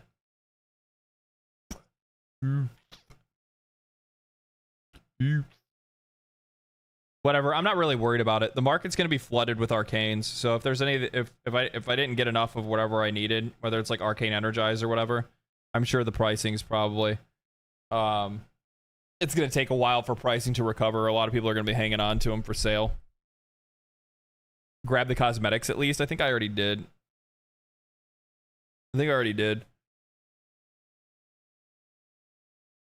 Just because I can't play for very long, I'll probably play Warframe tomorrow. Because I plan on streaming a little bit tomorrow, but I'm not going to do a longer stream tomorrow because I have to get ready for my trip on Friday morning. Because I leave at 5 o'clock in the morning on Friday.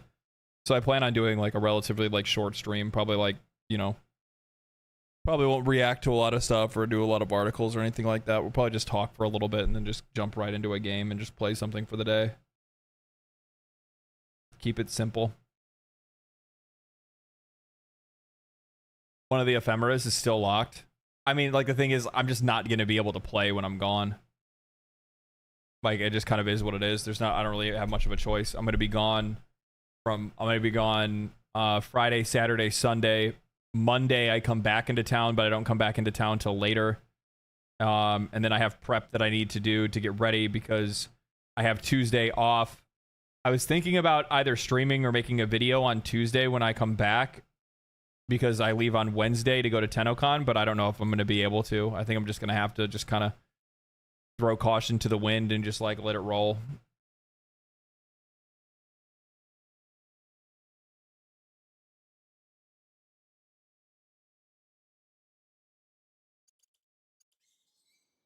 All right. A new scenario is open. Ends in 57 days and 37 hours. Season details. Oh, so this must be like... So they're staggering... Okay, so I see what they're staggering the main story. I mean, we'll see how it works. We'll see if players like it or not. I realize what they're doing, right? They're trying to do it specifically because they want to, like, give players a reason to keep coming back to it. rather than like, you know, I mean, think about it. What do we normally do in these games? We no life the shit out of it and build the most complex, complicated thing, and then, you know, once we've beaten everything, we walk away from it. So they're trying to slow down player progression in these kind of games, and I don't know if that's gonna work or not. I just don't think it's how players play these kind of games.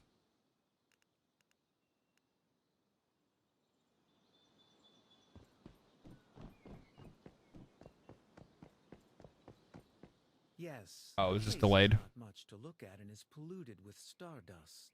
But where better to find a hidden treasure? From what people say, there are strange occurrences in the area. The work of a deviation. Nobody has been able to get a good look at it, though.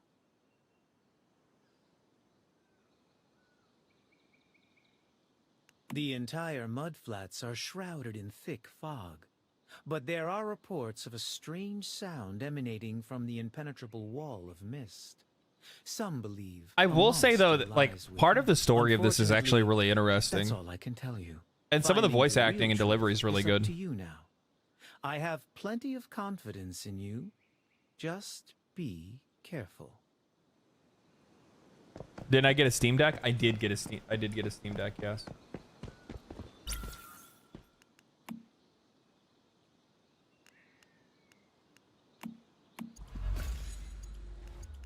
Nice. Nice.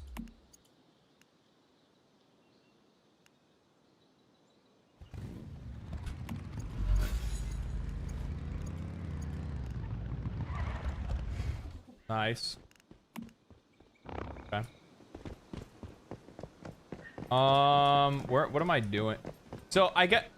Does anybody know? I don't know who else has been playing this. Does anybody know, like, these guys here with like the blue quest marker? Oh, now they're gone all of a sudden. Need a hand? It is weird though that they have things that like obviously seem like they would be voice acted that aren't. Any news? And it's weird, like, up to an NPC that doesn't open their mouth. Like, why are we even doing this? Just give me a text box.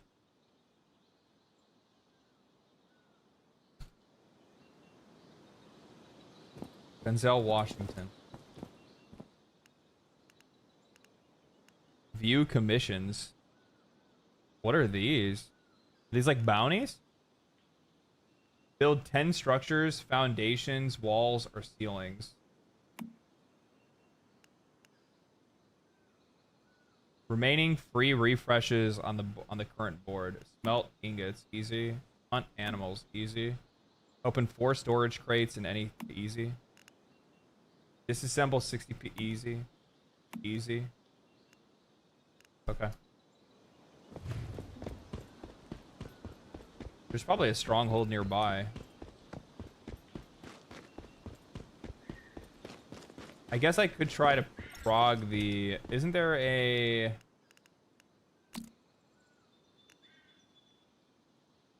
Alt FM. Oh, I have that cult map that I found. Where's that at?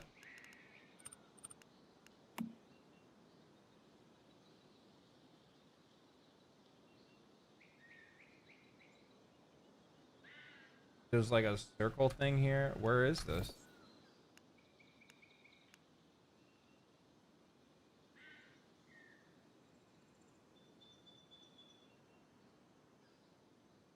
Kind of looks like this almost. It's nowhere near here though. Wherever it is. I'm not gonna worry about that. Look at the task. Lord of the Fog. Okay, so I did pick up quests from these guys. Lost in the Madness. Use the treasure map. Use the treasure map of the Chalk Peak to find the cultist treasure. Track quest. Does that actually bring up a marker for me? Probably not, right? So I guess it is near me.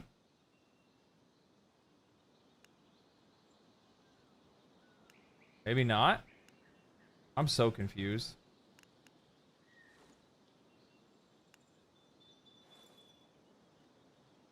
I'm so bad at these.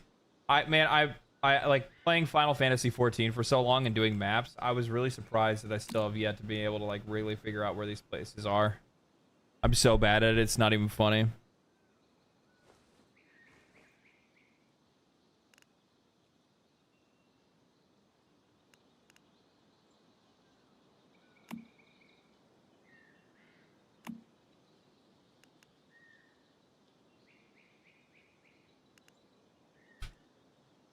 Okay, maybe we can do this one. That's really far too. Where's that at? Oh, that's near base. That's easy. The New World Town Board, is that what it is? Seems common in Asian game trope that they don't commit to voice actors, only in select parts to make them feel more important. Yeah, I could see that. It's just really weird. Like, what's the point of having me do like the whole conversation thing when it's some dude that's like this?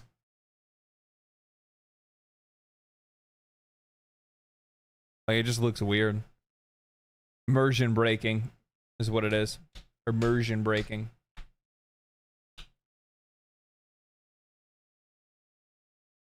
For real. For real, for real.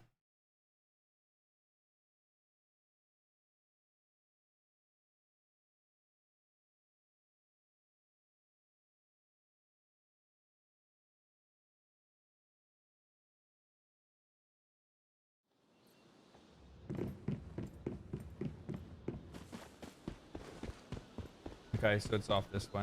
Easy. Motorcycle. Go, motorcycle. Oh, no, no, no, no, no, no. I need to turn that off.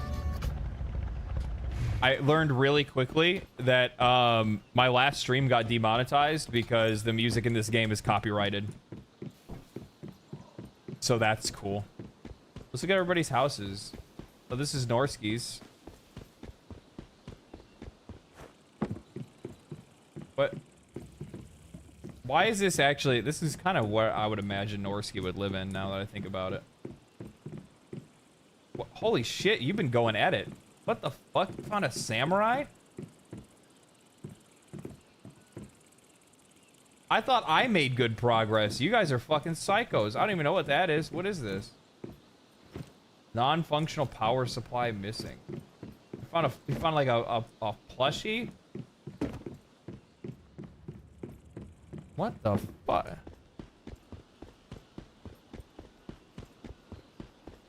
Whose house is this? Alen's? This is a pretty nice place. Oh, you shut your doors, huh? I see.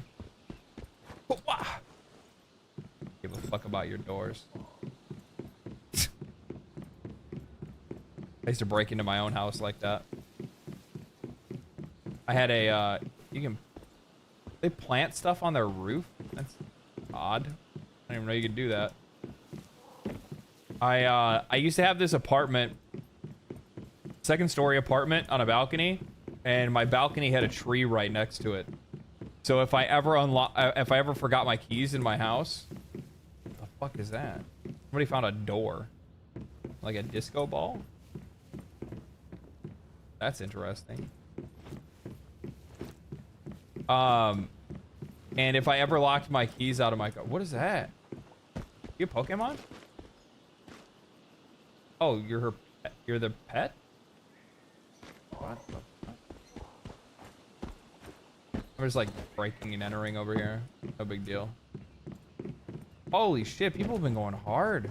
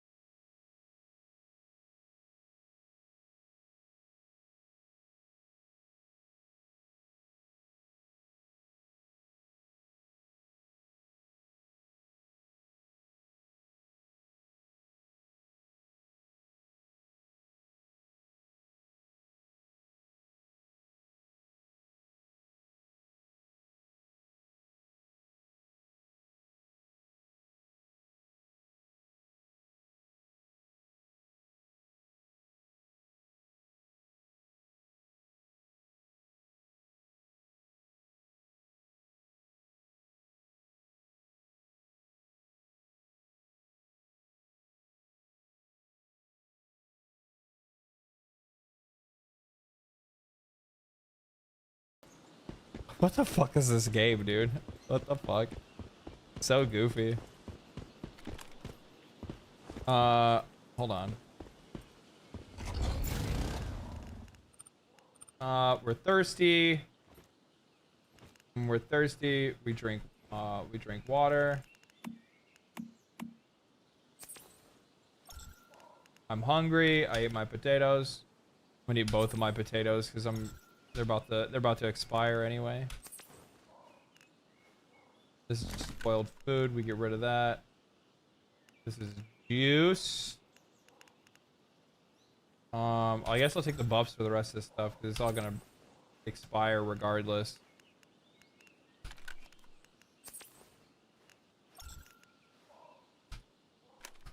I need to make sure that I look out for some food.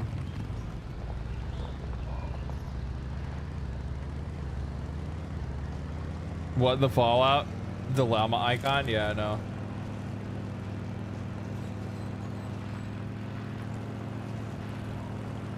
It's crazy to see how many people have already showed up. This guy already has like some... What the fuck?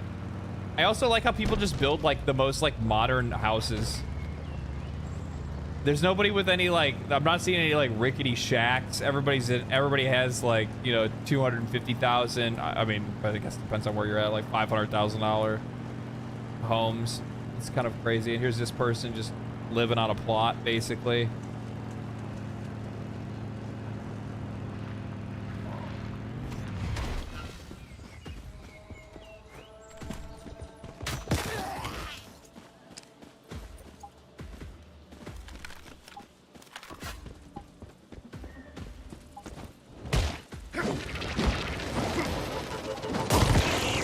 Got here too early. Not everything's loaded in yet. Servers are struggling, maybe, I guess. Like, none of the textures have loaded. Oh god, the buildings are floating.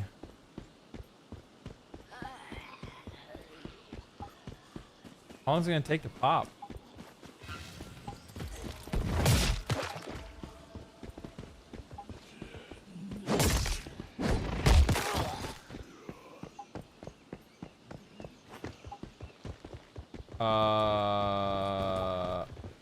There it goes. Maybe I'll just give it a minute.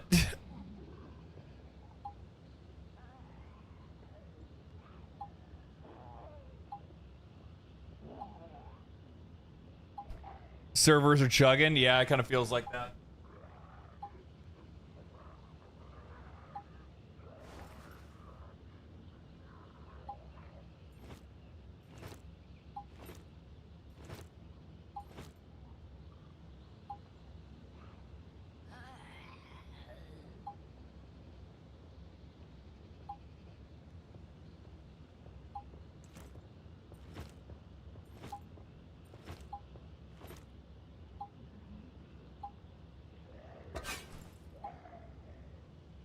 Pop in goblin, yeah. The antibiotics.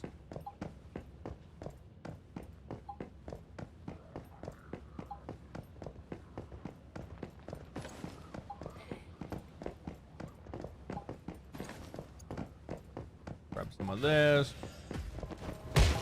Out of my way.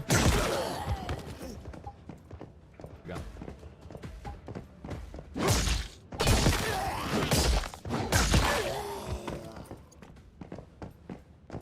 Look for chests, man. We're looking for the chests, man. Where they be? Where the loot?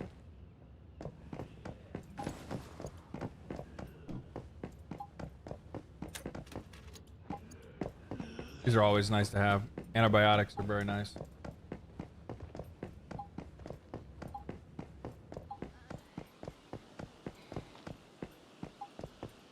I thought I saw a box. Bird egg.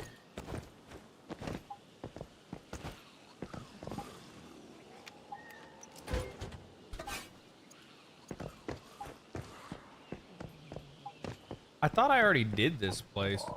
Pretty sure I did. Maybe it just looked like the spot.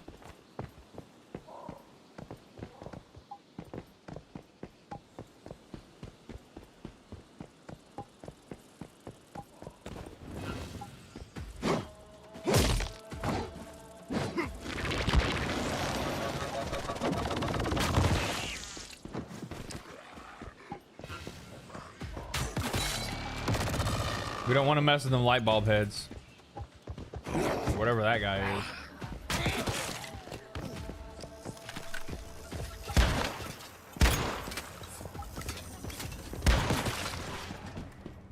They're making me go insane.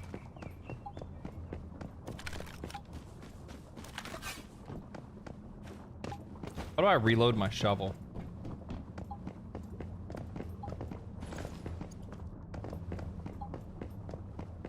Oh, I have not been here before.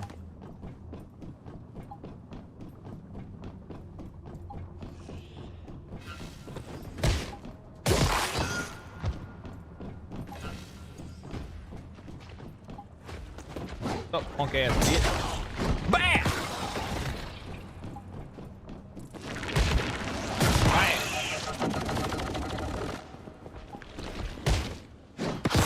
Also, at the exact same time, the other thing is too is that like aren't servers limited to 50 players?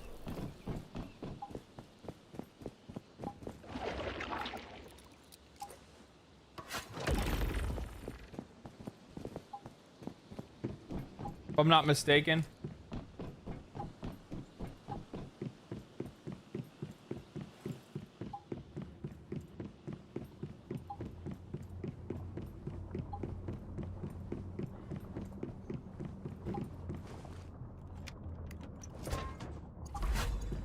Nothing wrong with that.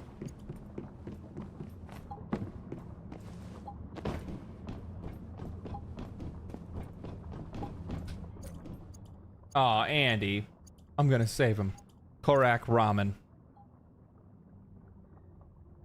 Please look after Andy for me. He's in the early stages of corrosion. His condition is very unstable. There are too many deviants out there, so be extra careful. The church is safe for now.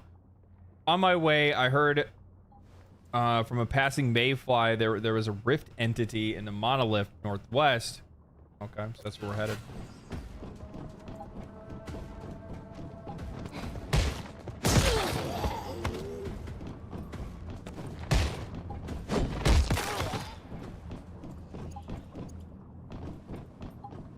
We found the big crate. We need to activate the rift anchor, and we need to find we need to find the weapon and armor crates. I didn't see any weapon or armor crates. Or a rift anchor for that matter. Usually there's like a big purple thing in the sky that shows you where that is.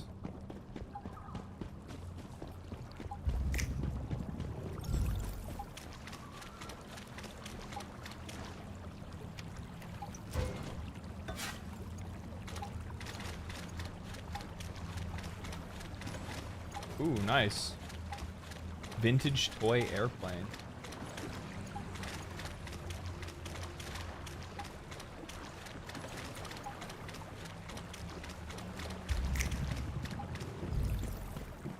Something up top. How do we get up there?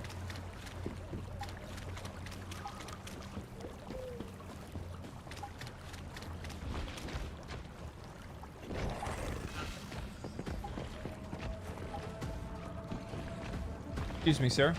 I'm here for my motherfucking loot, dog. I'm here for my loot. What is this? PvE, VP, survival? There's PvE servers, PvE, VP servers, but yes, that's exactly what it is. And then it's mixed with like action RPG elements. You can like upgrade weapons and find better weapons. There's like legendary weapons and gear and stuff like that.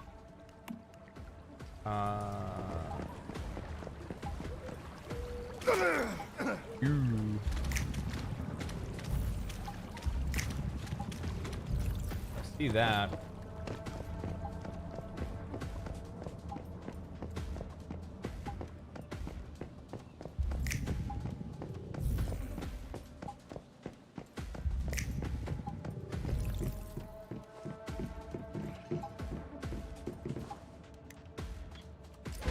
Yeah, it's kind of all over the place. It has a lot of elements of a lot of different games going on in it.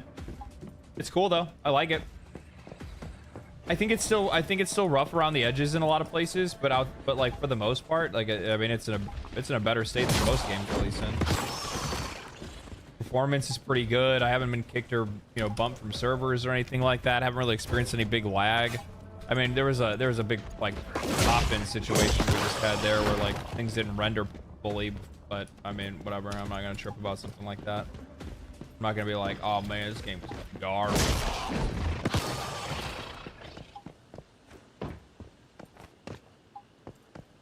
I think that's like like one of the difficulties that games like this often run into is that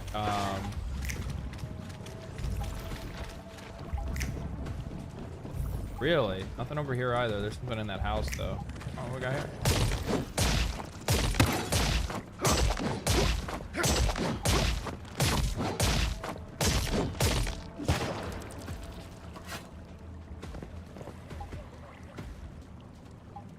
Huh?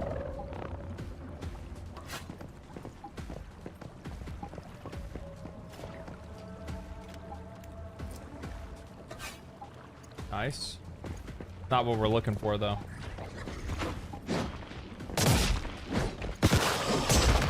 Melee weapons are just so fucking good in this game.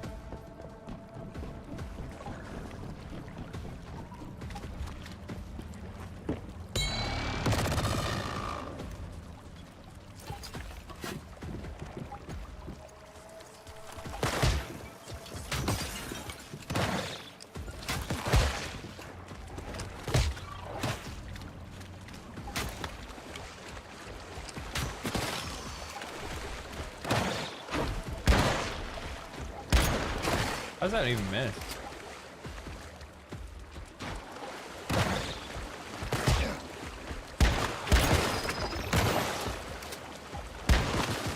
There we go. Reminds you of the MMO Secret World? I don't think I've ever played that, or even heard of it, actually. Maybe I have.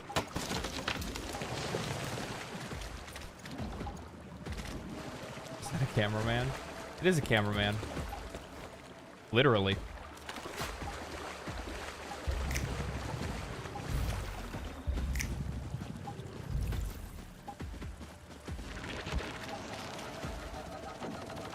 No, I'm not gonna fight you, Mr. Bug. God damn it, Mr. Bug. Leave me alone.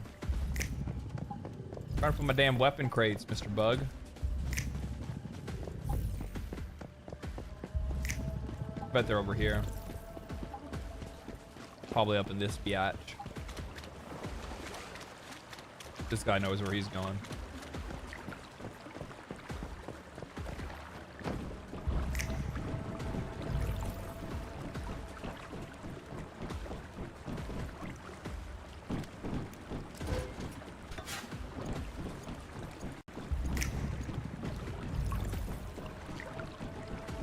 No, I guess it's not here.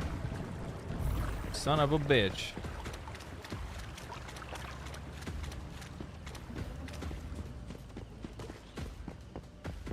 Where are the fucking weapon crates? I think something that would be really useful that this game doesn't have that I wish that it did is something that shows territories better. So like while I'm in this town, it tells me like, oh, hey, you know, you need to be looking for, you know, 2 weapon crates and a mystical crate. But the problem is like I don't know what the barriers of this place is.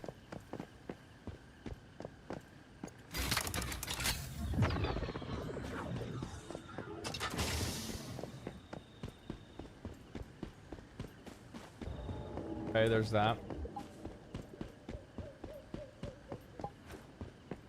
You guys know what I mean? Like it's hard to see like okay, so at least like show me what the general area is so then I can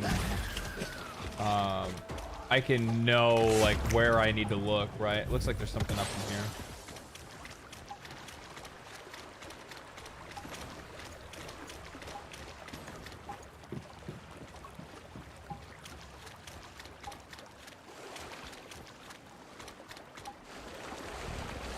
Couldn't agree more. Yeah.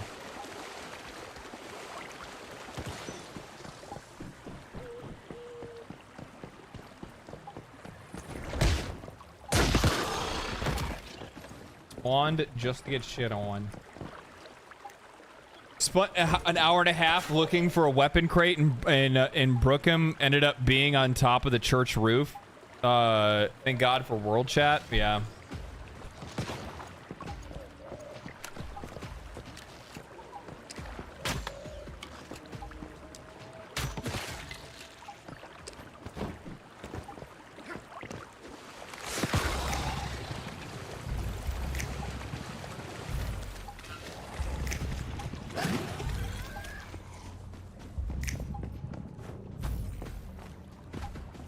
I think the environments here are fucking sick looking though.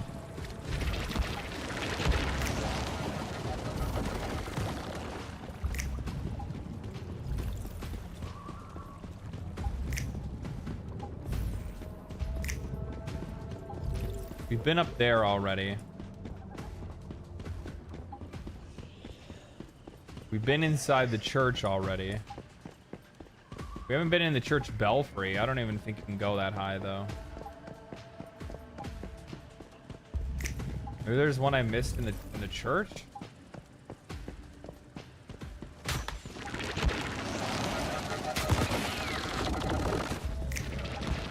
I don't see that being the case, but it could.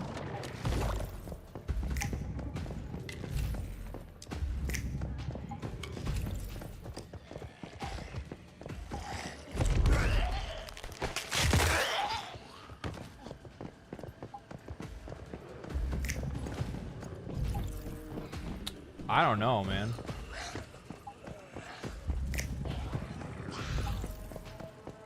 It's definitely not off that way.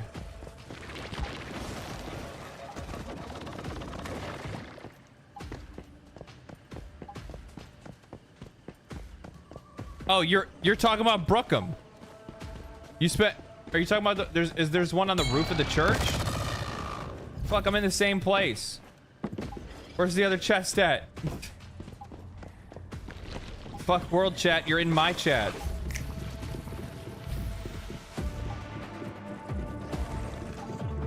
It's on the roof of this place?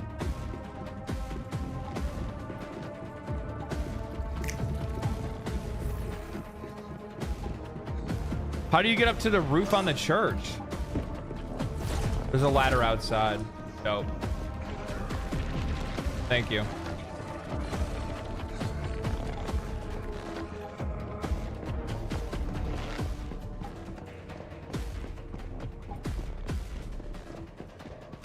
I see it now.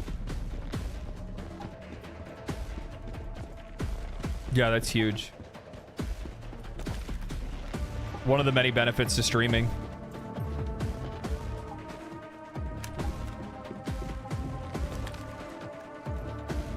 Ripple in space-time detected nearby.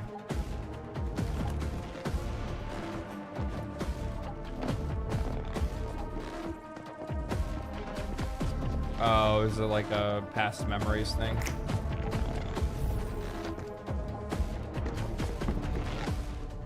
Hell yeah, baby. Anything good? Just ammo? Gear mod?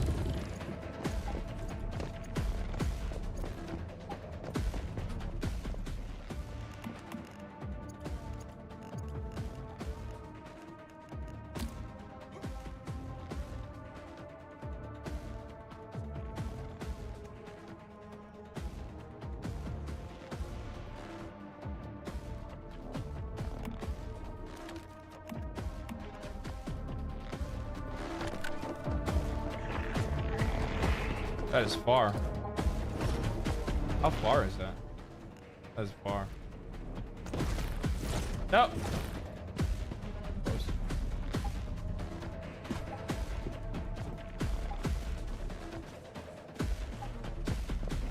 They really should update the system with more hints, general area indicators though. Yeah, I also agree with that too. I think that's like quality of life stuff that you're gonna find like as players play the game. I think there's certain things that like developers can come with on their own, and then at the same time, I think there's things that you're only ever gonna like really understand it like when players actually play the game themselves.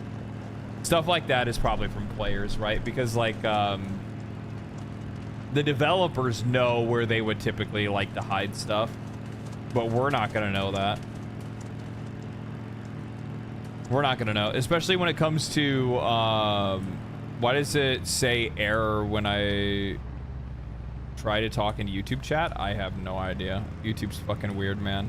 Somebody messaged me on Twitter recently, asking about one of the same, basically the same kind of question, where they said that for some odd reason they're unable to talk in YouTube chat anymore.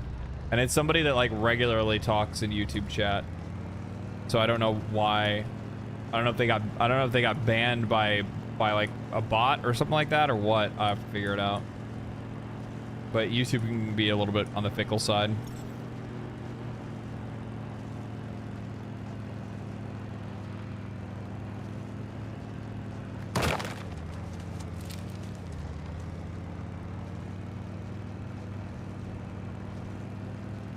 Is this game worth checking out? I think so. I mean, it's free and it's fun and it's interesting and it does a lot of really interesting things. Whether that's all going to work out in the end, I mean, I think that we have to kind of wait and see exactly what it's going to be like. It's definitely not the kind of game that I think you can play like 5 hours of and be like, oh, this is what, you know, this is what kind of game this is going to be. I feel like we're going to actually have to see how this whole first season concludes and all that kind of stuff before we can really make any big decision on it. Thank you for the Twitch drop. Not a problem.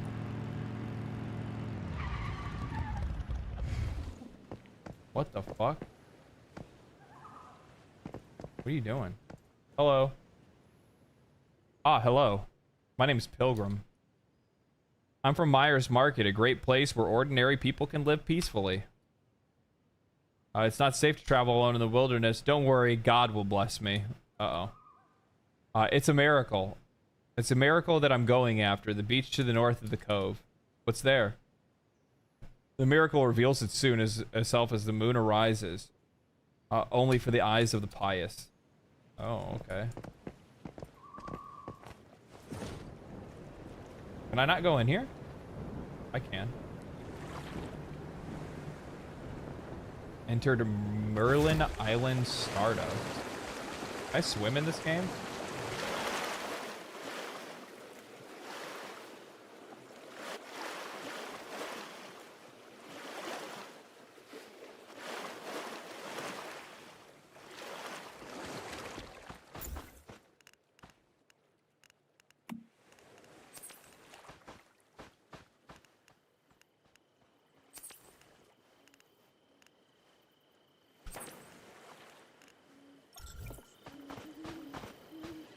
Why am I so dehydrated?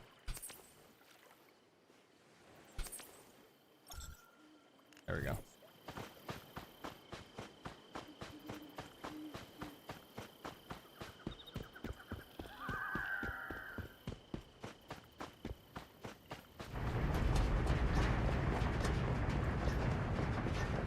Somebody build this? What the fuck is that?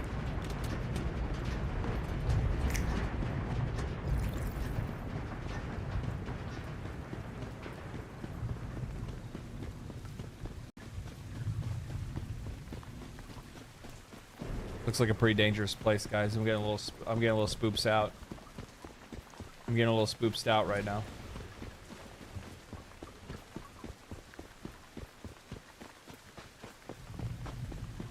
Unreal's framework shop or something else protecting them, pretending to be God.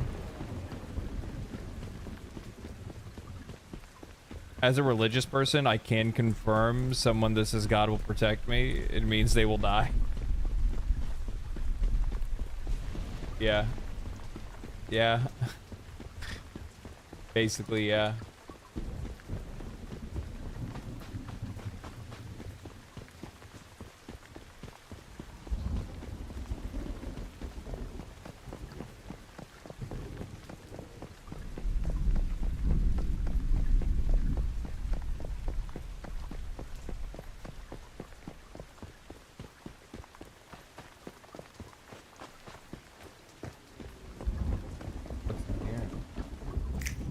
These are the places that you would expect to find like the best loot possible, and if you don't find good loot, like I don't know what to say. When you see like bases like that, that's where I would be expected to find some like high-tech equipment, some like real good shit, right? But for me not to have found anything here, I'm kind of disappointed. Who are you?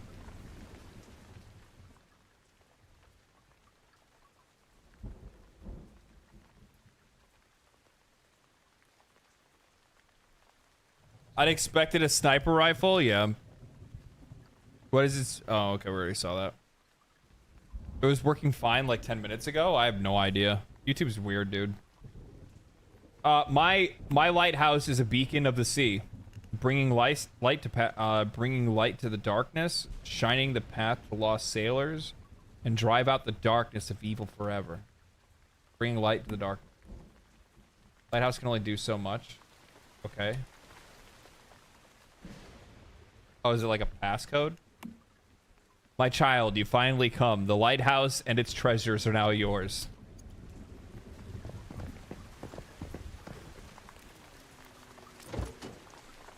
I like how the dude says my lighthouse can only do so much when I say bring light to the darkness, but when I instead choose the dialogue line of and drive out evil and darkness forever, he's like, yes, you understand.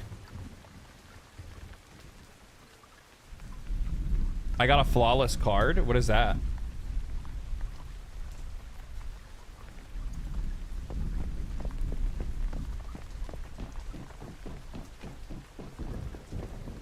I didn't get shit. I got like crafting materials.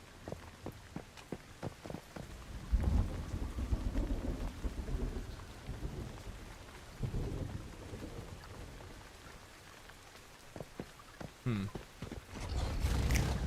think that was the only thing here, right?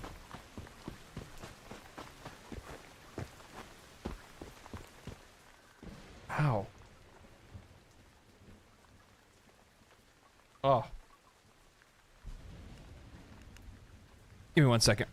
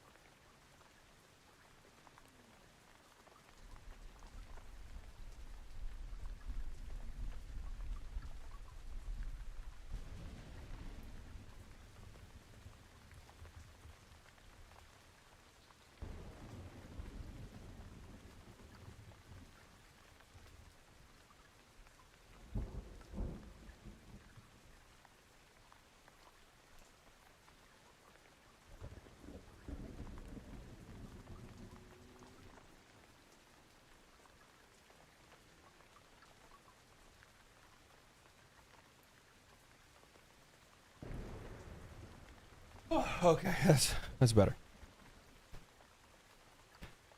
I had like a random muscle cramp. I think it was like from the gym or something like that. Like hit me like right in the back, and I was like, "Oh God, I gotta stretch."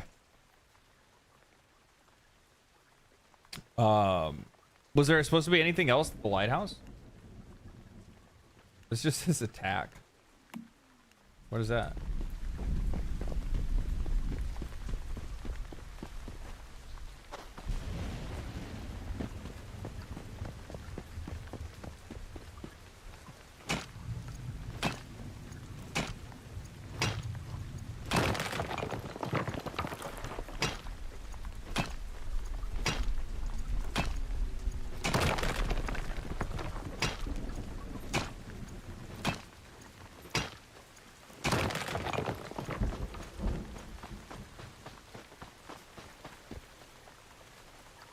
Oh, it's like PvP stuff. Oh.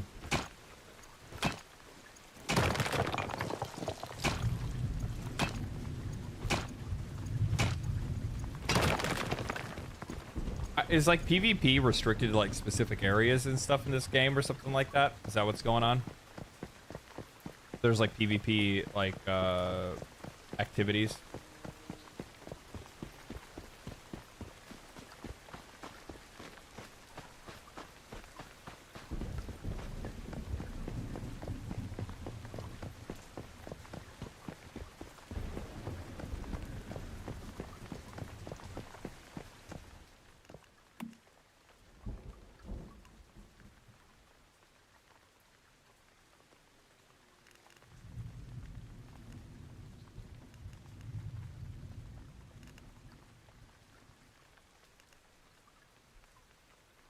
Oh, okay. So quests I already have picked up are already marked on the map.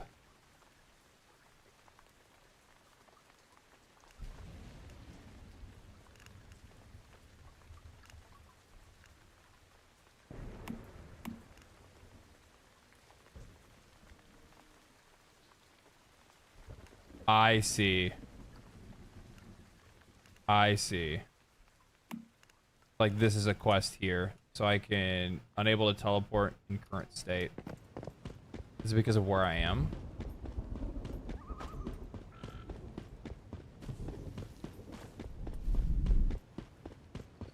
Because I'm in like a fucking mirrored world or something like that?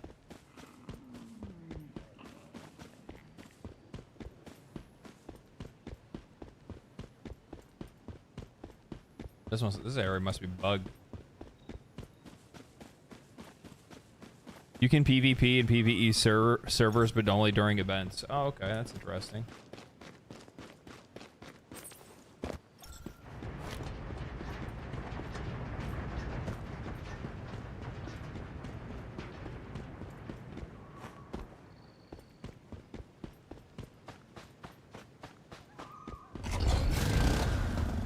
Can I drive through the water? Is this game busted enough for me to do that? Can I Grand Theft Auto this? Where you like drive under the ocean? No. Lame.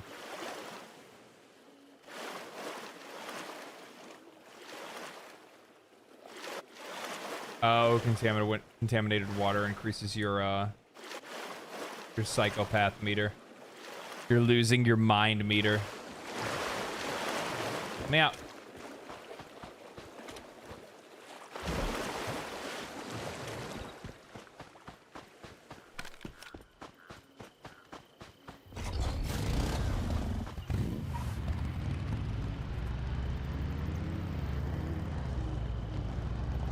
Wouldn't that be kind of sick to just drop a fucking vehicle? Just like spawn a vehicle in front of you. Like, all right, here we go. Whoa, whoa, whoa, whoa, whoa, whoa, whoa, whoa, whoa, whoa, whoa. What we got here?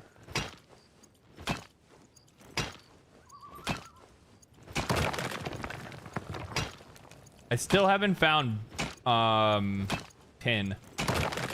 I don't know where tin. Tin must spawn in the other zone that I haven't gone to yet. Because I'm still in the starter zone.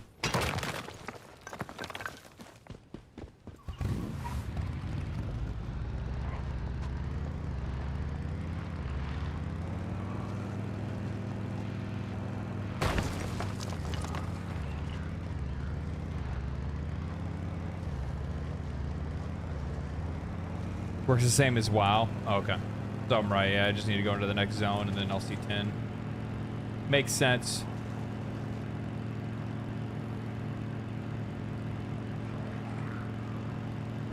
Honestly, there's probably not even much of a reason for me to continue to do all these side objectives. Like, I thought if I continue to do some of this stuff, I would find more, like, weapon blueprints and stuff, but I really haven't found anything crazy.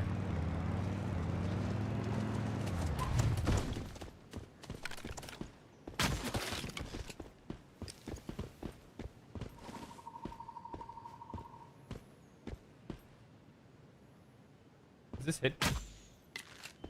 Is it not hit scan?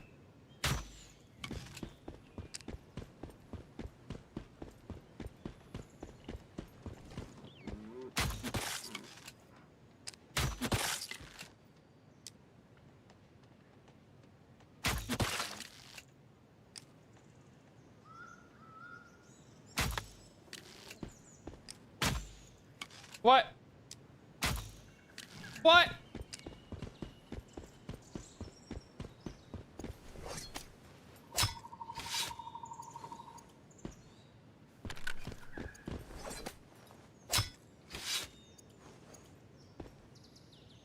If you haven't yet, when are we going to make a review video? When are you going to make a review video? For what? For Once Human?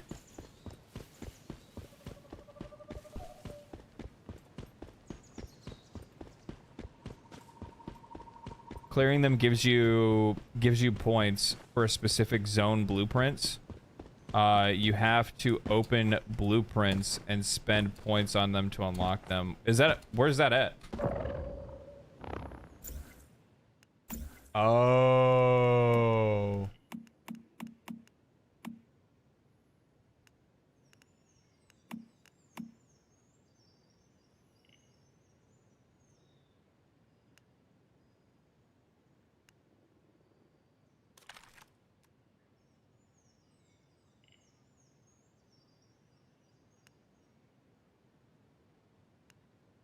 Wait, well, I mean, how do I find the pieces?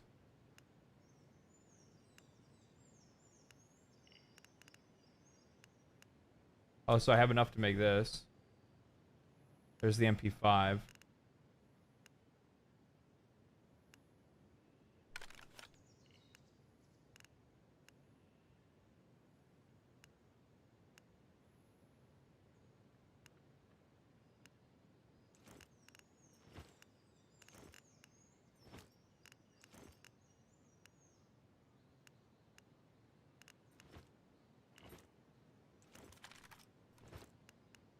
There's another one. There's another one.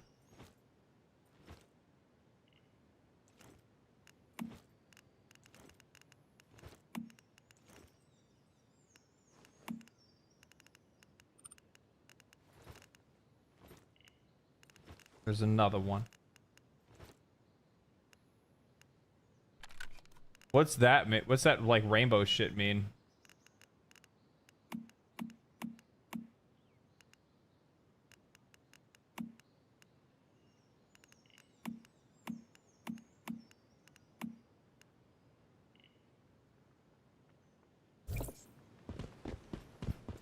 Melee fish are strong? What is a melee fish? What do they mean?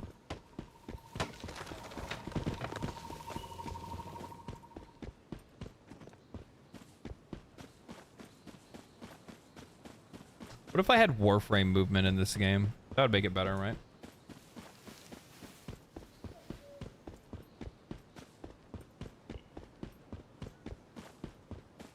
He doesn't know about melee fish and melee blueprints? What?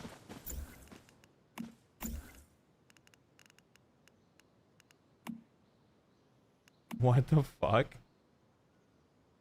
Do you get it from redeemed from the fishing trader Marjorie? That's so funny. Northern pike. Frozen northern pike.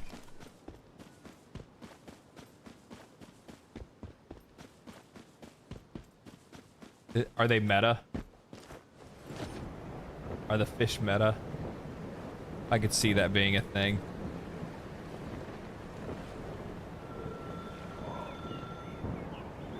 Hello? Hello? Hello?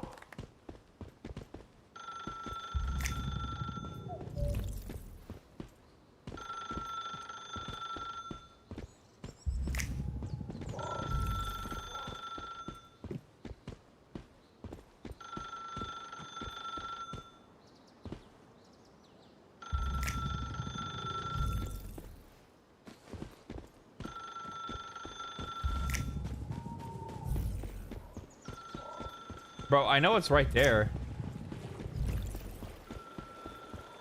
Oh, miracles only appear when the moon rises. Wait until nightfall. Wait until nightfall. And then I can see the phone, apparently. How long until nightfall? Is it early morning? How do I know what time it is?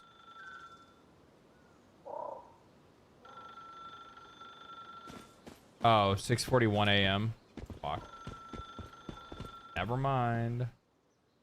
Never mind. Already activated this. I guess I can go do this quest.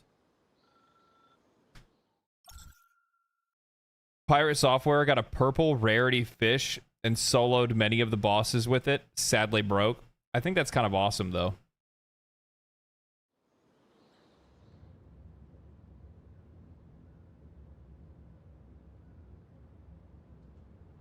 I really feel the lack of bullet time in the first Descendant. It would really fit the grappling hook perfectly in my... I mean, I don't know, like... Bullet time, maybe. I could see bullet time, yeah. Like perfect dodge or something like that. But, like, actual, like, Warframe movement is really... Personally, I think it's only good in Warframe. I don't think it would really work very much, like, in a lot of other places.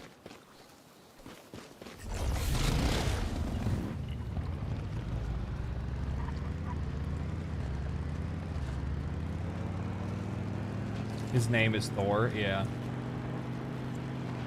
Yeah.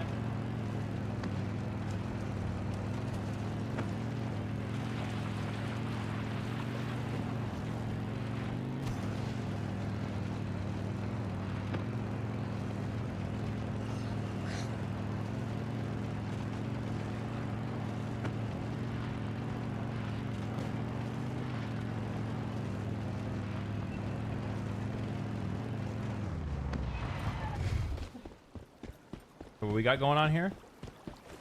Attack of the theft. Oh, an act of theft. I read that wrong. I thought it said the attack of theft. I got the ancient book. I have the ancient text. I shall read them and banish thee to the nether realm. You foolish beings, you foolish insect. Read the text.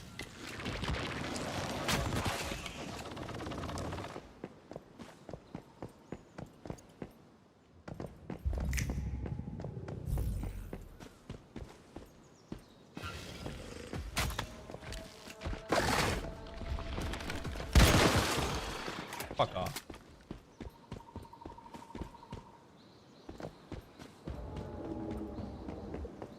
Theft, Greg's brother. That is honestly the best. That, like, I always have like memories from certain games. I will never forget Greg. I will never forget Greg.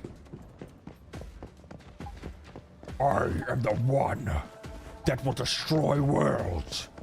I am Greg. Man, that's unfortunate. Like, Greg's not a bad name, but it's not a good name for a villain. There's not a whole lot of Gregs that I think of and think of villain. Ah, man. You know. I've known some good Gregs. Is that an Elite? An Elite? That's useless. Oh! Ow. I jumped too late.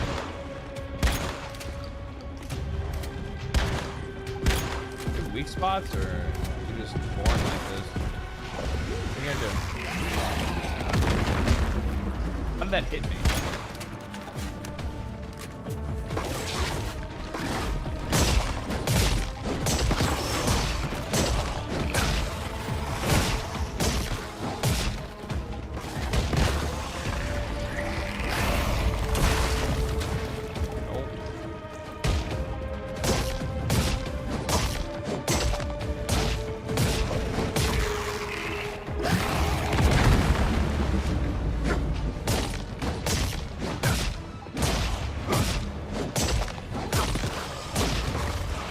I need some AoE, man.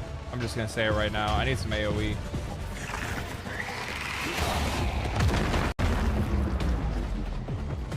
Oh, you guys see that dodge?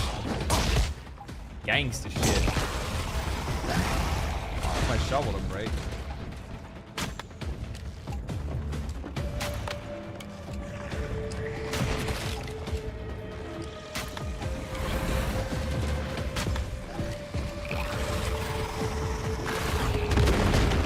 That was bullshit. I got fucking cock blocked by the fucking Gnar. Hell yeah, brother! Hell yeah, brother! I'm right there with you, brother. Let's fucking do this. I got my shotgun. Get off my property. This is my church. I've been fucking coming here every Sunday with my grandmammy. God damn it. getting fucking lit up. Oh, that's weird.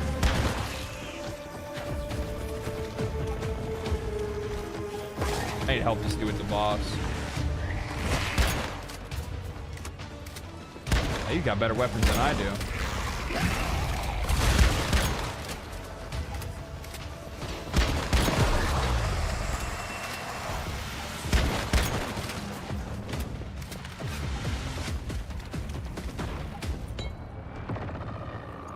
I don't think that was worth it. I'm gonna be real.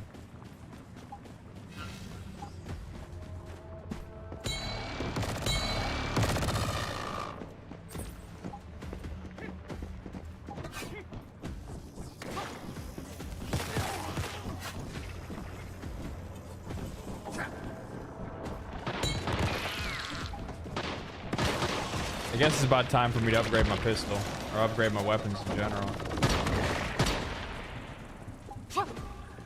Return the ancient texts. Complete the ceremony. Pray with me.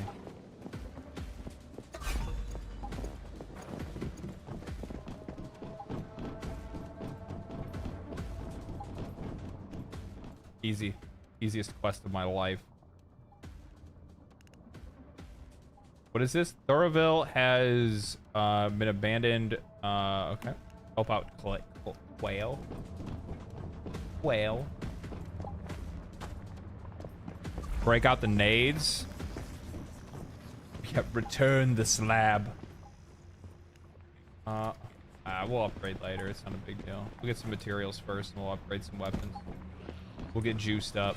We'll get an arsenal.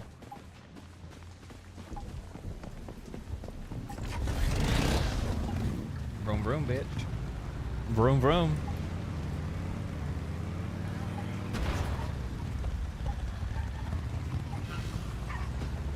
Greg was up there with the sacrifice of the death of Eris. Yeah. Oh man, I need to play Final Fantasy VII Rebirth. I need to finish it. I'm so close to the end of it. I have a bad habit of playing games up to like the last like 10 hours. Like up to like the last like 10 or 15 hours. And then I just stop. I don't know why. I don't know why. I think it's because like I realize like I've already had like the majority of the enjoyment that I'm gonna get out of it, and then like the last part's kind of like, it's always kind of like a letdown because you know like it's done. You'd almost rather not finish it than finish it. That makes sense.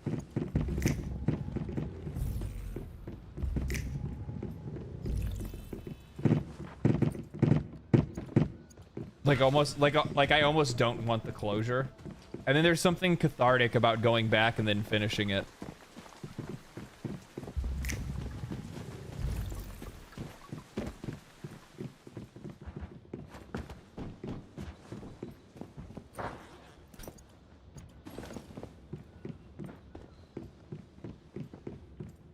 Search for the old magazines.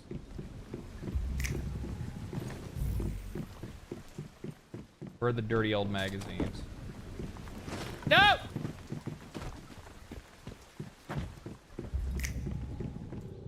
Where them dirty mags at?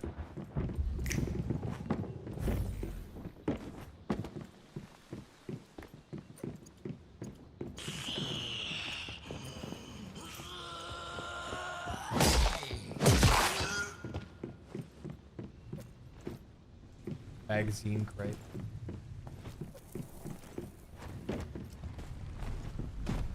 There's a weapon crate up there. I'm gonna go get that. I'm gonna get that. That's me with shows and games. I play and watch them into the end, and that's where I stop.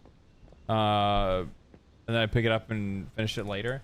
There's almost something like even more satisfying about that like second unfinished playthrough.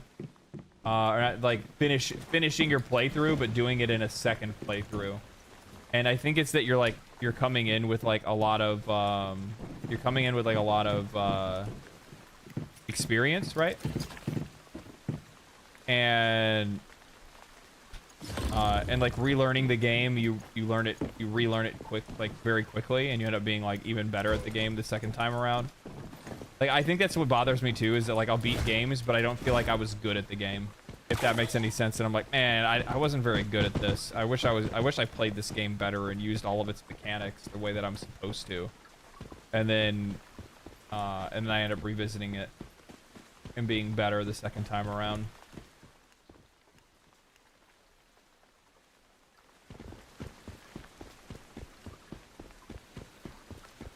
How do you like the mini games of Final Fantasy VII Rebirth? They're fucking fantastic. Especially instead of what's the card game? The card game's Queen's Blood, right?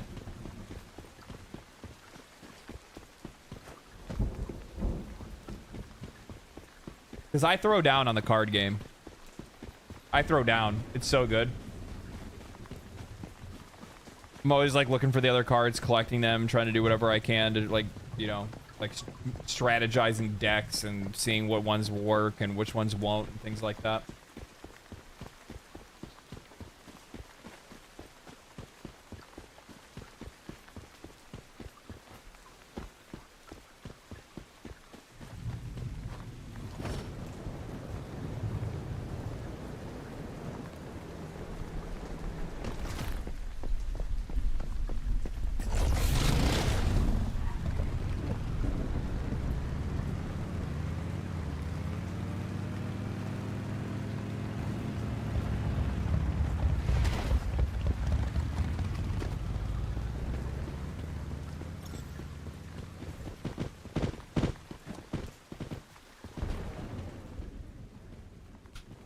Here's your dirty mags.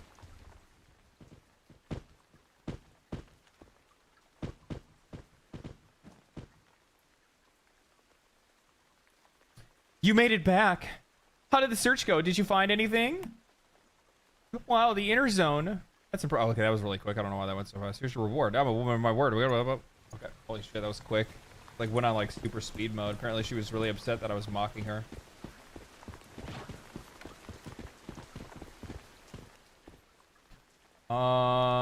Okay, now we can go back to base real quick. We can upgrade a little bit.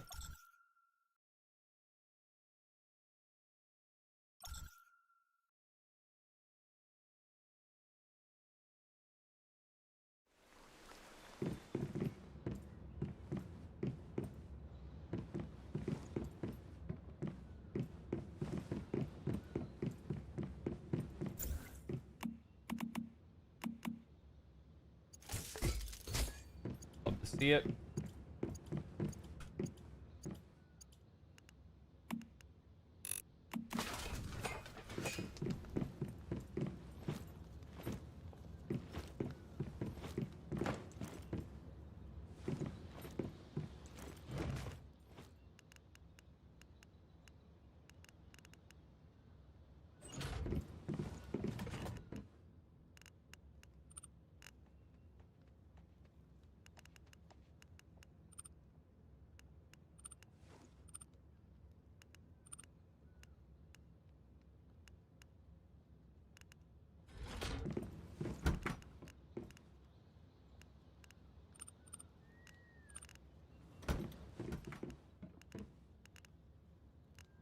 That's where my fuel is. I need to use some of this stuff actually.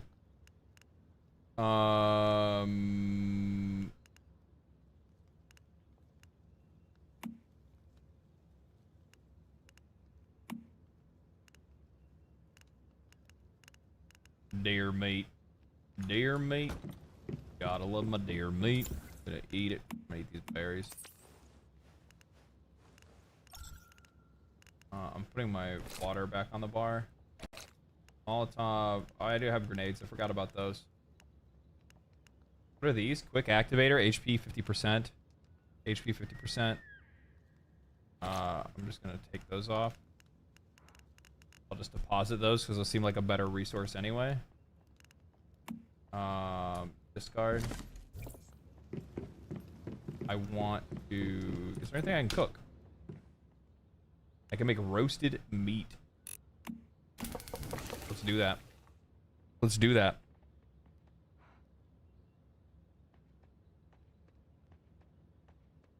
I didn't think about what I'm gonna have for dinner tonight. I haven't even really put any thought into it yet. What did I have last night? I think I had a salad. I just do like soup, sandwiches, something like that maybe.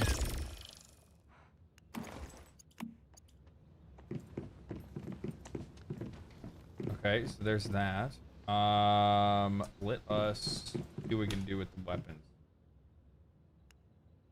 This is the deer hunt, the hunter BP. Do we want to make this 210? Our shotgun is 76 times 6. That's the one we're using right now, I think. Right? Tier 1, tier 2. I don't even know what tier it is. Can we just upgrade these? Yeah, this is the tier 1. How do I upgrade this to tier 2?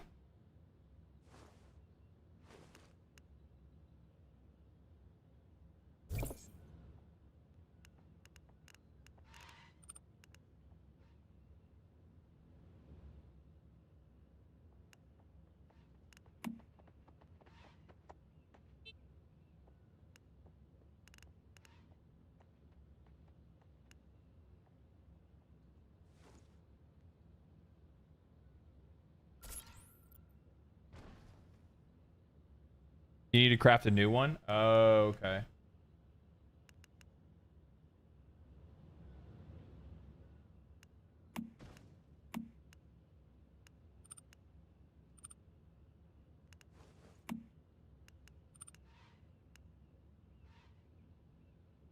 So I have to craft this. Shit. I'm doing that. What are people liking for weapons right now? I don't have the stuff to make that. Or this. I need bronze, dude. I need bronze and I need standard parts. It's all from the second zone.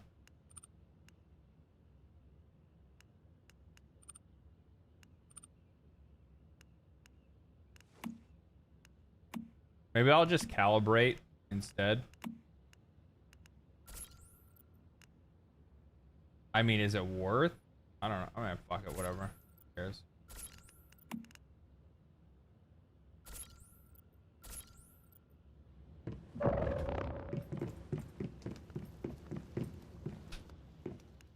I have a lot of that stuff anyway, so I'm sure it'll be okay.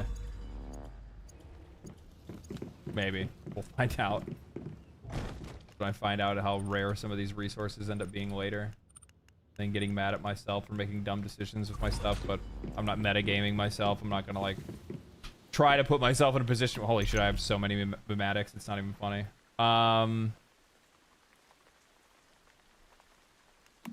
This is kind of obvious.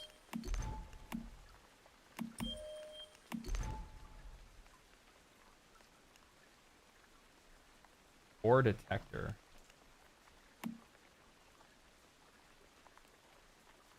Oh, you can like make an ore detector to like scan for ore. That's kind of, I don't know if that's really useful. What is electro refining? Electro refining furnace helps to make steel. Probably not really worth me putting a bunch of points into that right now because I probably can't really do too much because I'm not even in that area yet. Fuel refining is probably useful though. I'll take that. Crafting. Let's learn how to make HP recovery stuff. Not really worried about adrenaline shots. Intermediate. Advanced ammunition, yeah.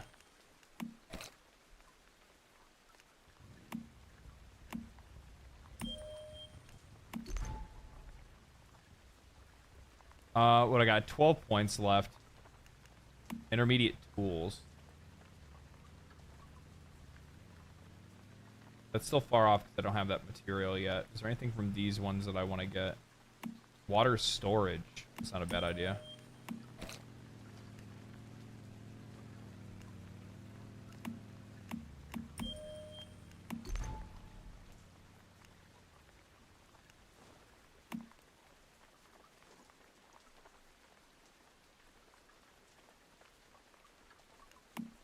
planting.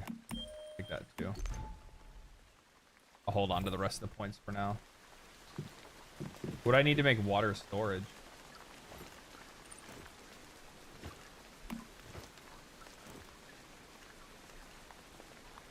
Oh, it's a water pump. Planter box.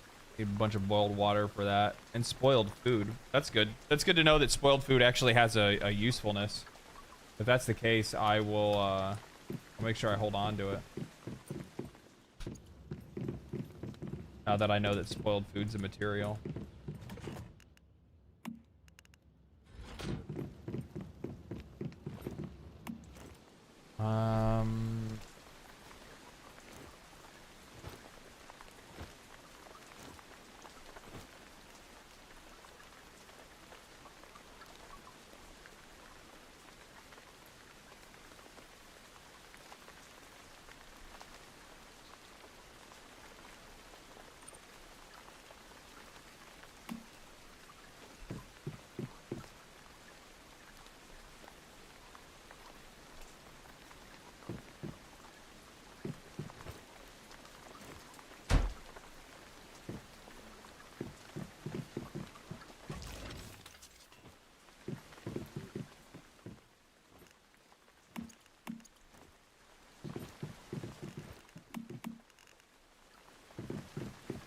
Nice to know I can just throw the dirty water in there and call it a day.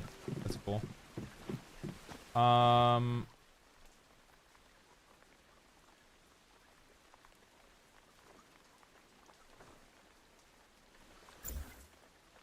So, is there PvP or PvE only? It's both. There's wide open PvP servers though as well. Water is affected by gravity if you connect them by pipe. Really?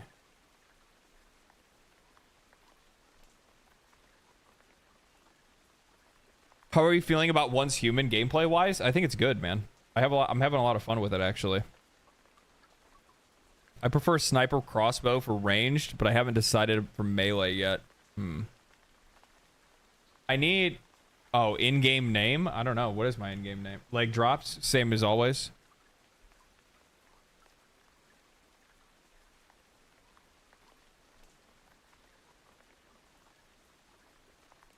Yeah, fish apparently is best in slot melee. Oops.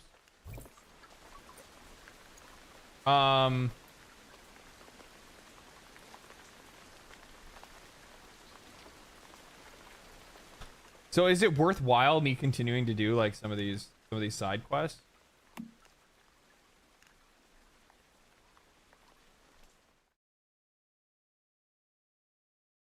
What have you guys been doing?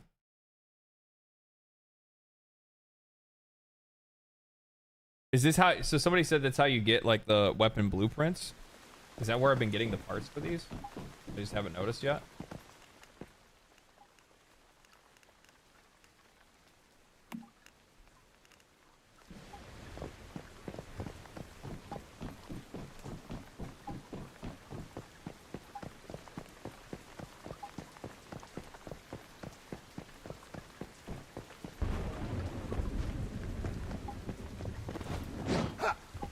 I just fucked that up.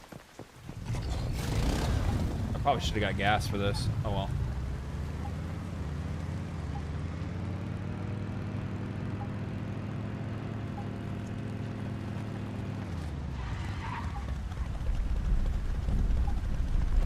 Is it just telling me to go this way?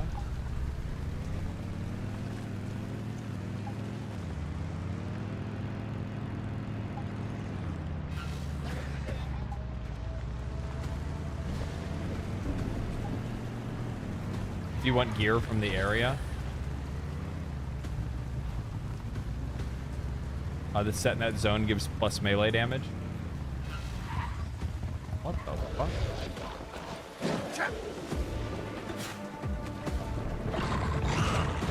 Oh shit.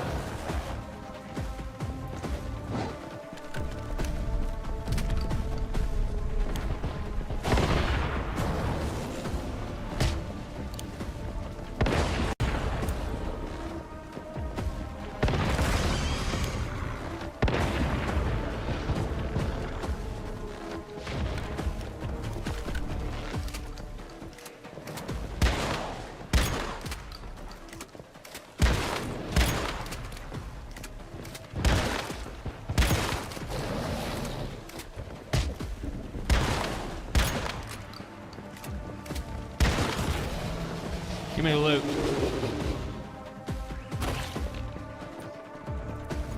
That was not worth it at all.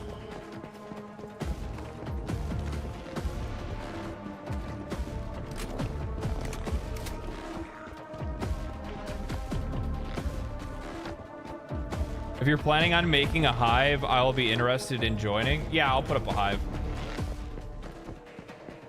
Let me get out of this area real quick.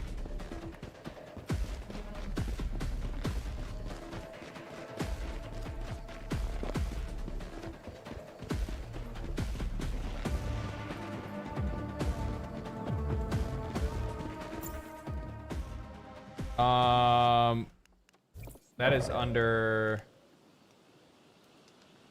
friends, requests,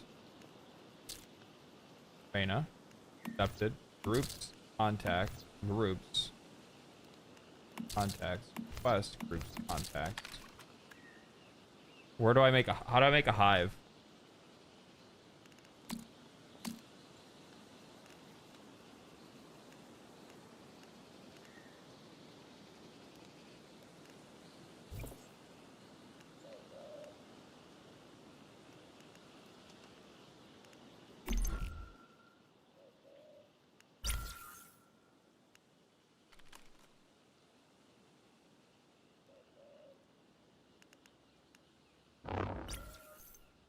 There we go. Wet frame accepted.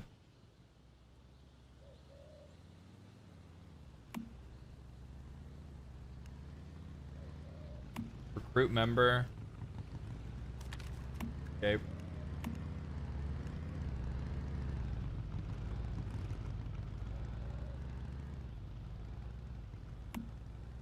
Send to Hive channel. It should be open for everybody to join. Is that how that works?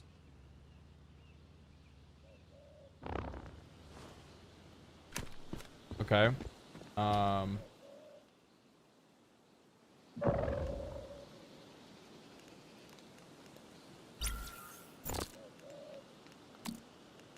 Friends. Friends. Invite to Hive. Invite the hive. Invite the hive.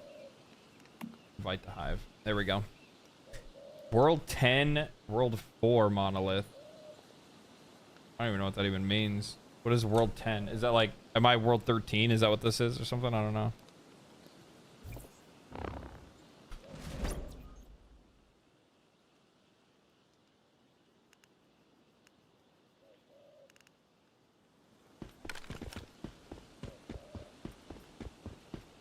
There's unrailed.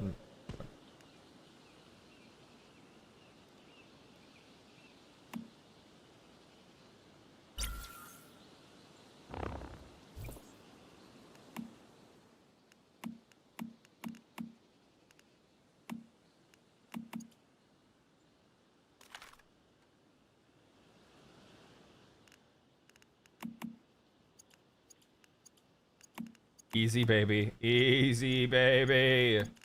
Give me it. Hit me up with that XP. Delicious. Delicious.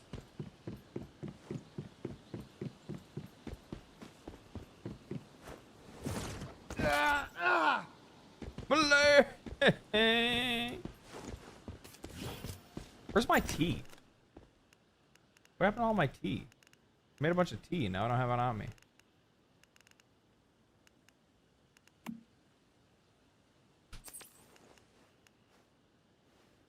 Disappointing.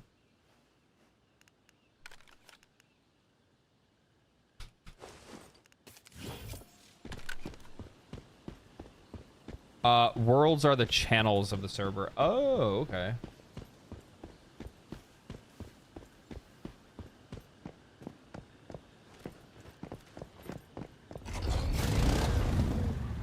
Vehicle nearly destroyed. Please repair immediately. Yeah, okay. We'll get on that.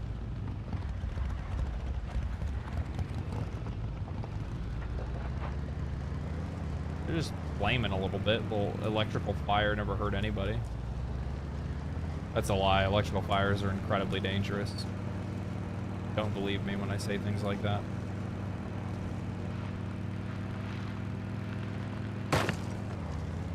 A fucking cave?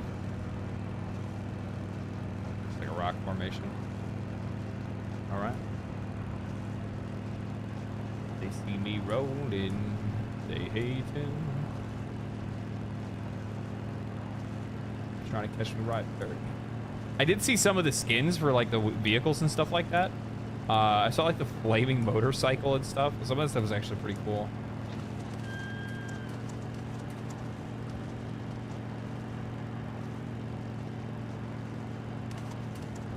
Honestly, I personally just think that's just the best way to go about games like this. Thank God.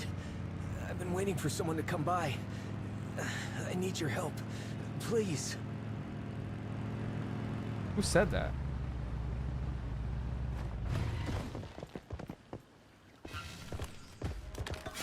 There.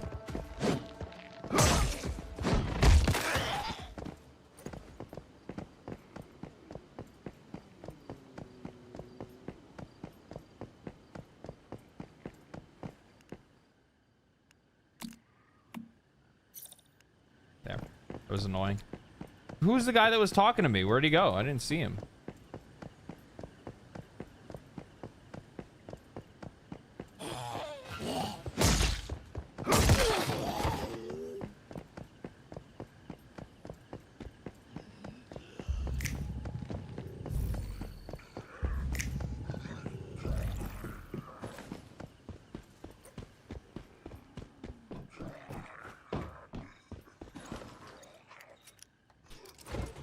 Morning, just tuned in. Good morning. Is this Days Gone or once you? Yeah, Once Human.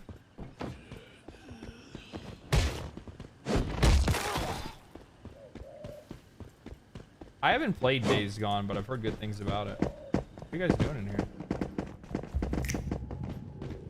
Oh, it's this guy that was talking, huh? What's the matter? My partner Kayla and I were out scavenging. And we got ambushed by some of those vulture bastards. We managed to get away, but I got hit pretty bad. Where's your wife? Kayla went to an abandoned hospital nearby to try to find some medical supplies. But it's been more than 2 days and she hasn't come back. Without those supplies, I don't think I'll make it. I'm begging you. Can you help me out? I'll see what I can do. Thank you. But it's been 2 days, and I saw the place across the street, and if that's the hospital there, that's oof, I was just gonna say that does not look. Sandwich.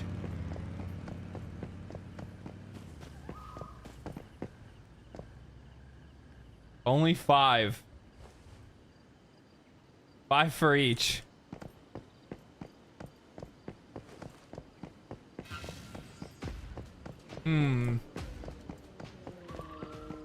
I think I've heard that somewhere.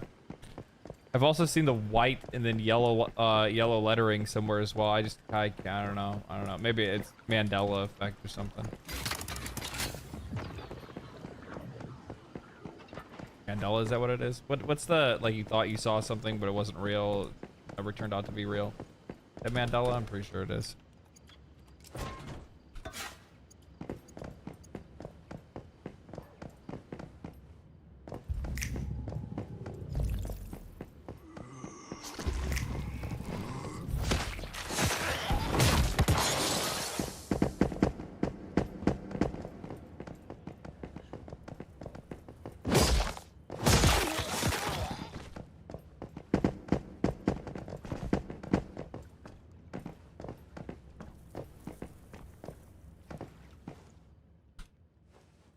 Dear Paul, I want to go and help you so much, but I'm dead right now.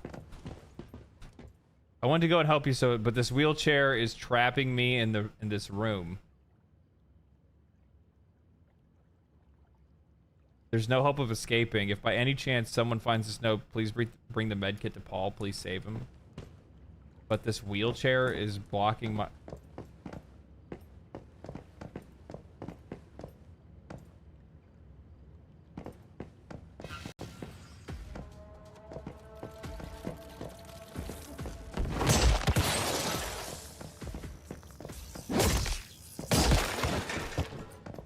Chat, this is why you don't fucking trust women. There's not even a fucking wheelchair in sight.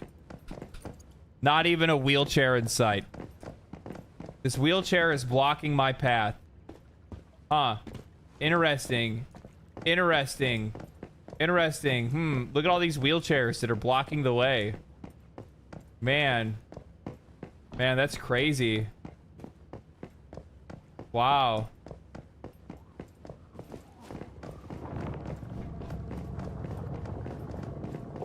Is there even a wheelchair on this floor?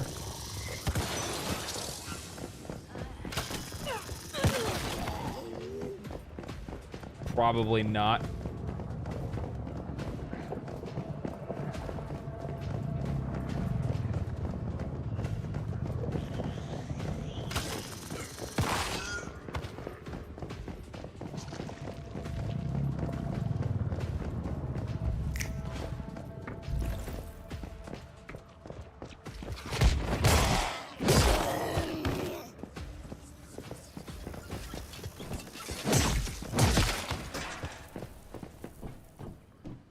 Like how you can kill them and just take their head. Kind of sick.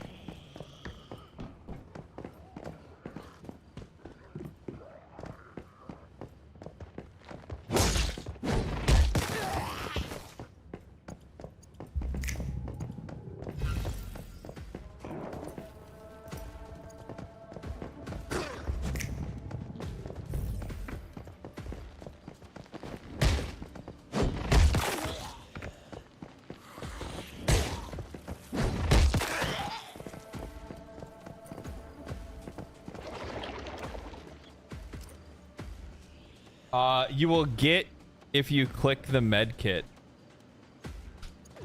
I'll get what?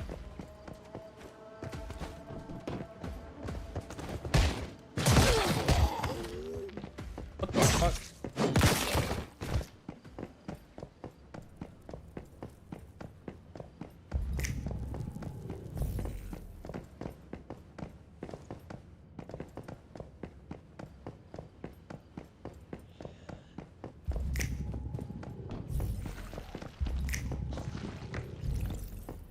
Below me, huh?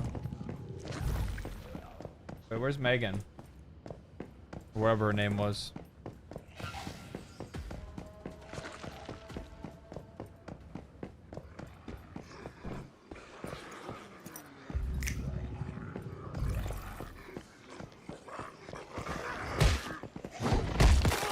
Where the fuck did it go?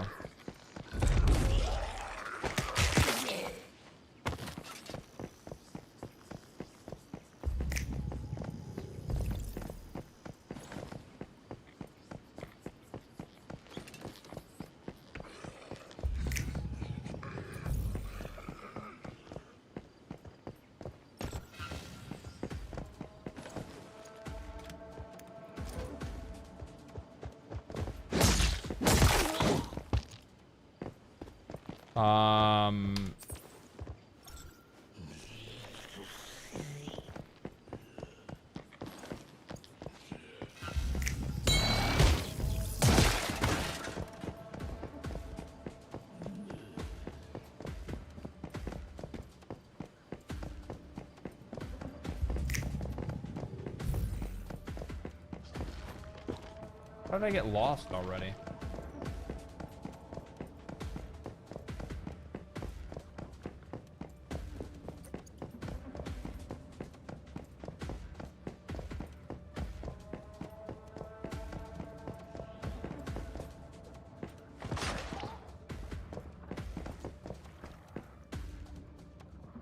Oh shit. Oh shit. Oh shit, I touched the med kit. Just got here and thought you were playing an asymmetrical RE game? Yeah. Oh, this is like in the land before time or what?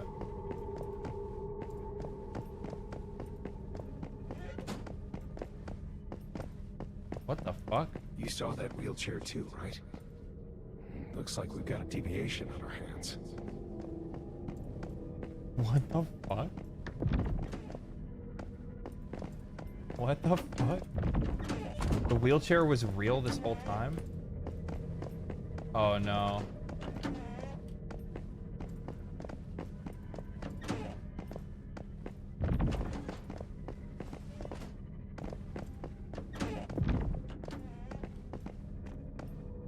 Oh, this is the nurse's station.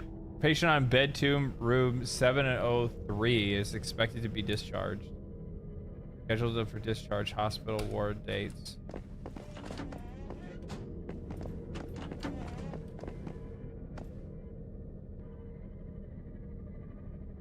(12, 23, 22, 22). Nurse's station on bed 2 in room 703 is expected to be discharged on 9/15.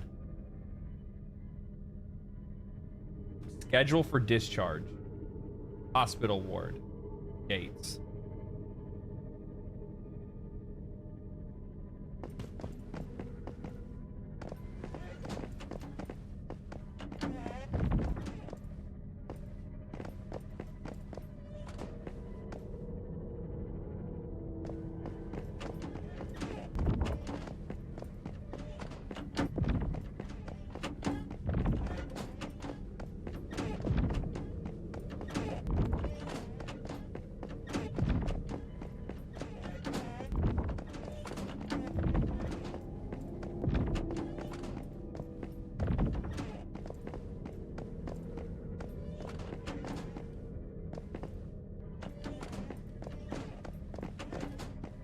Huh?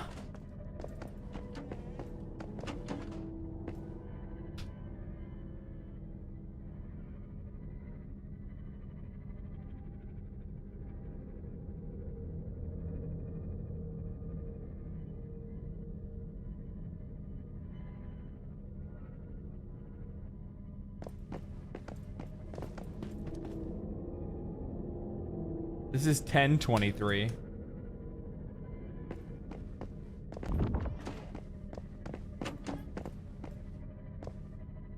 And 23/22.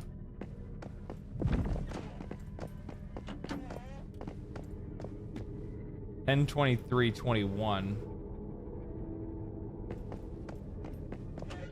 They say 9/15 is what we're looking for. What if I go this way?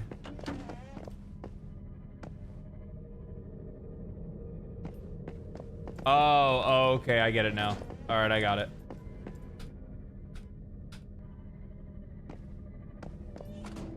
$9.15 is what we're looking for. But I need to bring the days down. We got the month. 15.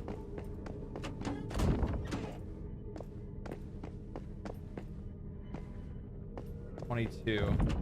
If I go through it, it goes down, right? Yep.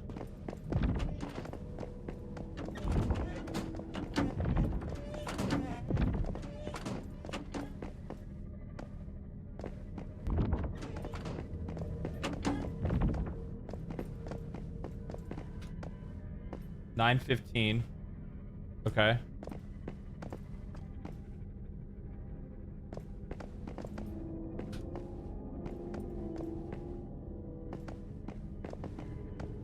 Okay, so now what?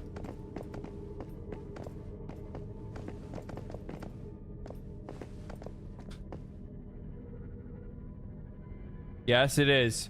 Let me out. There it is. Oh, come on. Let me catch this Pokemon. Yeah. We got the Rubik's Cube. Easy.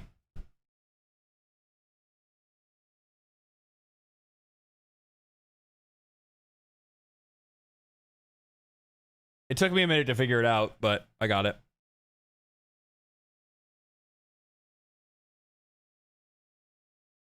I think I just figured out how it works. Just a random guess. Oh, I mean, I figured it out.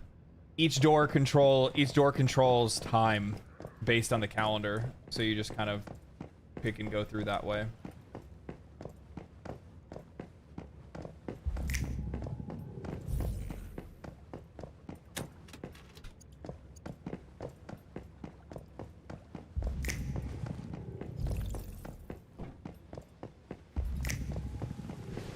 All right, where them crates at?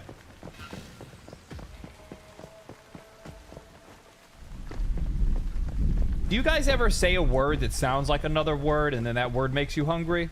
Because I said crates and then I thought about crepes and now I'm hungry. And now I want a crepe.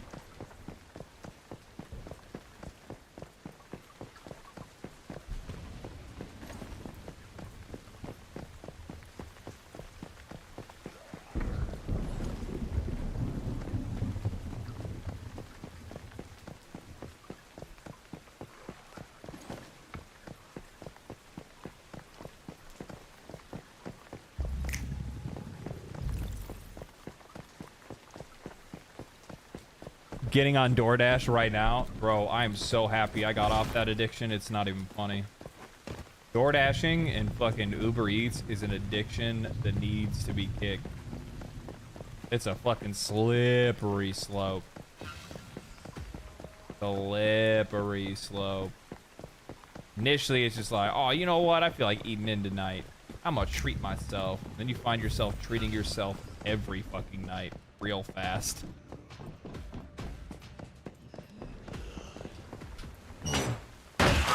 When you get to the point where you start fucking DoorDashing more than once in a day, you gotta fucking time to recalibrate.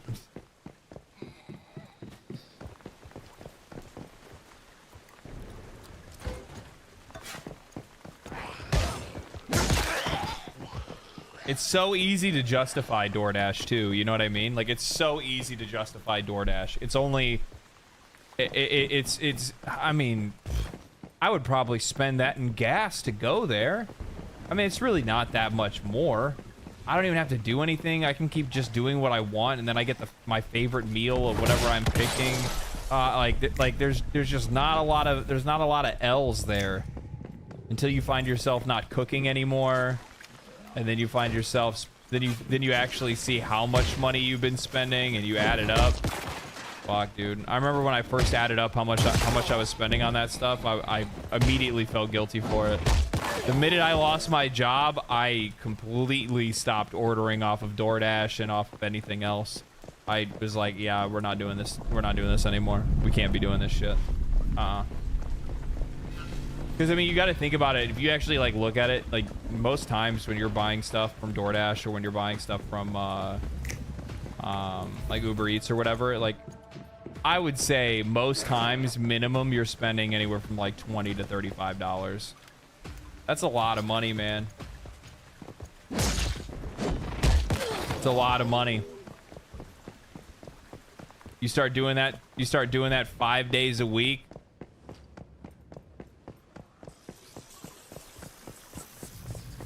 More. Oof. It's out of control real quick.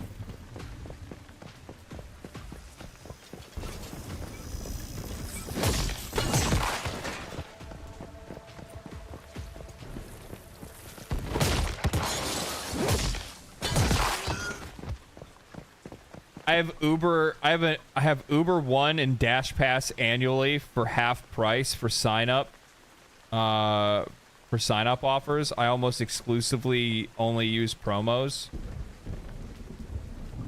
I'm just saying, even with your promo offers, if you sat down and calculated how much per week you're actually spending, and with like the rising food costs to begin with, fast food prices increasing and stuff like that, and then you instead go and look to see like how much money you'd be spending if you just got groceries.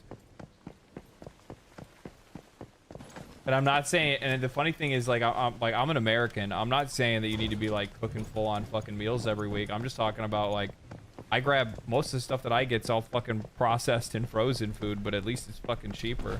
And I'm basically eating the exact same things I'd be ordering from those restaurants to begin with.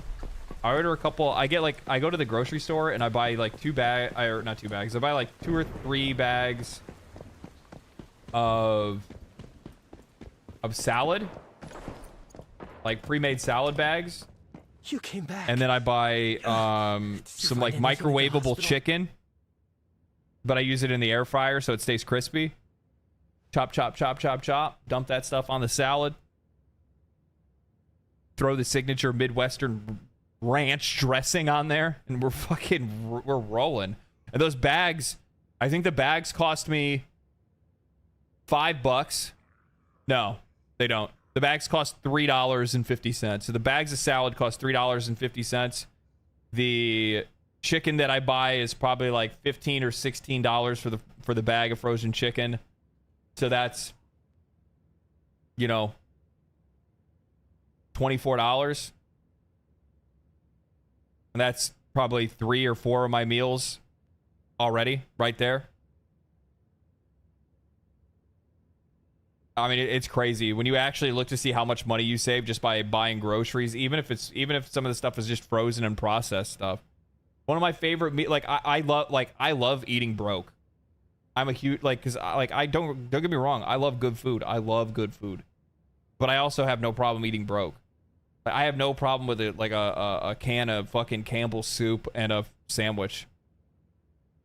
Zero problem with that. One of the other things that I like doing too is because I'm like a relatively like simple eater. So if I cook, like I'll just crock pot something. I'll go buy like a rump roast for like, I don't know, $18. Buy a little small bag of potatoes, an onion, some carrots, beef stock or chicken stock, whichever you prefer. Throw that in the crock pot, and bam, pot roast. And you're eating on that for like a week. All in all, it'll probably cost you at the end of the day maybe $40, $50. But that's a week's worth of eating. It's crazy how much money you save just by cooking for yourself. It's wild. It's wild. I mean, I'm talking like if I actually averaged it out with, especially with how bad I got about it when it came to, I mean, literally, like when I was working, I would have breakfast normally, like I'd have my own breakfast, or I'd pick it up on the way to work, which, I mean, that, again, there's another expense there. But when I looked at like just DoorDash alone, I was DoorDashing 1, 2, 3, 4, 5, 6, probably 7 or 8 days a week. 7 or 8 days a week. It's crazy, dude. It's crazy. And here's the funny thing is that like I know other content creators and streamers that still do that. Thank you. And I'm like, bro, I look to see how much I look and I can kind of figure out how much money they're making right now, and I'm like, you are flushing so much money down the toilet. And at the end of the day, like, I think that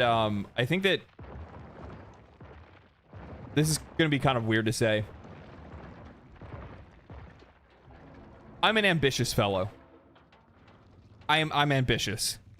I think that I'm not even close to where I'm not even close to being done growing, right? I think I can be far bigger than what I am right now. I also think I can do a better job with the content that I make, with streaming, all that kind of stuff. A lot of it's growing pains. I've only been doing the streaming part of this for, 6 months maybe. The YouTube stuff for a year. So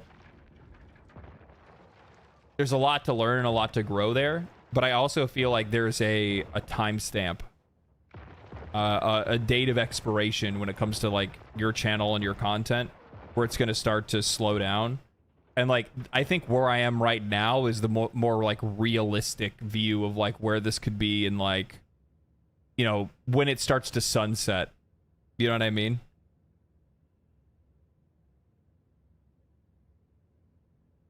And that's fine. But knowing that and looking at that and seeing like if I ever hit the point where I can get like hyper growth, where it's like every video is hitting like 200,000 views, or I'm getting videos that are getting even higher than that, streams are going crazy and stuff. If I can get a couple years of that, all that money is going straight to the fucking bank. None of it's getting spent. I don't spend a lot of money to begin with. I don't like buying a lot of things. Not a huge fan of it. Some people hoard stuff. I hoard money. I save. I didn't find anything there. Anyone there? I see. Here.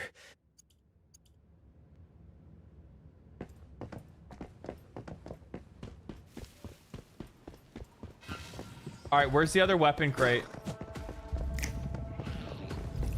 Somebody else said they were here already. Where it be?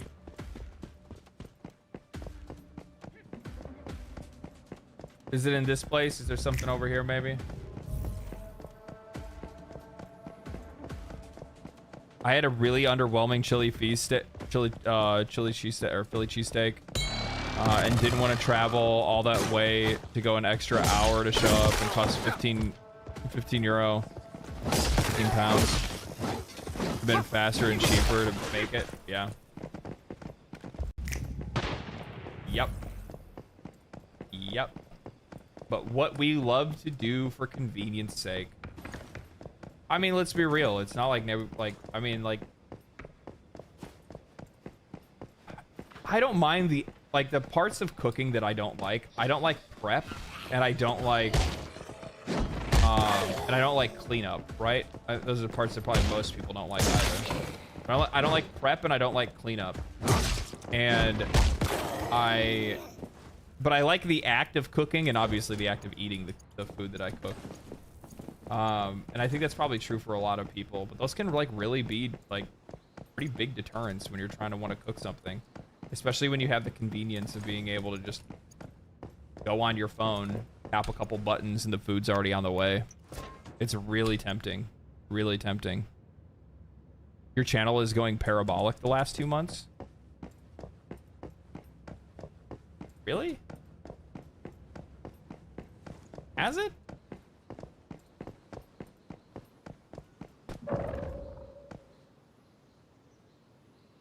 Open link in new tab.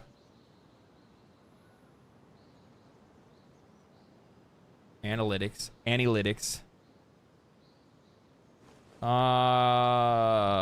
Content, revenue, content, audience, subscribers.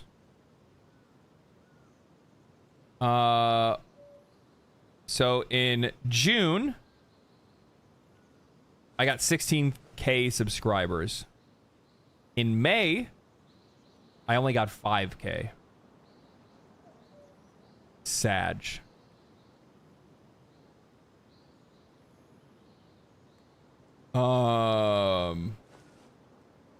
That was May, June. What about April? In April, I got 4.5K subscribers. So last month definitely has been really big.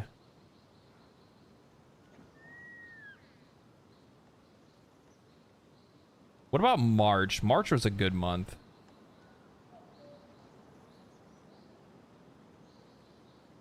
March, 9.1K. That was pretty solid. February, I know, was a banger month. February was a banger month. Yeah, I got 10K subs in February. Is this my biggest month ever? It might June might actually, yeah, be my biggest month I've ever had. Yeah, sure enough, it looks like it. June looks like the biggest month I've ever had. I figured it would be February. What about January? How was January?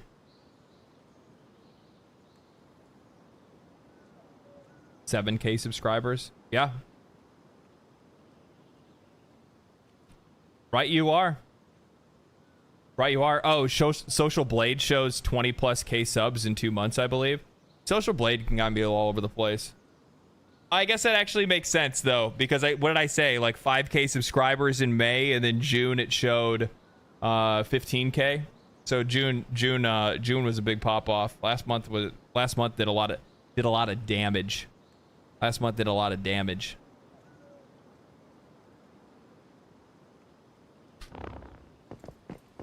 Tell you what, man, sometimes it's like when people talk about like getting into this, there's like two things. There's two things that are the all ruling factor. Initially, it's luck. And then after luck, it's perseverance and a lot of hard work and quality. You can get lucky and have a bunch of people watch a goofy video of yours and whatnot like that, but then you have to know how to be able to kind of capitalize on that if you can. To give an example of capitalizing, right? I recognized that there was a lot of people that were really enjoying my playthrough of Warframe. Knowing that I don't have much, knowing at the time that I didn't really have like a very, I didn't have a very solid streaming like audience yet. I was like, you know what? Streaming my playthrough of this game would probably be a really good way for people to be able to like enjoy a journey and then also like get to know me better in a live setting and see if they would actually want to watch me live. You're gonna have some people that are gonna not want to, and that's fine. But like some people just aren't gonna like they're gonna like the person. How do I say this? They're gonna like the person as a YouTuber, but not as a streamer. I think that's a pretty easy thing to decide with some people sometimes. Because I feel like there's a pretty big difference between me as a streamer and me as a YouTuber. But that's just because it's curated content. You know what I mean? There's not really. It's just how it is. And now you're stuck with this? Yeah, exactly. So, but that was the idea. That was the plan. I had kind of realized in the moment, I was like, oh, people actually want to see this journey. They want to watch me, you know, progress through the game. And I'm like, well, if that's the case, then, you know, I'll let them join. And that's probably a good way for me to start building on a live audience, which would be really nice to have.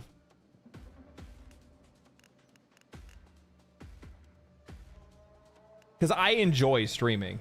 I do. I really enjoy streaming. Do I enjoy it as much as I like making videos, though? I don't know. I don't think I could really actually... Oh, wow, you guys all really did build right next to me. That's cool. I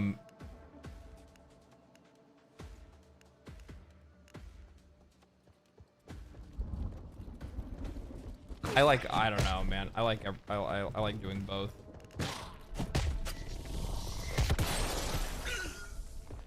What? Oi! Fuck off, bro. I'm trying to chill, dog. Trying to chill, dog. Now you're stuck with us? Yeah, it's better than not having you, I guess.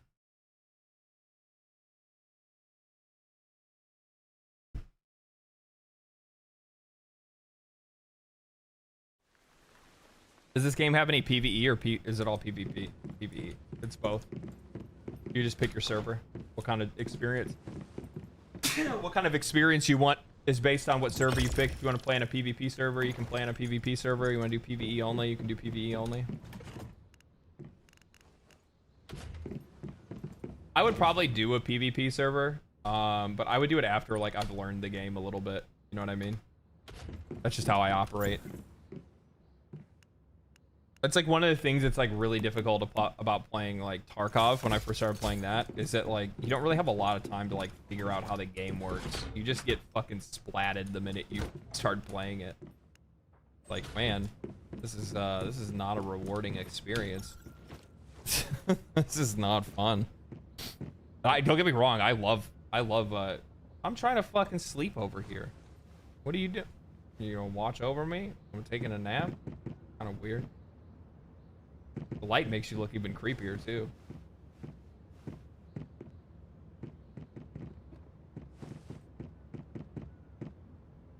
Are you gonna be making a video about Tennocon? I might. I will, actually. I will make a Tennocon video.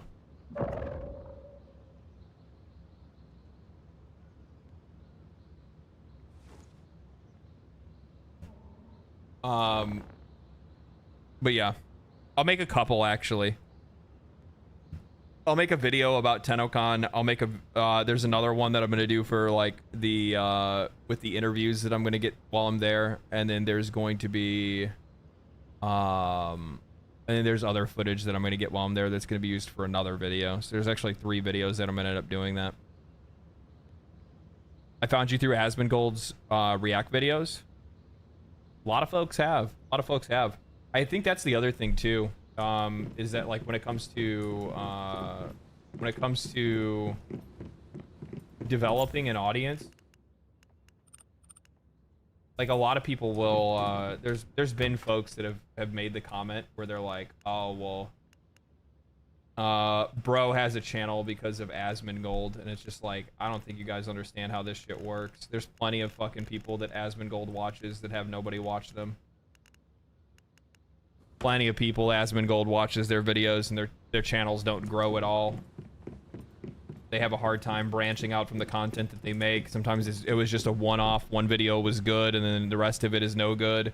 The content of the creator and the quality of the content of the creator depends on, like, I mean, Asmongold and his reacts are insanely good exposure for a growing and a newer channel, but they are not the key to the channel's success. It is the quality of the videos that are made by the person and whether or not people actually want to watch that person in general. And just to give a really good example of that, so on my YouTube channel, this video right here, 747,000 views. Asmongold never watched this video. Never saw it. He never watched this one. Helldivers is Changing. He never watched my Warframe series. Any of my Warframe videos. He never watched this one. This is this is like my 4th video I ever made. It's only a year old. This is like the 3rd or 4th video that I ever made on this channel. It's kind of crazy to think about that. I don't think he watched this one. This one, yeah, I saw him watch that one. Nope. Nope. Nope. Nope. Nope. Nope. Oh, he watched this actually. Maybe. Definitely not. Nope. Nope. Nope. Nope. Nope. I'm actually really surprised this one did as well as it did. It's like one of those like slow grow ones that didn't do well initially and then later over time did really well. No, no, no, no, no, no, no, no, no, no, no, no. Yeah, so I'd probably say out of like some of my biggest videos, he's maybe like watched a couple.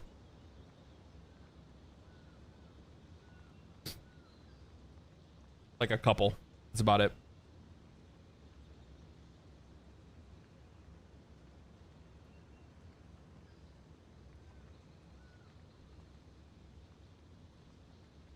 It was your first time Warframe videos that maybe watch you and binge watch a few of your other videos and come here today? Yeah. I think that's usually how it works for a lot of people. Definitely exposure helps, but the quality content matters. Yep. Yep. Yep. Maybe it took that long for Baldur's Gate for people to finish Baldur's Gate. I don't know, man. I don't know. Don't forget about your shorts. Is anybody here right now that found my channel or started watching me live that came from one of my shorts?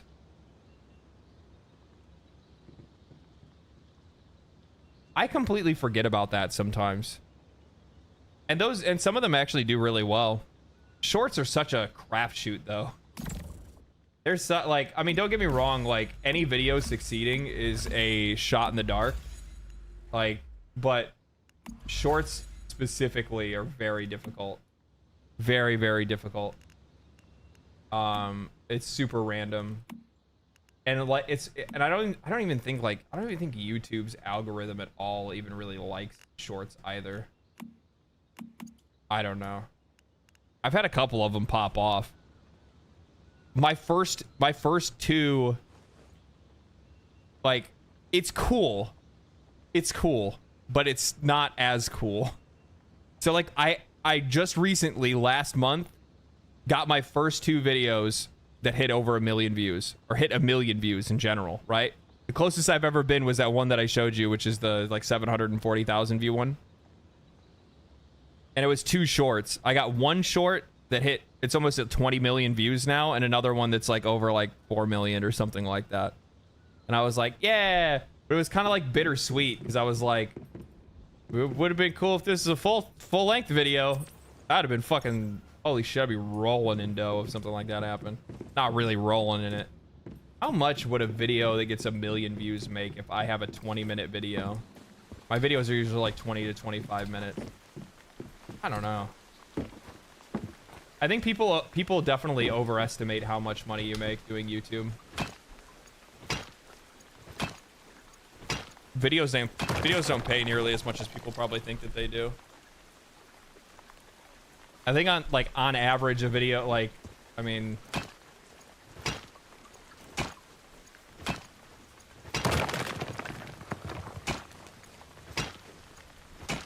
it's really weird because there's kind of like a breaking point. So like a video of like, you know, 10 to 20,000 views. I don't know. It's so crazy how it's like how it actually comes together and how it's calculated. Let's see here. I deposited all of my things. What was that? Oh, I summoned him. I'm sorry, dude.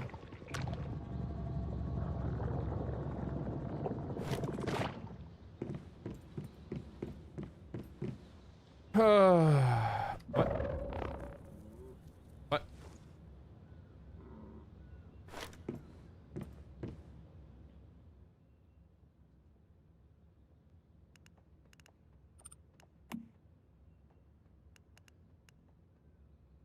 Beryllium crystal? What is beryllium crystal?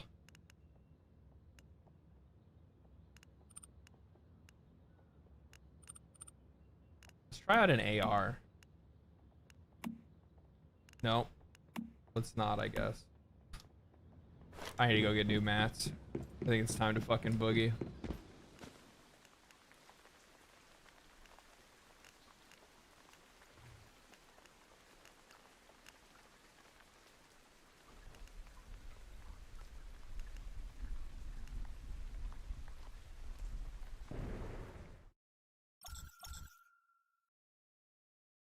I forget shorts exist. I use extensions and stuff to hide them. Yeah, I know. There's a lot of people that do that kind of stuff. First time seeing you on Twitch. Discovered you from Asmin. Really like your stuff. Glad you're doing well, growing. Thank you, man. Appreciate it.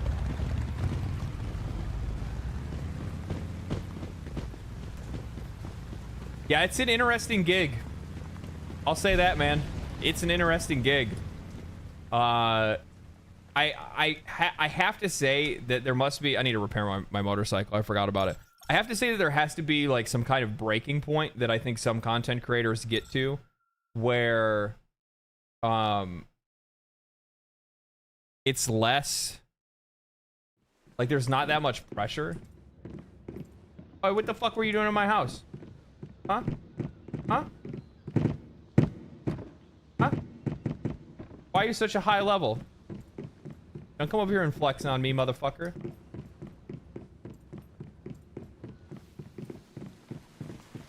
What's that? What is it? What's in the bag? What'd you drop? Oh, it's a Digby. Mini Feaster? What is that? What do those things even do?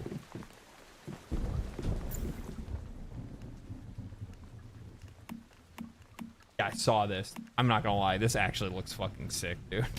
Like, this is actually fucking cool. I'll be back in a week and give you my Prime sub. Until then, keep up the great content. No problem, man. Thank you. Yeah, I would say it's a weird gig. I think that I think they're deviants. Really? Oh, I don't understand how that works. Decals? Do you have any cool decals? I don't have any. What I was gonna say though is that repair. Hold to confirm. Okay, bike's repaired. Can I not refill my fucking gas from here or what?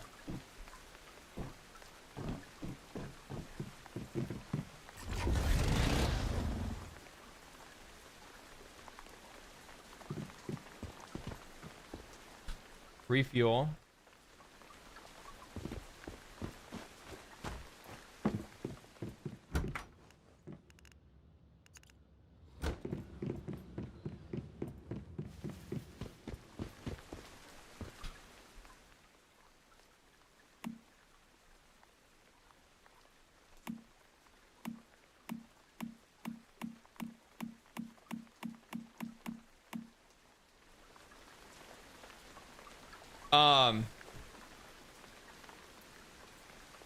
The cube one mines ore for you. The other one can help you fight like the butterfly. Will they just like walk around my base? Is that what it is? Can I like tell this dude to like...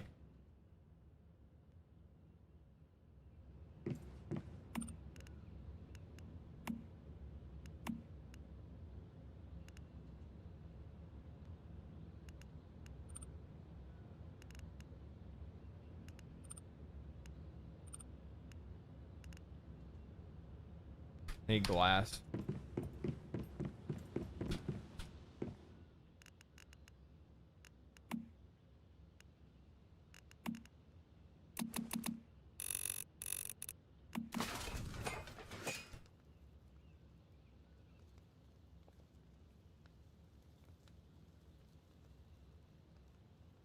Do you know Luke Stevens?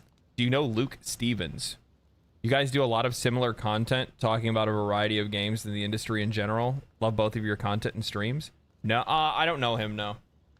I think he's watched one. I think he's reacted to one of my videos before, though, if I'm not mistaken.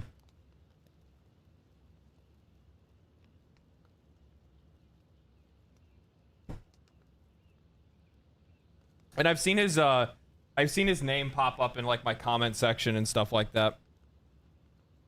But no, I do not know him personally. Or even as like a creator. Like I haven't talked or anything like that. There's not very many content creators that I'm in like contact with. It's strangely enough. So something that I think oops. Something that I think some people kind of get twisted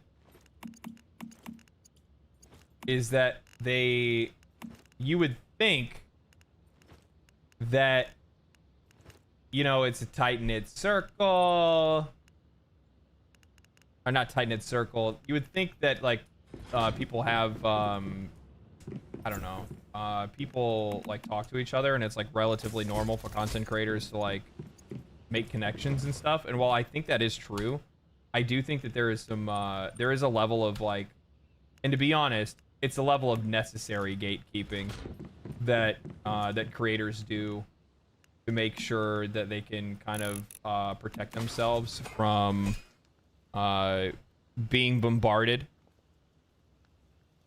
They think everyone knows each other. Yes, exactly. Yeah.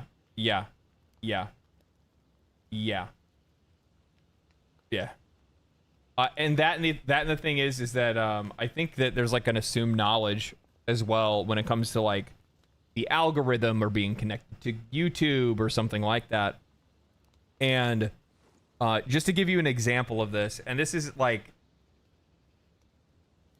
one thing that I can tell people, like if you are getting into YouTube or you have a YouTube channel or whatever that is, stay away from advice channels. Just keep doing your thing. Look at the things that you realize other YouTubers are succeeding with. Probably step up your thumbnail game and your titles. But outside of that, don't go knocking on the door of other content creators and asking them for information and advice, because 9 times out of 10, like the advice that you're going to be looking for is something that like they don't even know. Like, I don't know. Like, how do I make my content better? Do you have any advice for my videos? No. Like, advice is subjective. Opinions on your content are going to be subjective. What if I'm somebody that doesn't like your content? Like, there's a ton of people that don't like my videos. There's a bunch of people that do. You never know. So, like, it's not useful talking to people about those kind of things or asking people about them. It's not really your content. Yeah, that's the other thing too, is that like I think that people kind of like lose sight of that. And I've had a lot of people less recently. I think maybe the sub number or something is starting to kind of, you know, throw up a bit of a barricade maybe or something like that, where maybe people are feeling like I'm like unreachable, if that makes any sense. Like, not untouchable, I don't want to make it sound like that, but like it'd be too difficult to talk to somebody that has almost 100,000 subscribers or something like that. I don't really think that's how people think, but who knows. But I will say I've had a lot of people that have reached out to me and have asked me for advice on their channel and YouTube and stuff like that in the past. And I think what they fail to realize is that, like, literally what you're doing day one making YouTube videos and stuff like that is what you're doing day, you know, 1,524. It's the same. Nothing changes. Nothing changes. Oh shit, I have a bunch of these dudes. What is this guy? Mini Feaster. And participate in combat, marking enemies and summoning tentacles to attack them. I want that. What the fuck? I also got this one, the Space Tuner. Produces special materials that can be used for crafting tactical items. Used to teleport a teammate to your location. That's fucking busted.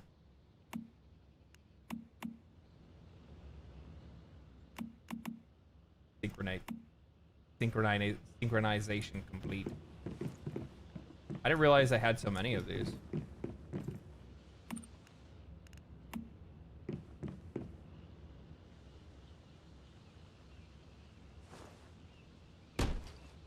I think it would be cool if they could dwell in one spot, though.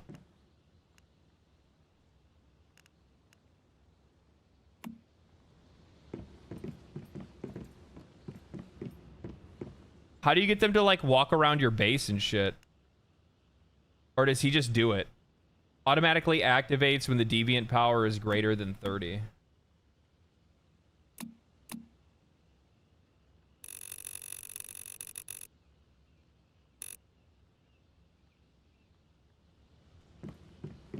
He'll just do it automatically, or what?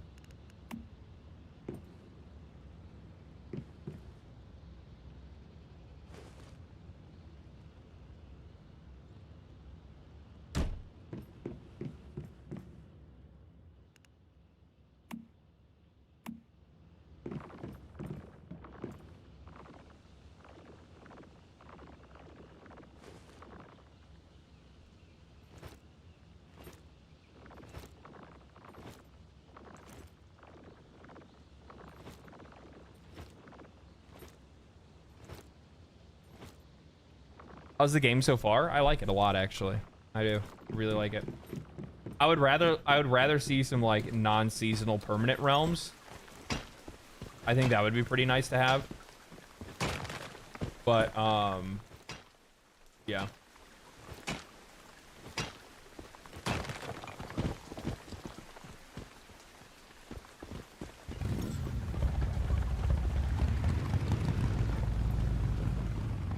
I also really like how lived in the world feels as well, like with how many players are running around and whatnot. I do really like that a lot. Recommended level 10. Recommended level 5. That one's like way early.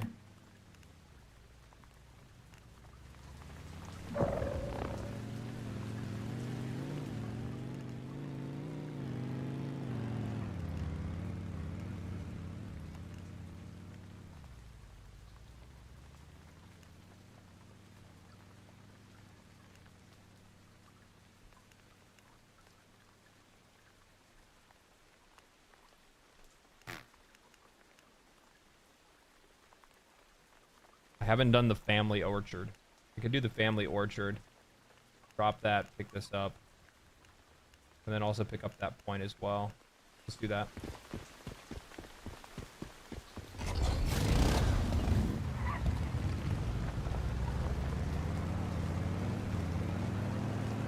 Do you have games in mind to compare with this one? Project Zomboid, and the idea of open world zombie apocalypse video game. Have to try this one. So it's nothing like Project Zomboid, for sure. It's nothing like that.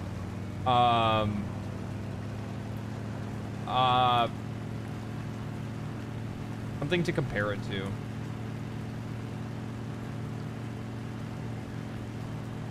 Rust. Rust meets Days Gone.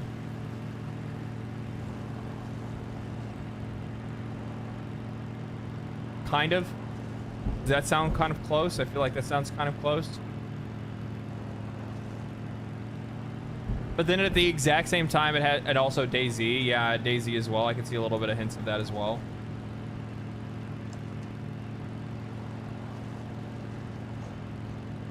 I don't know. There's a lot of like odd inspirations and different things that they've added to this that I think initially when I looked at this game, I was like, man, they're trying to do a lot. I don't know how all the, like, I don't know if you're going to be able to accomplish all the things that you're setting out to try to do with this game. And then even more so, I don't know if you're going to be, I also don't know if you're going to be able to even accomplish those things, because it's really tough to do that.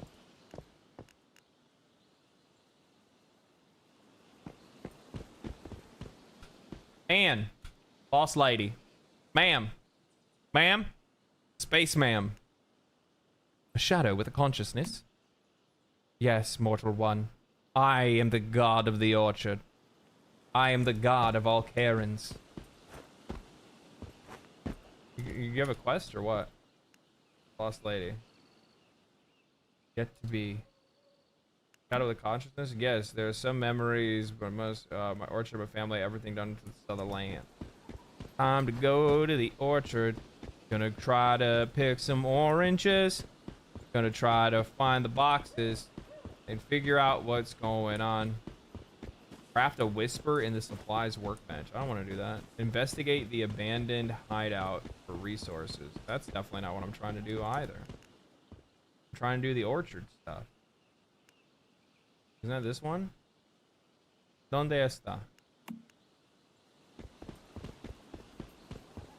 Over here. Pal World? I don't really see any Pal World influence, though I actually, maybe at a core concept, I would actually agree with that. I think at a core concept of like, let's do a survival game with all the things, yes, then this is very much like Pal World in that sense. Oh, I fucked up, man. I fucked up. A poor shovel. I need to repair my shovel. But like, yeah, at a core concept, I would definitely agree with the Pal World, because like the idea is like, okay, let's do a survival game, but let's do a survival game that has like a ton of shit in it. Like, you know, let's make it a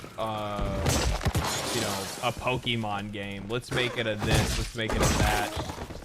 How do I turn on my flashlight? Oh, we got another friend request. Who else joined? Should we start? Wrong chat. Start what?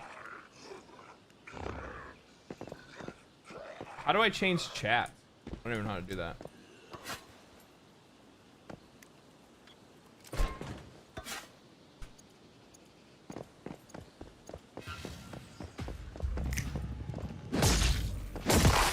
And honestly, you know what's crazy is that that's what I think some of these studios that are kind of like, you know, copying homework, right? I think that's what they need to do. To like provide enough value to the consumer, to be interesting enough or entertaining enough, to bring something new and fresh into the market. I think that they should take existing intellectual properties that are out there that people enjoy and iterate on them, but iterate in a way that you're providing a entirely unique experience to that genre, to that game, or whatever it might be, right? Like, there's nothing particularly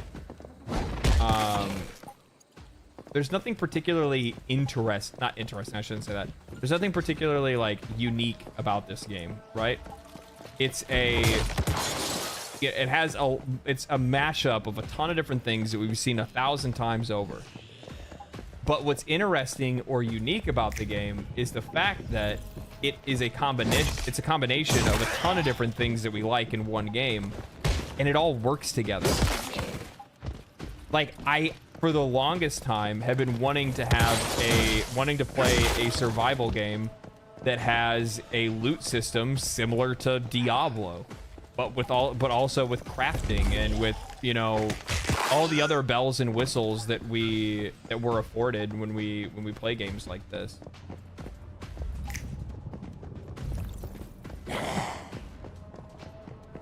And that's what this game delivers, and it fucking works, man.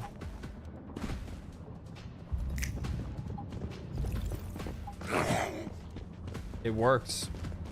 It's kind of like Pal World. Pal World is the exact same thing. It's like, is this gonna work? And it works.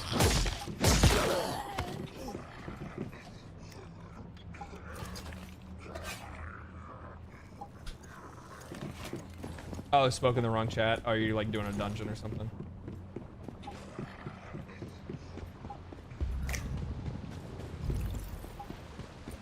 I have to admit, I didn't know about this game, but when I found out about, or when I found it had a Pokemon mechanic, I was taken aback. It just seemed out of place. And that's kind of the crazy thing is that like, though there's a lot of things that seem like they would be out of place in a game like this, when you actually play it, it doesn't actually feel that out of place. Like it works, which is odd that they made sure to like make sure that whatever they put into the game works with the game and isn't something that is just like nothing that's a tangent, right? You don't want something that's like it kind of has to do with it, but it also doesn't really, you know, it doesn't really have an impact or anything like that. Like everything in the game, I mean, it has a useful purpose.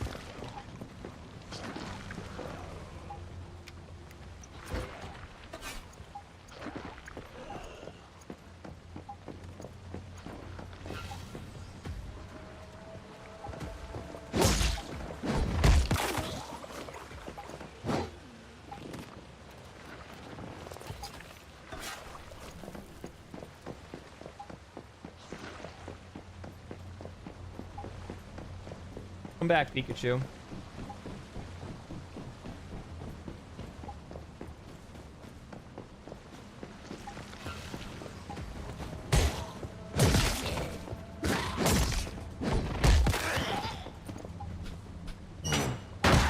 You know, I agree with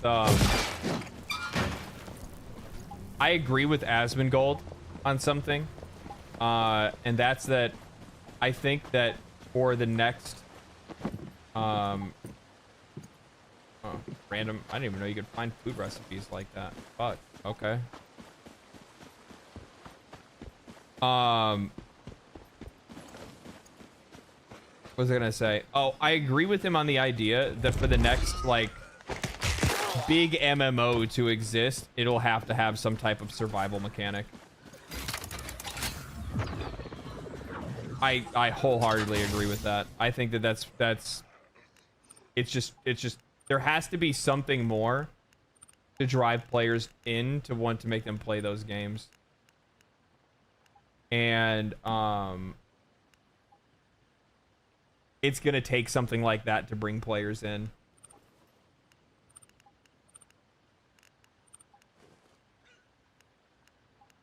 Oh, they even have different skill ratings. That's crazy. Can you fuse them or anything?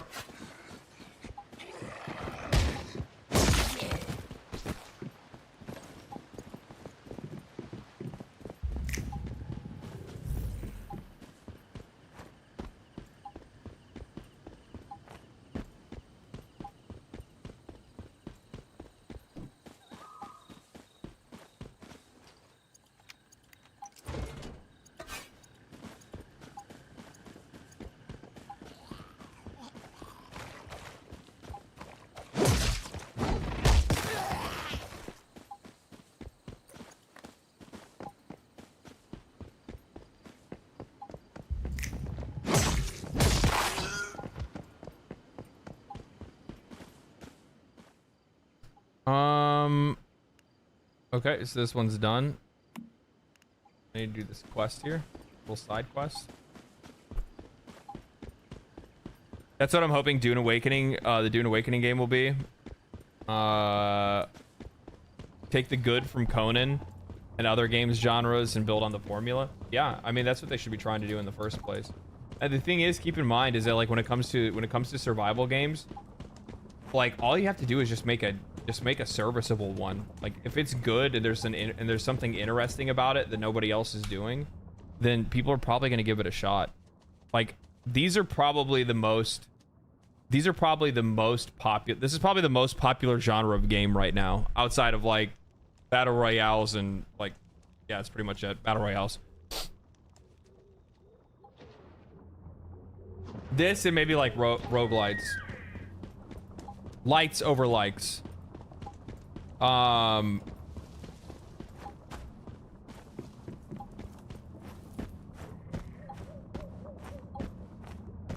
you have any idea why the Steam reviews are mixed so far?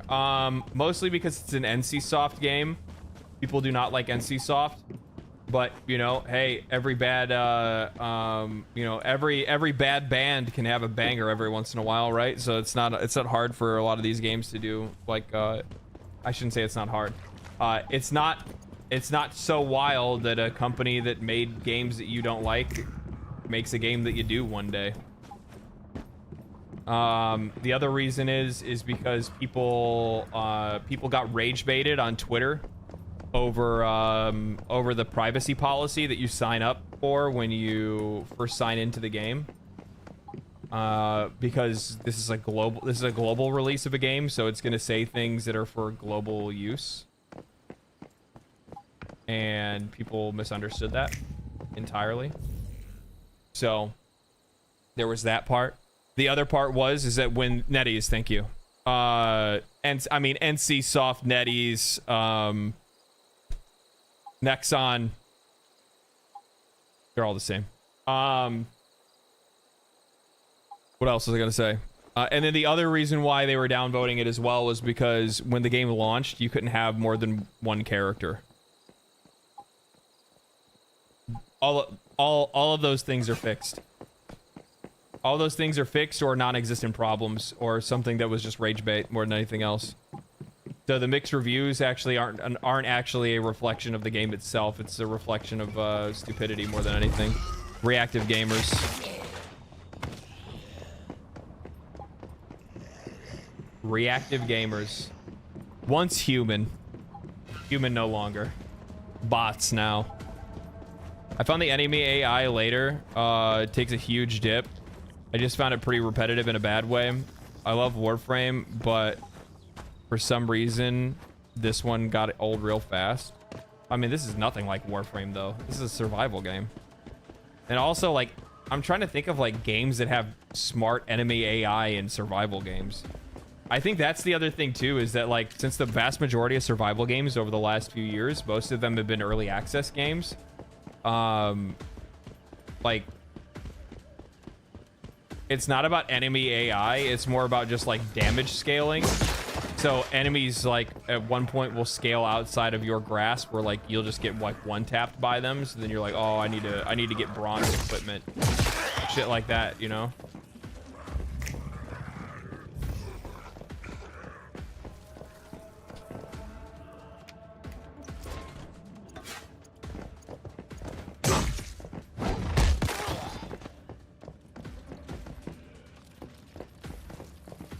I said Warframe because it's the only grindy, repetitive game that I do. Yeah, see, that's the thing that I'm saying is that, like, I mean, this plays, like, the enemy AI in this is no different than any other survival game that I've played. Right? Like, I have, like, hundreds of hours in Valheim. Valheim's enemy AI isn't all that intelligent. They just overwhelm you with power.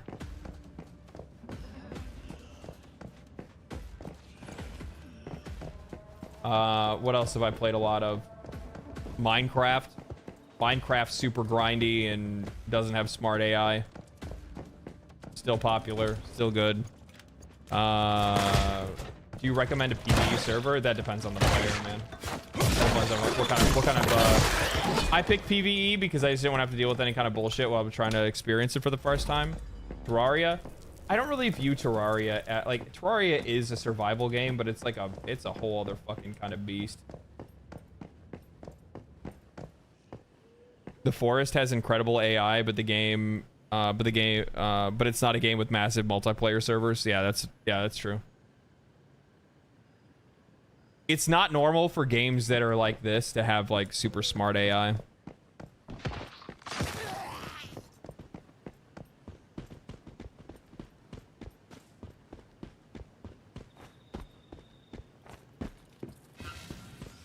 Farming corrupted mods? I fucking bought mine. I farmed a few of them. We did a few on stream, and then I was like, I'm just gonna fucking trade for this shit. I don't feel like doing this no more. I was like, nah, dude, I'm good. I'm tired. I'm tired of this. Warframe farms can be very, very fast, but they are also very, very repetitive. Especially when you're doing like older content. Like older content farms, like fuck that, dude. That shit sucks. That shit sucks, dude. It's not fun. Like going back and doing those kind of farms when you're already like, you know, you already got like a solid frame and great weapons and shit is just like, it's like running an obstacle course more than it doing anything else. I'm thirsty. Drink some water. Drink some more water. Drink some more water. Drink more water. Also, eat some steak. Eat some more steak. Alright, we're good. What do you want, bitch?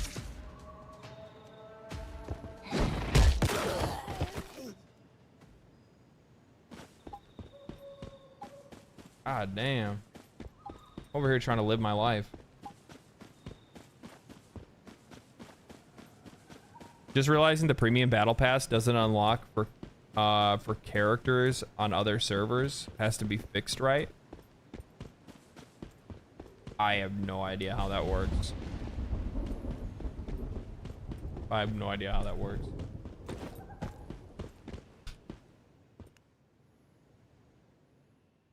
I'm not buying the. Why would I buy the battle pass in a game like this? This is so. Here's one of the things. Like, there's gonna be people that are so gonna eat up on microtransactions in a game like this, especially if it can remain popular. What in the fuck is that?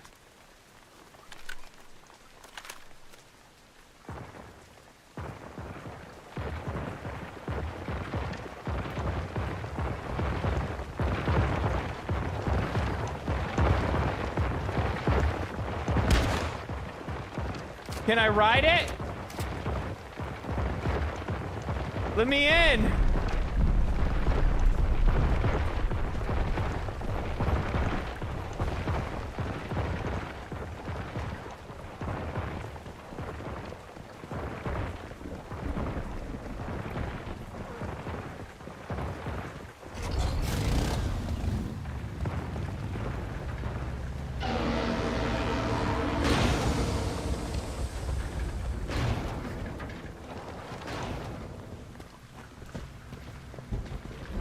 What's in the box?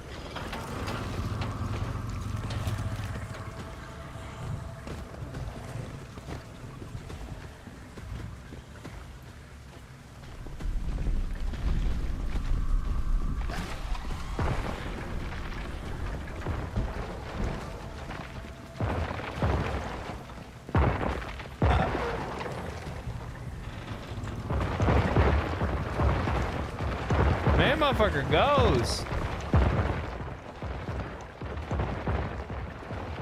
You're taking me the opposite way of my objective, though. I need to get off. What are y'all doing? What do you got to do with this? You ain't got nothing to do with this. Let me get up here, because I want you to fuck with me. Try and do something. Try and think about my life choices. Alright, fine.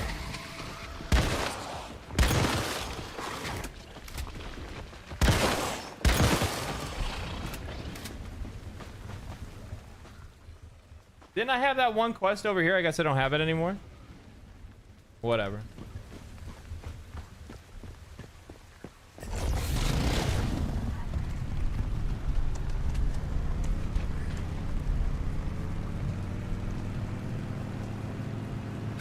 But yeah, I think like the overall concept of this game is really good, and I could see a lot of people buying the microtransactions if the game remains healthy and a lot of people want to continue to play it.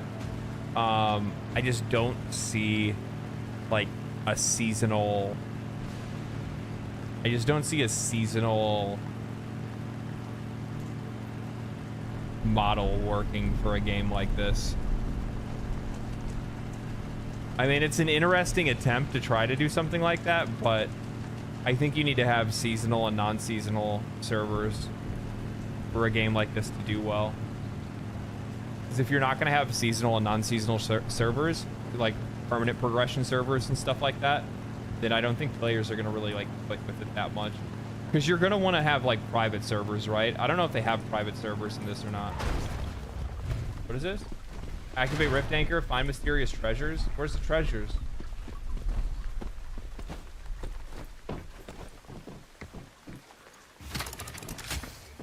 Open crates, find mysterious treasures.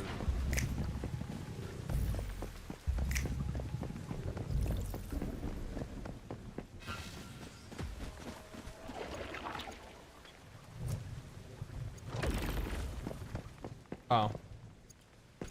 That was mysterious. Now I need to find the 2 weapon crates. But yeah, I really don't know how that's gonna work out for this game. It's interesting to try it, but it feels like it's probably a little bit too bolted on, a little bit too forced just to try to push monetization. But yeah, does Rust have microtransactions?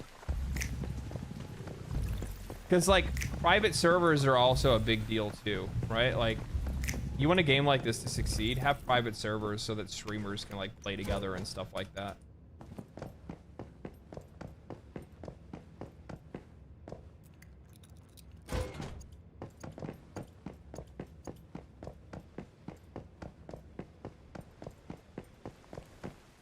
Like I don't usually like watching like a lot of super popular streamers or anything like that, but I actually do find it interesting watching them do like Rust servers and things like that. I think that stuff is kind of cool. Is the game fun? Yes, actually, it is. It's fun in a very like cathartic, grindy way where you're like, I enjoy the simplicity of being, you know, back on the farm. Like, there's nothing particularly challenging at this point. There's been some of the fights were interesting. I'm sure it gets more challenging, you know, the further you go into it. The more of the bosses you try to fight and stuff like that.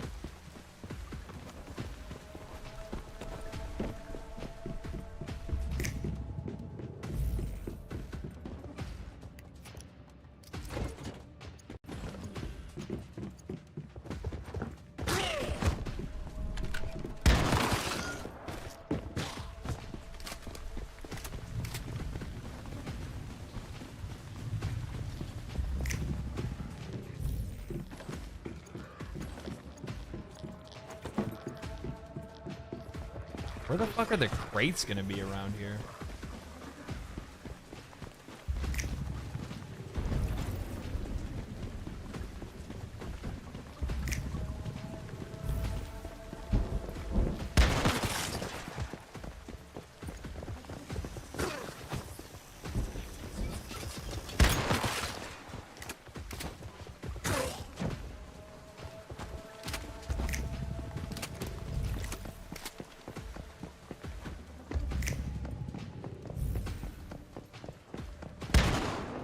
I don't like that you can't shatter glass.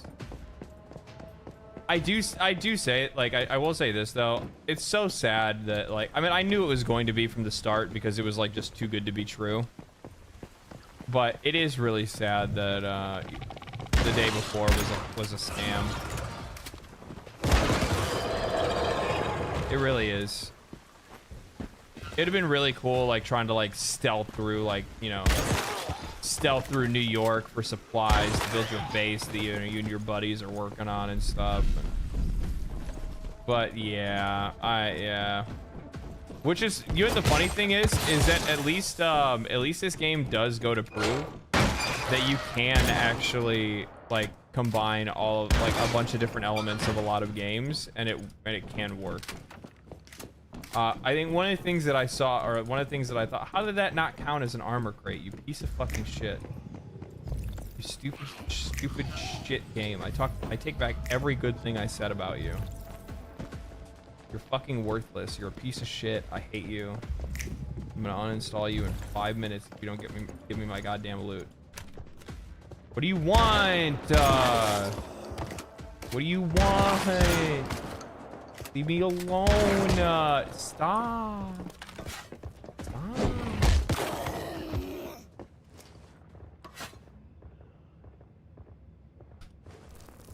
So far, a few things have been different from the playtest. I didn't do the playtest or anything like that. I take that back. I played in their last closed beta, but I only played for a little while and was like, I don't know. I was already invested in some other games and shit at the time, so I was like, it's probably not the best time for me to try to do this. That, and I was also looking at the old algorithm and was like, you know, there's not a whole lot of engagement around this game. Maybe people just aren't interested in it. I'm not gonna cover it because at the time I was like, it's not really gonna turn out to be like, unless it's something that I immediately like turned on and was like, I enjoy this game, then I would make content around it because I like it. So I like making videos that I like, right? I like making videos that I have fun making. It kind of comes with the territory. But with that said, where the fuck is this bot?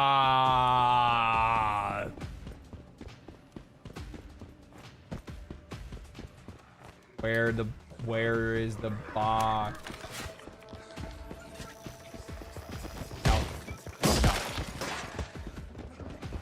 No.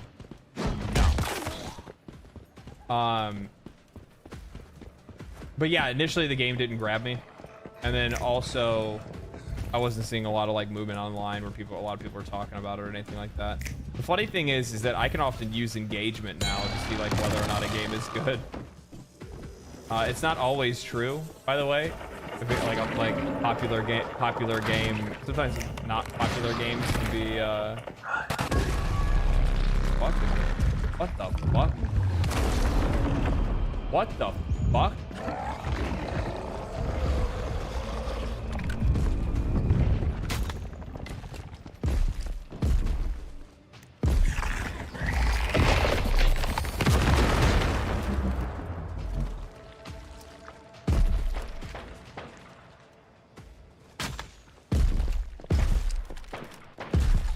Dude. See his ass come out of that TV screen? That was actually pretty cool. I'm not gonna lie, that shit was actually pretty fucking cool. I can't, I'm like fucking stuck. Right. There we go, somebody's helping out. Come on boys, lay down fucking cover fire. I'm trying to run.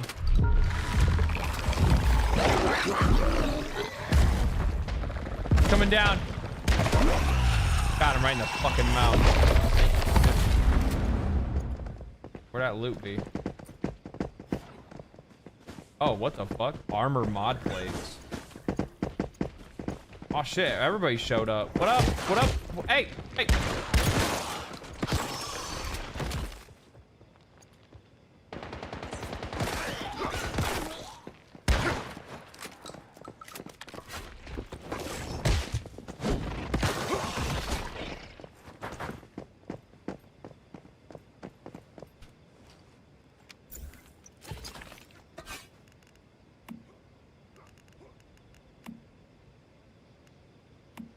Oh, Hive chat. There it is. Hi. Hive. Hi, Hive chat.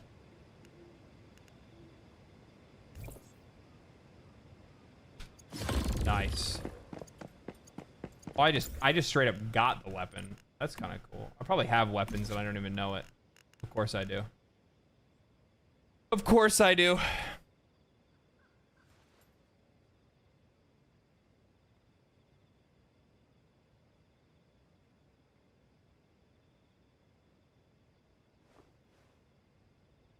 Also, before I'm truly gone, you should check out Infection Free Zone on Steam. I don't know what that is. Before I'm truly gone? Why would you be gone?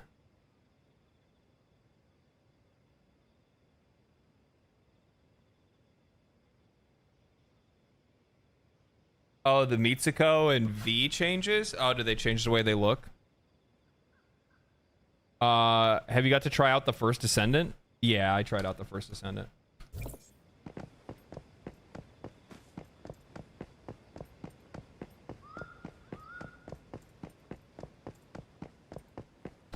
The first Descendant.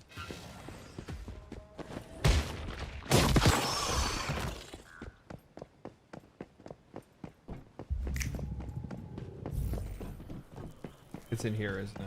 Where B? Where B? Where B? Where B? In here?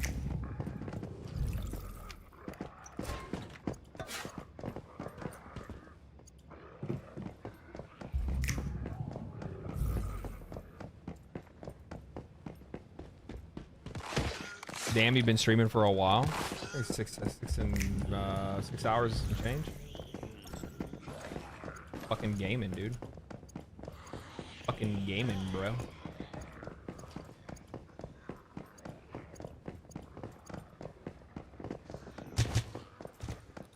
I said there was a reason I wanted to stream tomorrow. Do you guys remember what that reason is? I'm trying to think. Cause like I got so much shit to do tomorrow. I have to I gotta pack my bags. I gotta charge all my shit. I need to download some episodes of some shit on my fucking iPad so I got something to watch on the plane. On the plane. You know how it be. You know how it be. What am I gonna watch on the plane? I usually just download stuff from fucking Amazon. At least with the Amazon app, it just allows you can watch that shit offline. You probably can do that on Netflix too if you wanted to. I don't fuck with Netflix no more though. I don't give those motherfuckers my money. Okay, I'm getting fucking triggered. This place is so small. Where is this other weapon crate? I'm getting fucking twisted. We've been up here. We've been to those houses up there. Has anybody been here?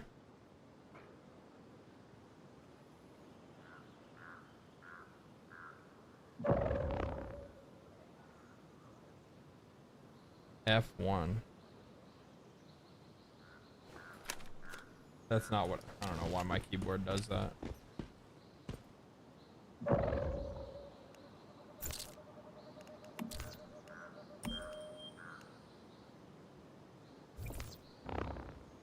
Has anybody been to this place?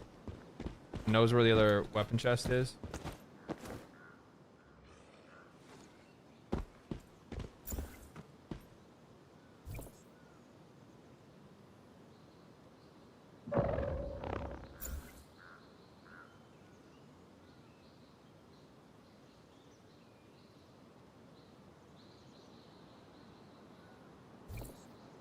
What is this place called? Overlook Town. Anyone know where the other weapon crate is in? What is this place? I already forgot. Overlook Town. Anyone know where the other crate is in Overlook Town?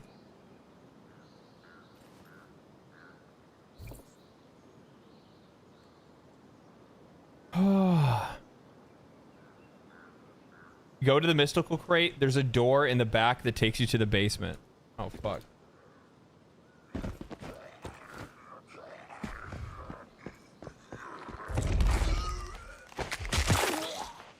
know what's crazy? I used to have this idea for a game that, like, elements of it kind of remind me of this game, but not really. So when I went to college and I was going for game design, I obviously everybody has a game in mind. Thank you for the advice there. Everybody sometimes, like, everybody has like a game in mind. They're like, oh, my dream game, right? They have a game that they're like, this is the game that I want to make. And the game that and I'm really mad that they use, that they, like, I was a little jealous that they used the terminology, but they were talking about like, oh yeah, it's what triggered the Starfall. And I'm like, motherfucker, you son of a bitch. But the idea that I had at the time was basically it would be an RPG. I was like, this is like before, like, so it was gonna be like turn-based or an action RPG. And the idea of it would be that basically the stars were never stars. Like, the light that we saw in the sky was not actually stars. It was like stars are real, but the light we saw was not actually stars. It was actually eyes watching our planet, and they were like the creators, the overlookers of like everything in all of space. And basically, they came to the conclusion that they were not happy with their design. They were not happy with you know, what we turned into and the direction that humanity was going.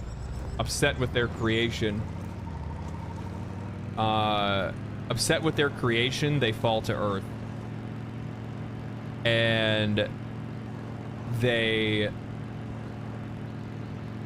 but however, at the same time, like, there were some people that had already kind of like knew that this was gonna happen. Like, they kind of already understood who, like you know, who the creators were.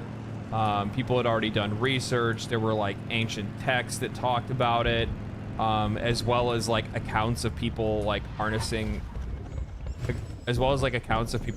their power, and like using like a special gem or accessory or something like that. So like your character would basically be a you know, I don't know, I think originally, like, the character story I had was like, you know, like, you're the fucking child of an archaeologist that just so happened to have been studying something like this and had one of these gems or something like that.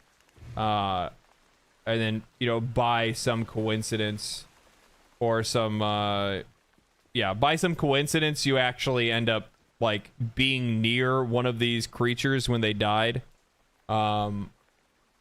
And as such, you, like, stole their power.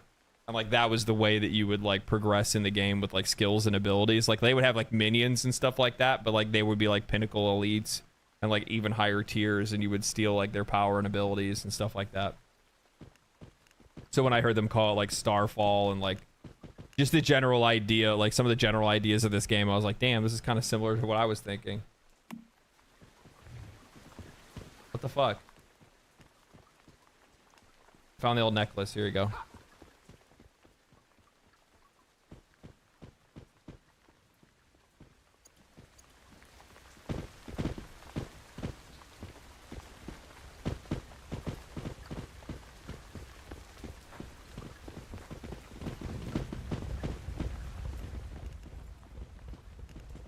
You back over to the base. Back over to the base.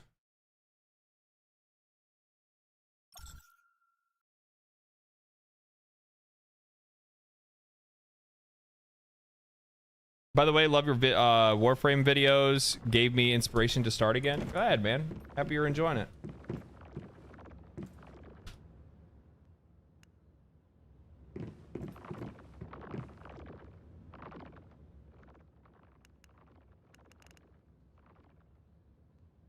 I thought there was a reason. What was it?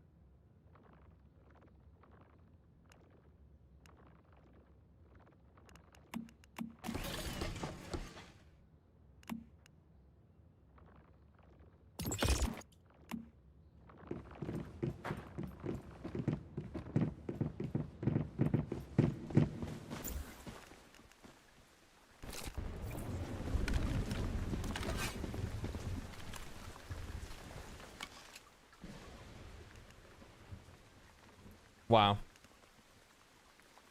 Just wow.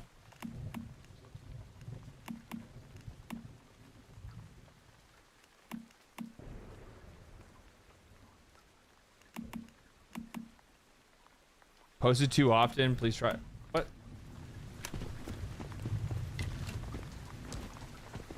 Let me use the motherfucker. Take a picture of a deer, wolf, or crocodile. I don't even know how to take a picture. What the hell, bro? What the hell, bro?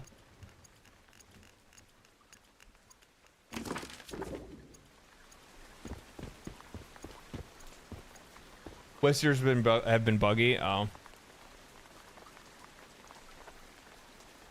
Looking forward to Warframe Wednesdays. Yeah, I think that's probably going to be a good way for me to be able to, like, bring it in on Wednesdays. I think that's probably a better way for me to do it.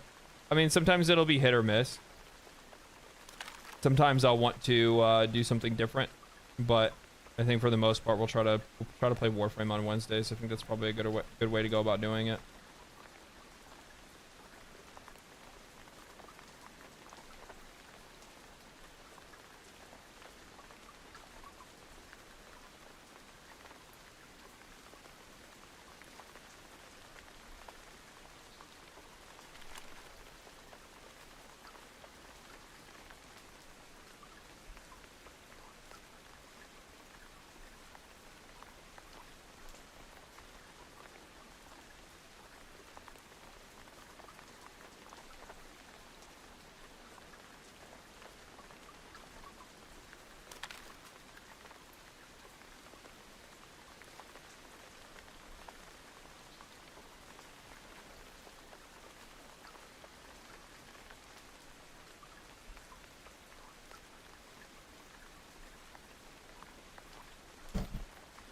Bastion Frame Fridays? Yeah, no.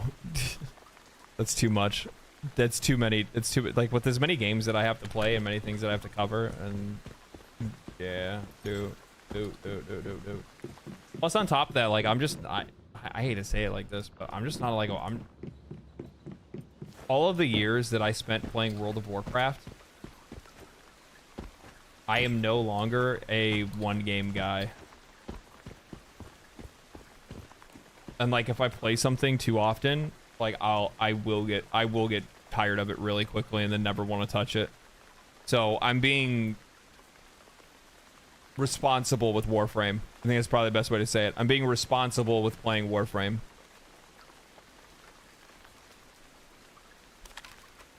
Because if I played Warframe like multiple days a week, if I streamed Warframe exclusively, I would hate it in like a week. I'd be like, nah, I'm not playing this game anymore. I'd quit. I'd be like, nope. Yup. Nope. Big nopers. Insufficient calibration limit to repair? Really? I have to calibrate it to repair it?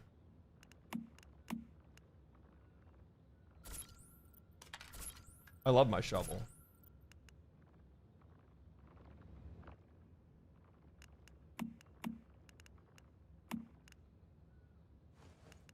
What? You are not the owner, can't repair? What the fuck does that even mean?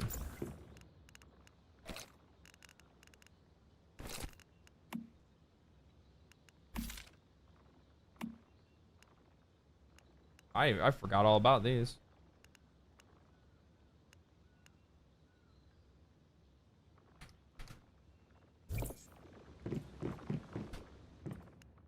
Repair. What do you mean I'm not the owner?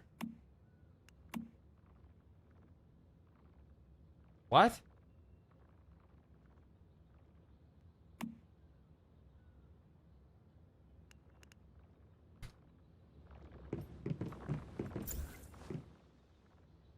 Found items can't be repaired? Oh, so only crafted items can be repaired. Oh, well, back. Well, it's gonna break on me, so I might as well just burn it. Not a big deal.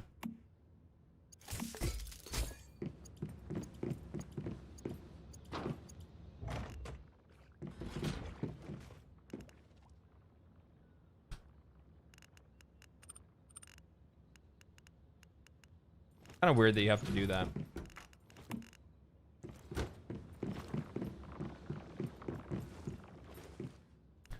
Weapon crafting, melee, camping knife.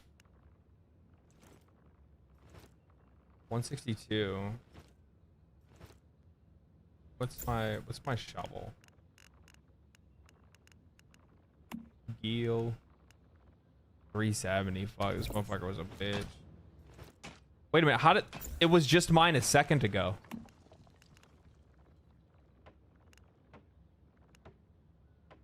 What's that name up at the top? It changed the name when I updated it. Or when I, like, increased its rarity or whatever. I thought that's what I had to do. I don't know, whatever. I'm not married to it.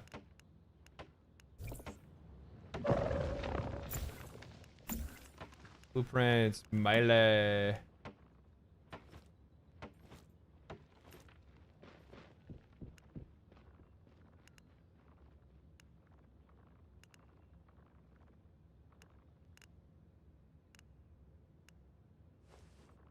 Oh man, do I make a baseball bat or a camping knife?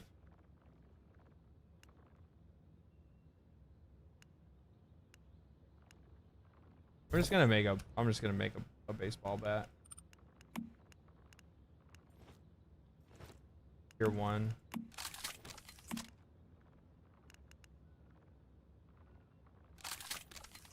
Did I just make 2 of them on accident? But I did.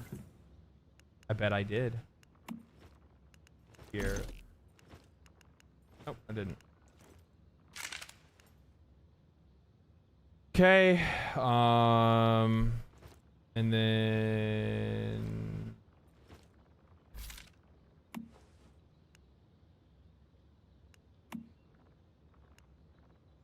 put a mod on it. Weapons, the shotgun. Sorry, bud, you're being really like not super useful.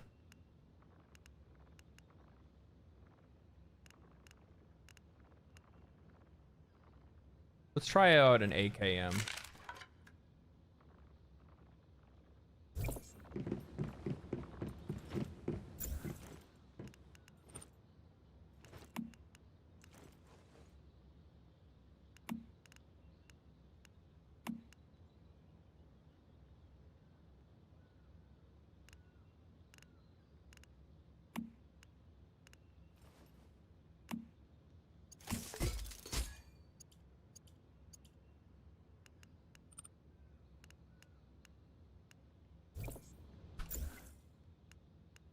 Here.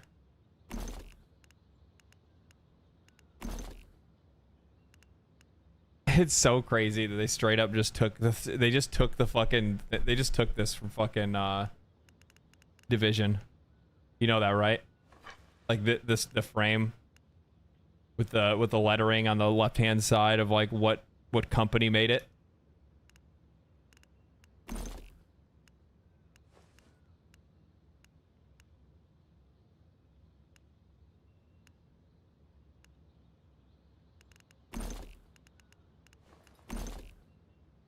Nothing is sacred anymore. Okay, so I can scrap all the gear because none of the gear I need.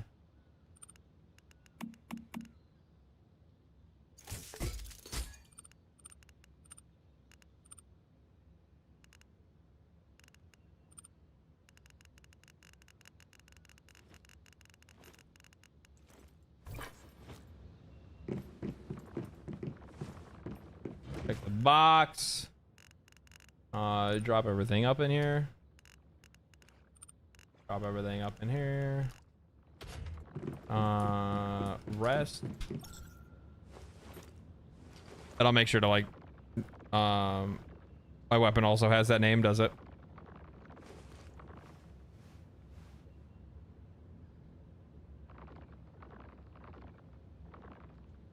The fish has stats. Yeah, the fish is one of the strongest melee weapons in the entire game. If not the strongest.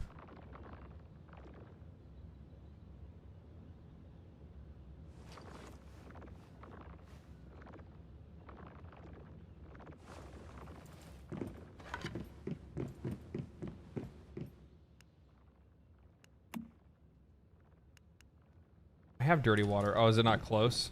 Is it not close enough? That's what it is.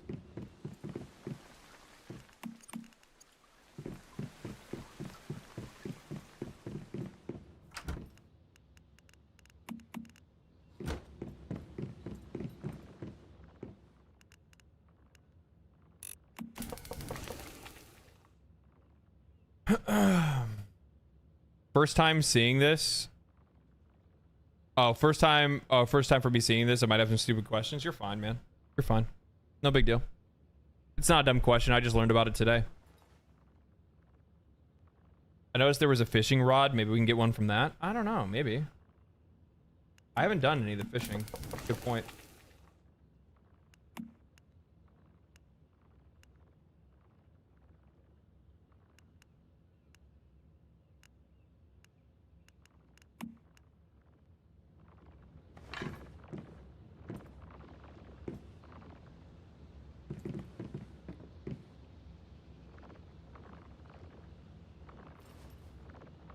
Man.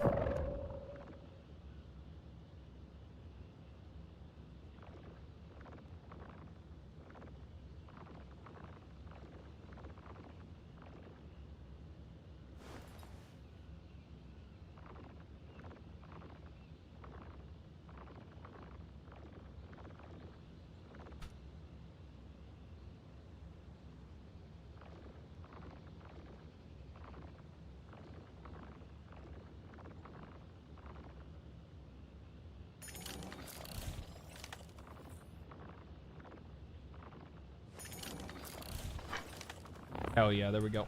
We're good. Grab this shit. Now I got water.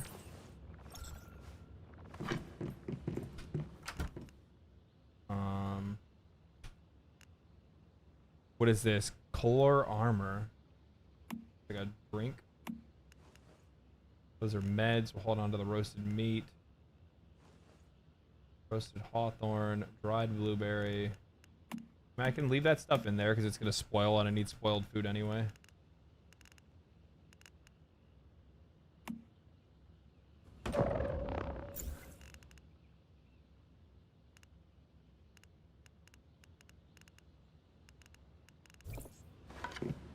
Okay. And then we good. Actually, I'll upgrade this bat, actually. No. Calibrate, baseball bite. All it does is just cost raw materials, stuff that I get. I can get plenty of this shit. Get a ton of it all the time anyway. It's not a big deal. Can I make any more copper?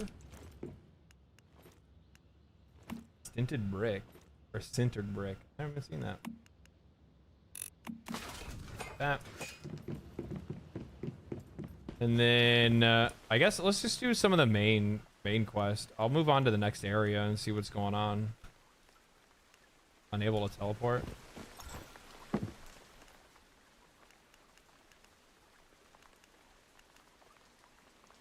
There we go.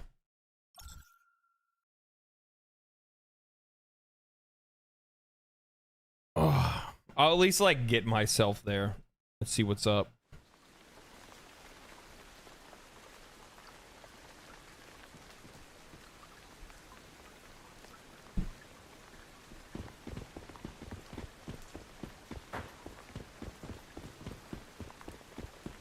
Well, I've actually been there. I just have a quest I need to do.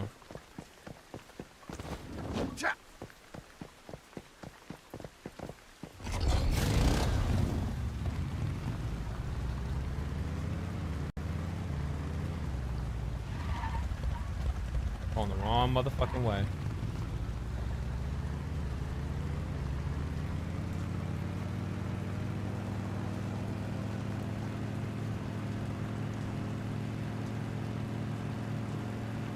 People are really spread out, man. I mean, there's still a lot of people that are in like the beginning area, but I'm actually kind of surprised how populated the world feels, even though there's just like 50 people. But I guess like 50 people in one world is actually kind of a lot, yeah. The map is just so damn big. I kind of see why though. Now that I think about it, I see why they've been like why they stagger the main story, because it's probably trying to like keep people from like moving into like too many zones ahead or something like that maybe, so that like some of that like condensed party and like dungeons and stuff like that like still exists. How's the PvP? I have not played PvP in this game. I've got like 9K hours in Rust and thought this game was pretty fun. I think it's fun. I think it's good. I do. I don't know how the PvP is. I couldn't tell you. I know that the game runs well.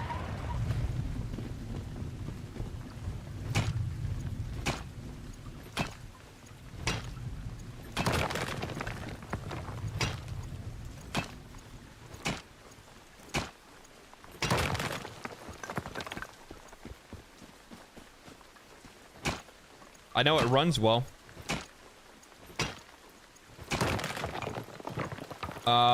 I played to level 20 and I absolutely have zero need to buy microtransactions.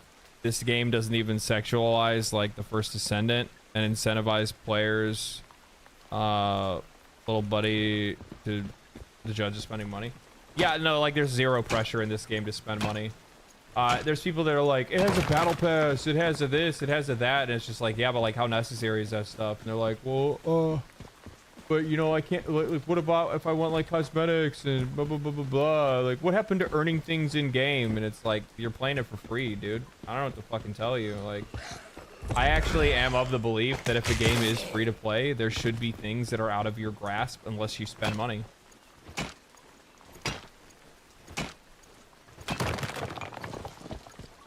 I don't think, and I don't even think that's a hot take. I think that's lukewarm. At best. Uh-oh, we fucked up,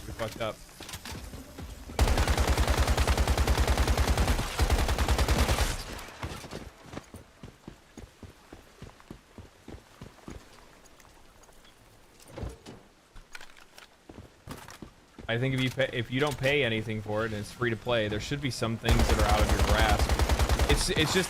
It's the severity of it that is the thing. Like, you still want to make the game approachable for players. You don't want to make it so, like, you don't want to put so many things out of their reach that it's just so unfun and unenjoyable, right? How will they make money if not? Yeah, exactly. Exactly.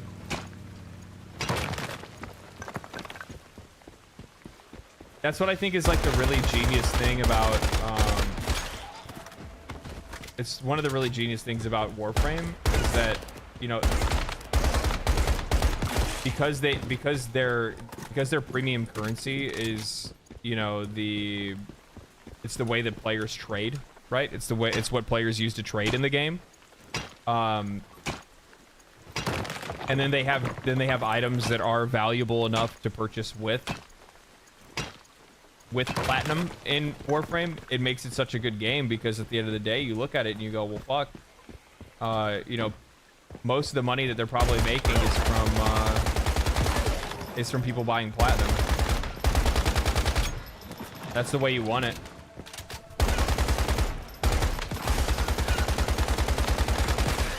Bro, melee is just so much better in this game.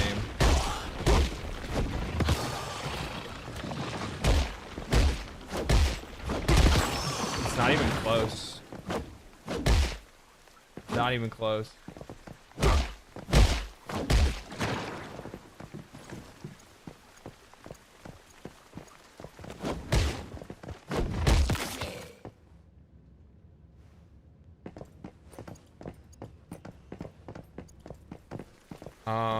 What did I want to do? Oh, eat. And then I'll eat this. It's probably gonna expire. I'll eat this because I'm mad apparently. Drink some water. I thought I just filled up.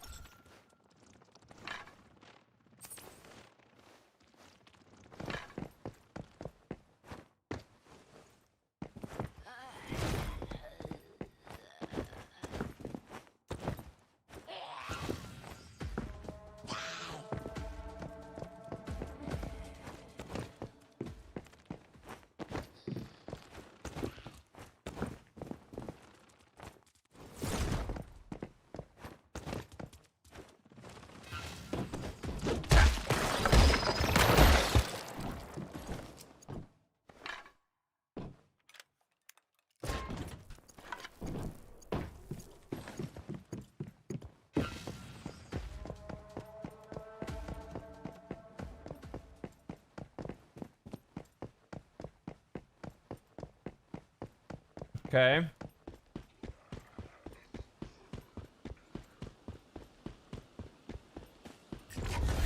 I was like, why did I get off? I'm like, it's because I was getting ore. I was like, why was I adventuring in this place? Is there something I needed? It's like, no, I just got off the bike and got distracted by a bunch of random shit. Somebody moved their crib over here. That's actually pretty nice. Got a pretty nice spot there, Mike. Got a pretty nice spot there. What's going on here?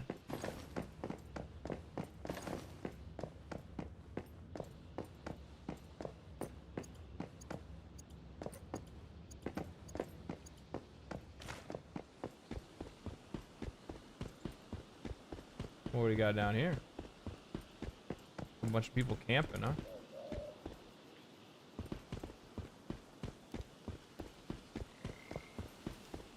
There's a lot of campsites over here.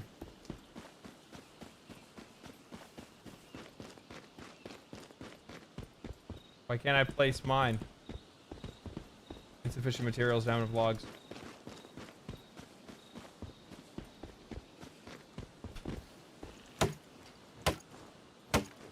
How's the game so far? I like it, actually. A lot. It has a lot of promise. A lot of promise. Now, whether or not it can deliver on that promise, well, that's a whole other story.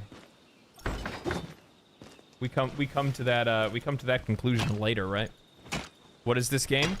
Once Human.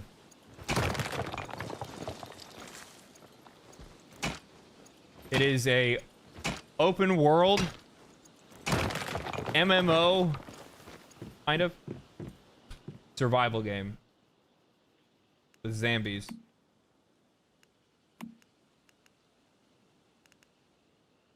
With zombies. There must be some shit going on here if everybody's all camped out.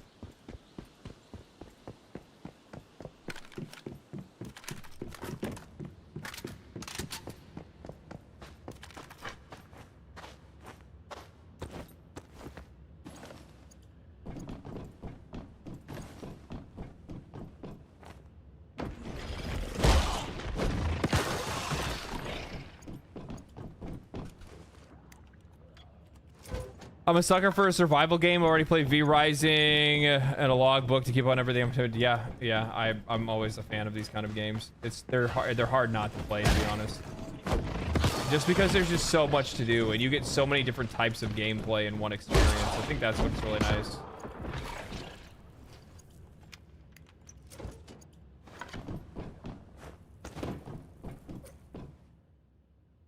I questioned you. For once I feared loss. Now I have nothing left but this frail, dying body. And the one in my womb who shares my fate. Peace and immortality. I was promised these in your name. That's rather dramatic.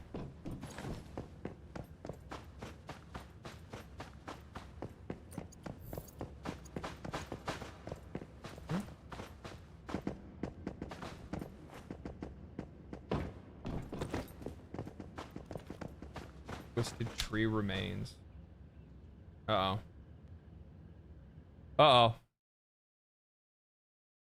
I'm being banished into the Shadow Realm.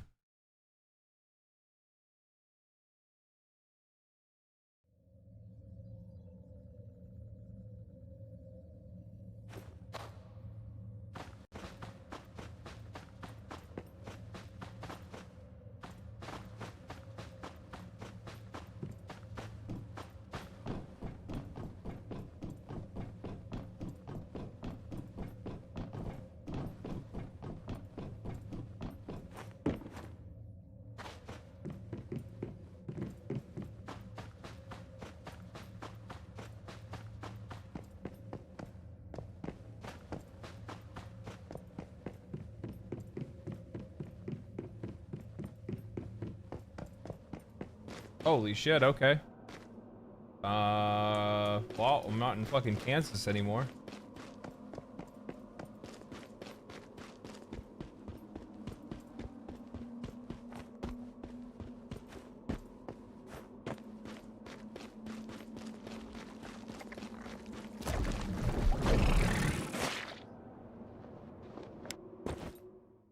Wow.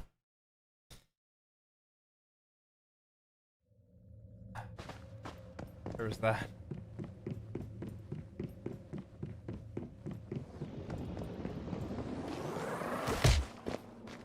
Be Rising had some cool mechanics. Yeah, I actually did. I like a lot of the. I haven't played it in a long time. The last time I played it was. I don't know. Ow.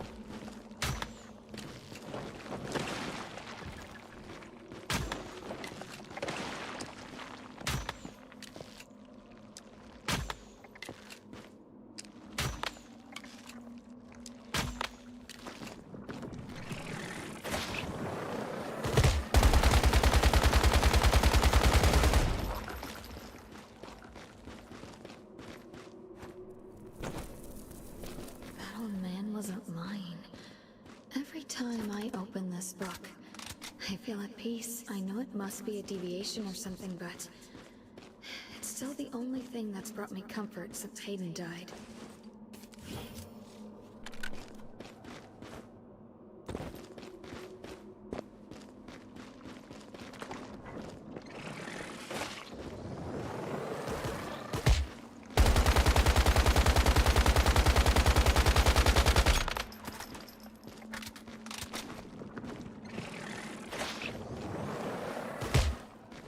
That was bullshit. I should have got the iframes on that, and I didn't. Where's my iframes, dog? Where's my iframes? Man, is this gonna be a boss fight? I've left some canned corn, instant oats, and goat's cheese in the pantry. If you find yourself in trouble, make sure to call for help, so the neighbors hear you. Thank you, Maxie. You've changed. So respectful all of a sudden. Really? My bad. Shouldn't you be getting along? I'm sure you're very busy. Nancy is worried about you.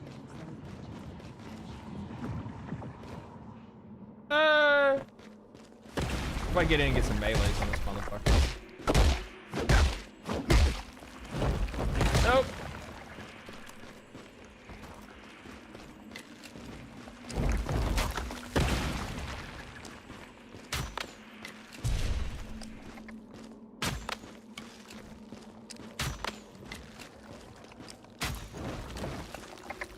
I hope there's not a boss fight at the end of this, because I don't have the ammo for a boss fight. I didn't know this would be a boss fight if that's what this is. I'm sorry. I'm so sorry. Please, don't do this to me. Who wait for that now? For what you did, you're lucky we only took your head. The blood of both of our kids, our unborn child, on your hands. This is no different from a death sentence. What? Curse is Maxie. The vultures use it to worship one of the great ones. Rules are rules, and the vote's already been held. Brianna. I'm sorry. What the fuck?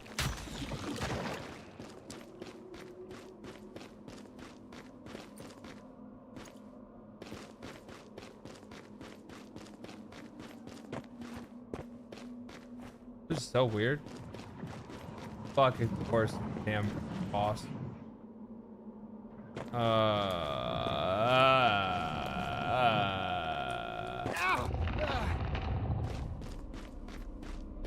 I don't have the ammo for this. Let's see how this goes. You have weak spots? What is this? Me? Like, I'm getting like straight up fucking Elden Ring PTSD.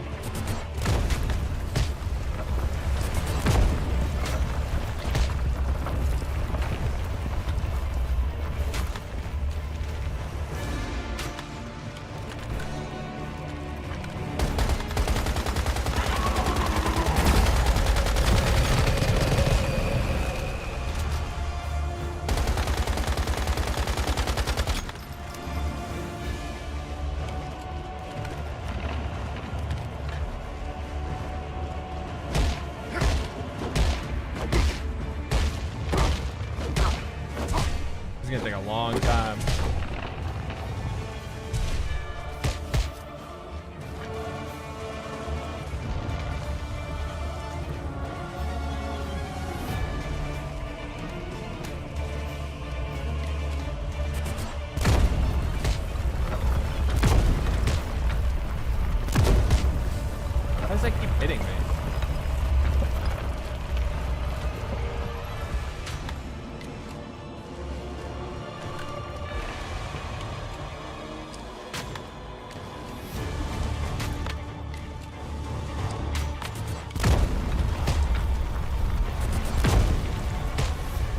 How's it? How am I getting hit?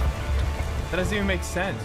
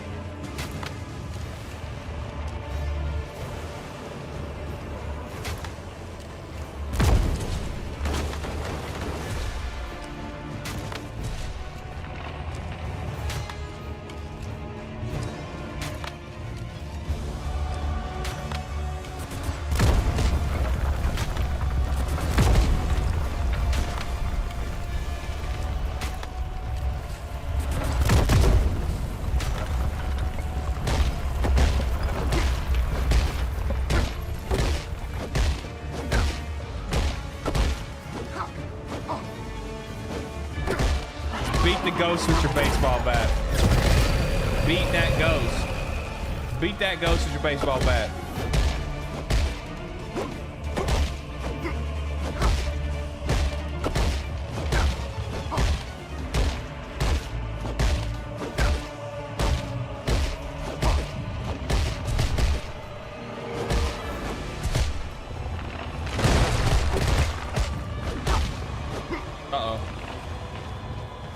Oh no. All right. We gotta live.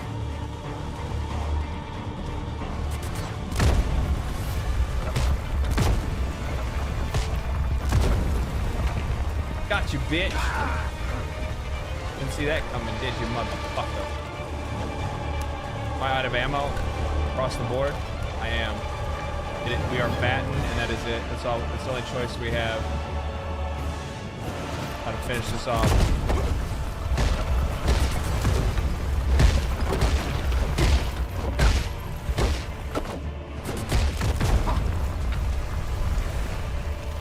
Stim it up. Got him. Easy.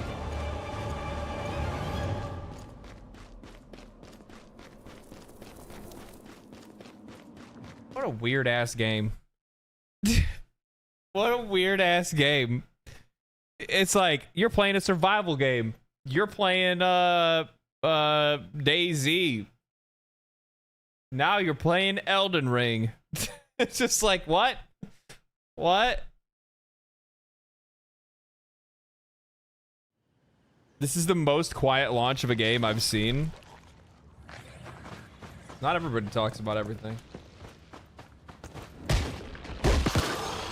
I think that the game, like, it's so weird that people aren't like so there's no hype around the game. That's the problem. There's no hype around its launch at all. Is that having an effect? I want to see something. Yeah, there was zero hype around this game. Most of the hype around this game was manufactured by the company that was making it. Very few people were talking about this game that weren't sponsored to talk about this game specifically. That's what's very interesting, right? Now, if we go and we take a look, now you get to watch how like I have my how my brain works when I come up with videos and things like that. Once human. Currently on Steam, the game is now sitting at not bad.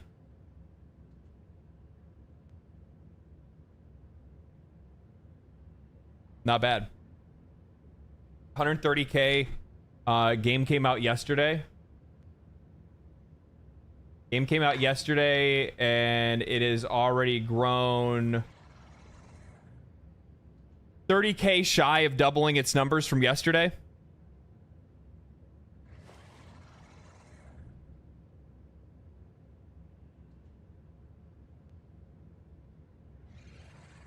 But when it was announced, people got hyped. Yeah, but the hype didn't last. So here's the thing. I actually knew that I talked about this a long time ago. I didn't bring it up in a video. However, I knew that So when you have a game do something like when you have a game that comes out that does something like the day before, right? Some absolute fucking shit show of a game that isn't even a real game, but just straight up fucking it was literally just it was theft, right? It was plain to see they were coming out trying to steal money. It was a scam. The whole thing was a fucking scam, right? Well, when you have things like that, there's a response from players as a result of that. There's a negative response within the market of consumers, and consumers look at it and go, well, maybe this is one of those. So when you have a game that is claiming to do all the crazy shit that the day before was claiming to do, most people probably wrote this game off as a scam as well.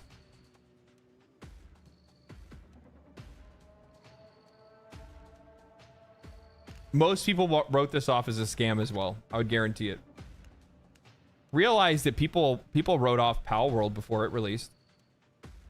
There's nobody that I know of that was like, oh, Palworld? Yeah, that game's gonna bang when it comes out.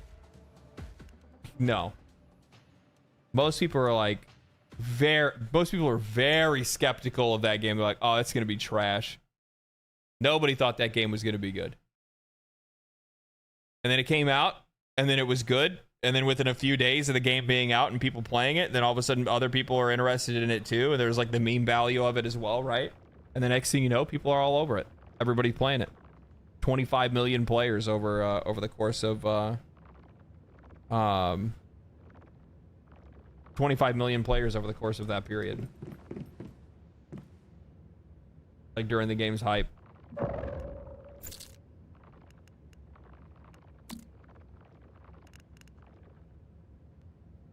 Look at that, we hived up. I can't believe fucking Norsky went in, dude. I wasn't expecting. I thought he was gonna be super skeptical of this motherfucker. He played, bro. Hey. What the fuck? What the fuck are you doing?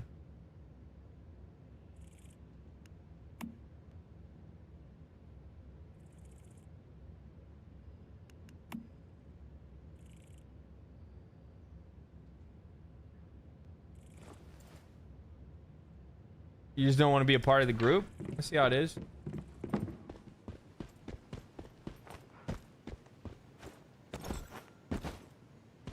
This looks like the game the day before should have been able to accomplish, but didn't. Yeah, I'd agree with that.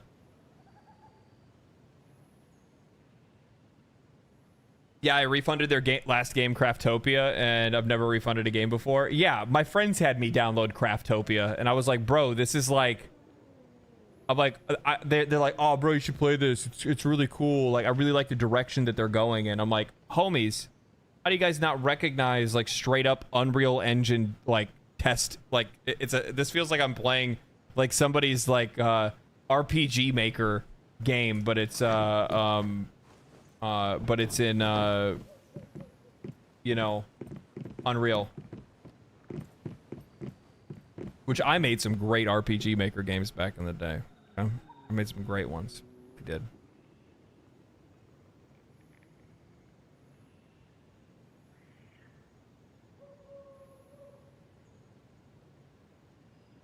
I'm one of the few that didn't believe it till I didn't believe it until I saw it in the wild. Yeah, yeah. Love your YouTube videos, man. Thanks. Thank you. Glad you like them.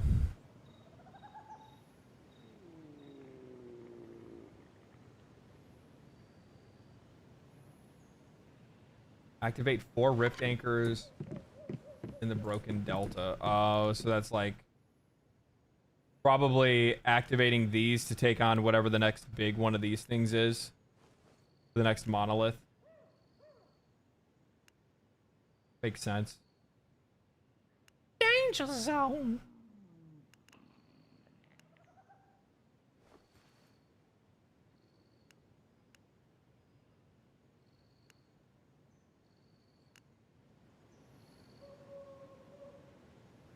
Happy that Palworld getting support by Sony Music, which is Sony based in Japan, not Sony PlayStation that's based in US.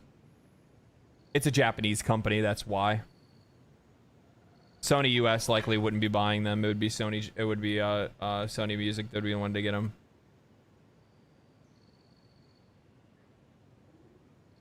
Sony PlayStation typically runs most of the nowadays they run most of the Western studios.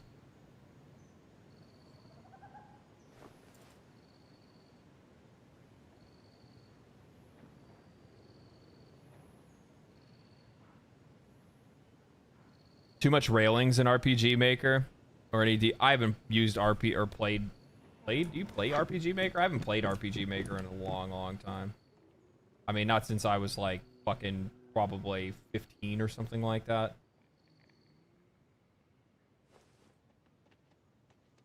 I played the fuck out of it though when I did, because I was like, I'm gonna make the next Golden Sun. I was like, I want to make the next Golden Sun, and I'm gonna have my friend play it.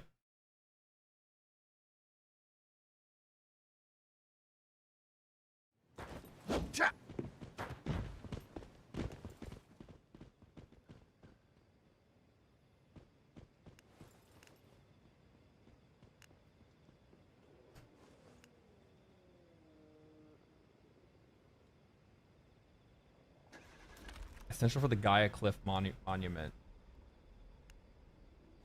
Monument of Breed.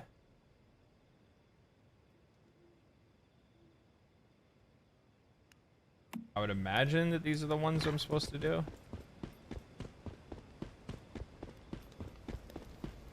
I thought I unlocked that other base, but I guess I didn't.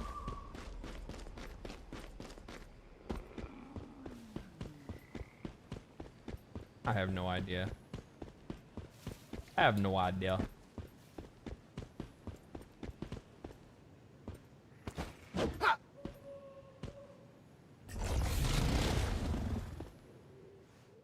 Hi, kitty cat. What are you doing, buddy? Big stretch, big yawn.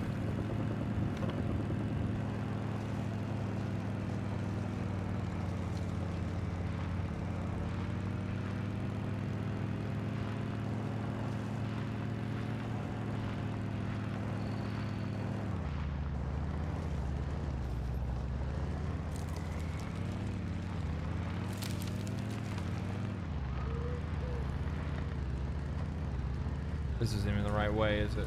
Oh, it is. It works. It works. I can you just imagine Sony PlayStation did the support. They'll fuck it up again with the PlayStation Register account. Yeah. Yeah.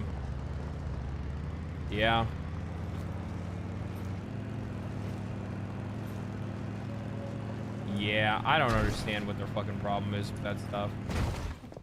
I really don't. It doesn't make a lot of sense to me.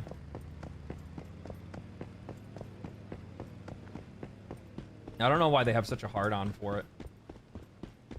I mean, I do know. It's because they want more money. They want more data. They sell your email to people, which makes a bunch of money. They, you know, sell analytical data, which makes a bunch of money. They do a lot of things with your information and the data that they collect through, PSN accounts. Some of it less than savory, some of it, you know, it's just kind of whatever. It's not that big of a deal. But yeah.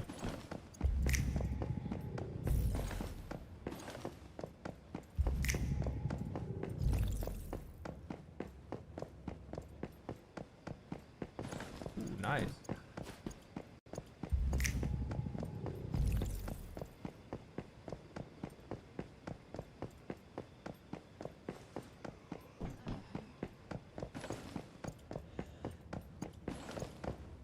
Plus, on top of that, the other thing is too is that it's weird how the human mind works. We, you know,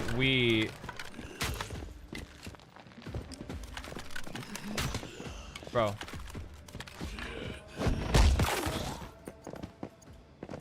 like it's easier for us to justify signing up for something or buying a game system or buying a video game when we're already a part of an ecosystem. So like when you actually sign up for one of those accounts, like it's not everybody's like this, but there's a lot of people that are, that inherently become much more susceptible to like, oh, you know, I already have a PlayStation account. Why not? Maybe I will get this next PlayStation or whatever. There are people that get like suckered in by emails and stuff and buy games based on an advertisement that they got from an email from the company. Like that stuff works. There's a reason why they do it. There's a reason why they do it. There's a purpose behind it. Because it works. May not work on you, but it works on somebody. That's all they care about.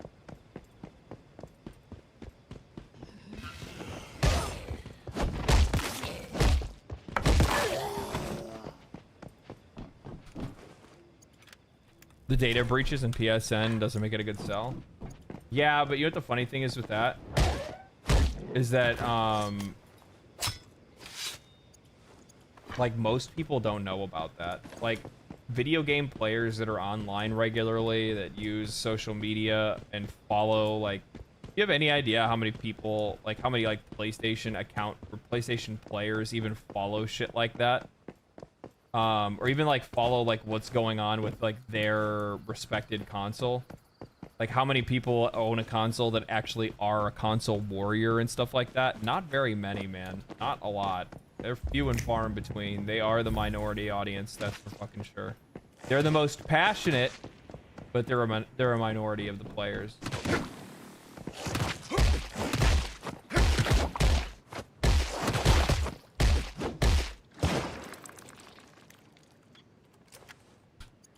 I mean, fuck, I didn't even find out about the data breach until I got an email. Like, the first PlayStation data breach, like the big one that everybody remembers.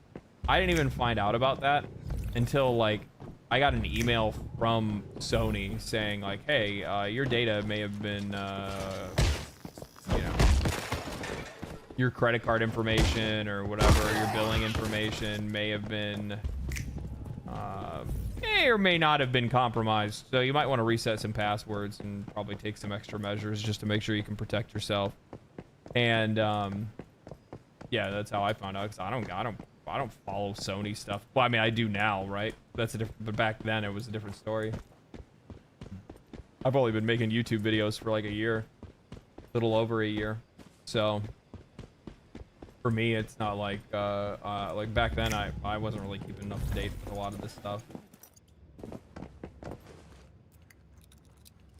The only reason I started making videos on games and stuff, or even got interested in a lot of these things, is just because I personally had noticed like a decline in games and was like wondering what kind of conversations other people were having about it. And then I saw people were talking about like certain things around, like, you know, decline in quality of like AAA games and full price titles. However, I felt personally that the vast majority of people weren't doing a very good job of explaining themselves, and if they were talking about it, they were talking about it in a very like hyper aggressive way that was like not constructive and likely not to do anything, like likely not to help.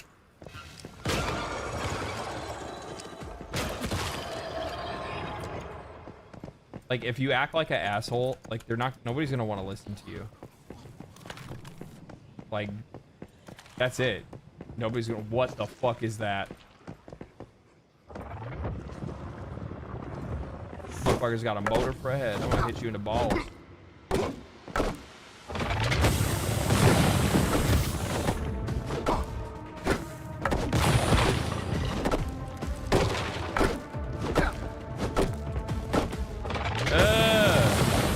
He split in two. What the fuck?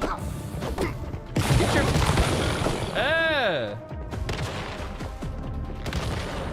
Where'd your... Ow!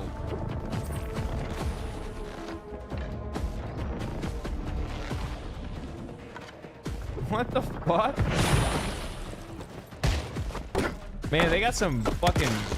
I'll give it to them, man. They got some crazy designs on these characters. Holy shit.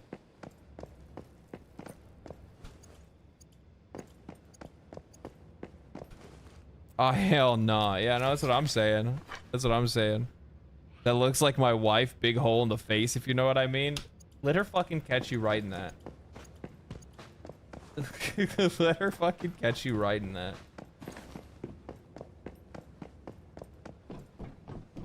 She'll fucking show you a big hole. It ain't one you're gonna be happy about, that's for sure. Whoa! You need to fucking chill out, light man.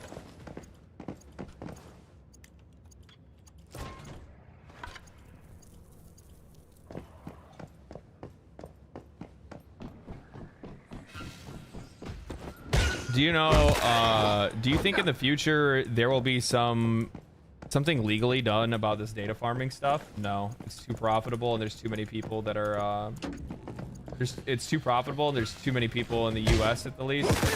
Yes, there's too many people in the US that, I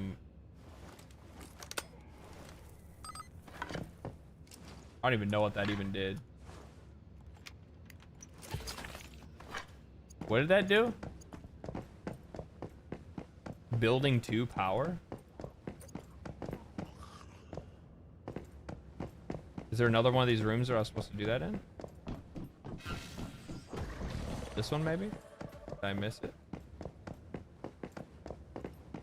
Is there a fuse that I'm looking for that I don't have?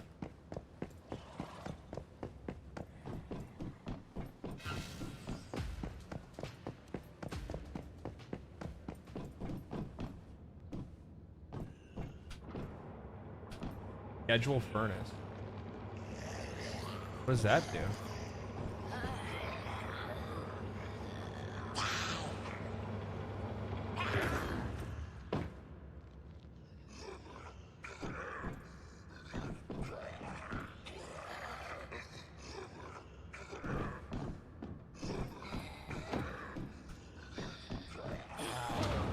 No! No! God damn it. That must be the only way to get over here.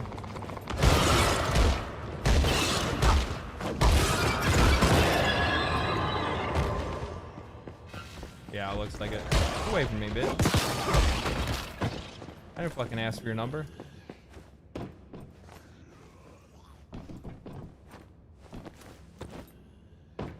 I'll bring it back over. Fuses are crafted? Oh, okay.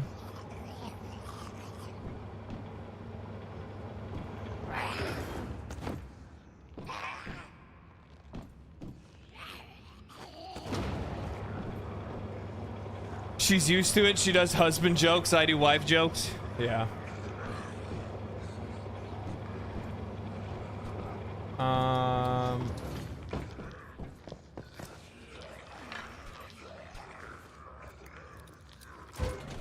That's what I was just handling her business for her right there. That's all that was, you know.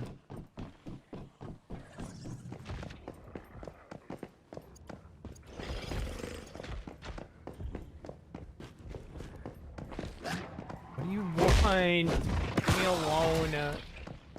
I'm just a lost little boy. I don't know where I'm going. I'm just doing what I'm being told by my fucking, like, scantily dressed, like, questionably aged Korean waifu.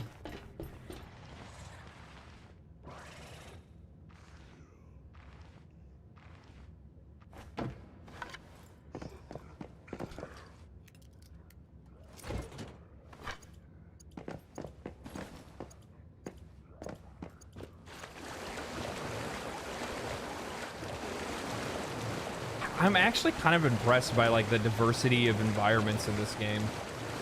It's kind of wild, like it's just not what I would expect. Like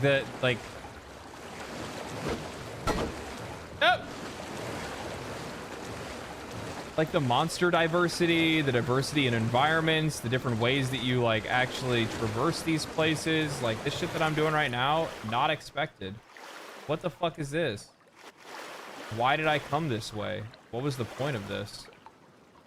Was there a reason? I have no idea. There must have been another entrance.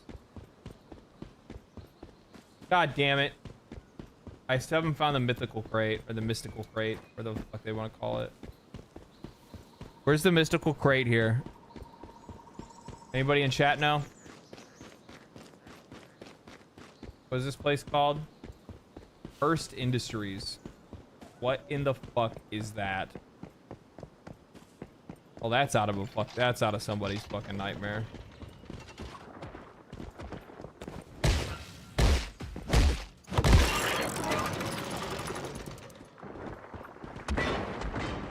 I don't like anything about that. There's nothing about that that I like. I keep wondering why some creators like you do so well on YouTube, but not the same on Twitch, even though you get exposure from popular people like Asmongold. I found you through him, and I don't know how this all works, especially since you make sense. What do you mean, since I make sense? I mean, why do I not have massive viewership on... I do well on YouTube, right? I do well on YouTube. I don't do well on Twitch. I've been making YouTube videos for a year, so I haven't really been doing it for all that long, right? I also only ever started really, like, pushing my Twitch in my YouTube videos, maybe back in, like... where is the motherfucking crate? How is that not it? Was that it? That wasn't it. Is there another one of those things I'm supposed to go find and I missed it wherever it went? Probably. I started on YouTube a year ago. I haven't really been doing even YouTube that long, right? And then I didn't even, when I was on YouTube, even with like my most popular videos, I never really promoted them at all. Like, or promoted my Twitch, sorry. Like I had a link for it in the like description of my videos. For the most part, I didn't really do anything about that. And then I didn't really start streaming regularly on Twitch until probably just a couple months ago. Maybe like 3 or 4 months ago, 4 months ago, 5 months ago, maybe. Because I know that I didn't start multi-streaming to Twitch and YouTube until, like, I tried streaming on Twitch originally, but like it's so hard to get people to go from one website to another. I think a lot of people underestimate how difficult it is to get somebody to follow a link.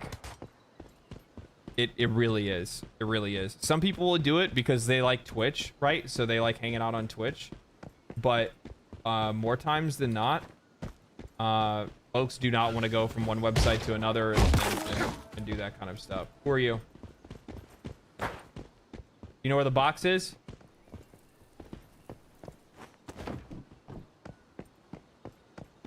I'm gonna follow you and act like you do know where the box is. Don't lead me wrong.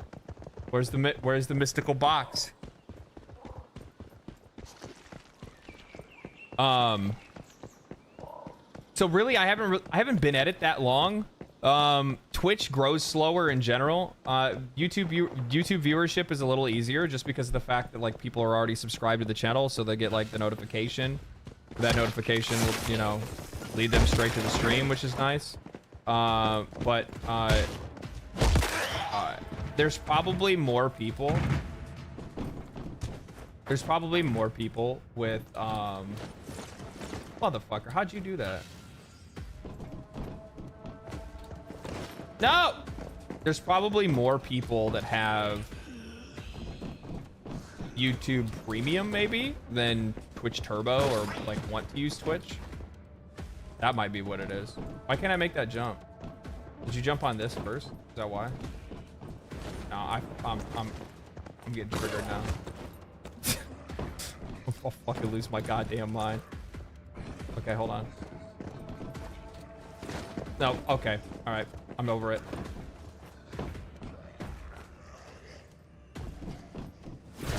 I hate this game. I'm returning it. I want my money back. I hate everything about this game right now. I'm just getting more triggered as I just jump around aimlessly. Okay. All right. All right. Calm down. Calm down. Hit your Zen state. Remember your meditative thoughts. That's not your meditative thoughts. That's okay though. That's okay though. You got to where you needed to go on accident. And that's fine. You can pretend like you did it on purpose. Yeah, stop showing off, asshole. Okay? Yeah, I get it. You made it the jump in one shot. That's really fucking good for you. Really fucking good for you.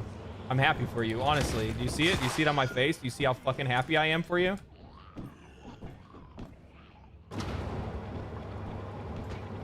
My sweater shows how happy I am. I need assisted living. That's the reason why I'm using this, okay? My legs don't work the same as yours. Also, you know what probably part of the reason is because I don't have, because I'm not hydrated. That's what it is. I'm thirsty. I'm thirsty, though. We're gonna use that as the fucking reason, okay? We're gonna use that as the reason.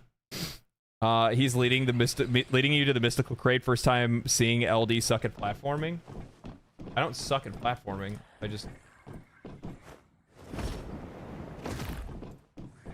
You just caught me in a bad moment. Okay? I'm fucking god platformer. You just don't know it. I haven't been able to show off my skills yet. Okay?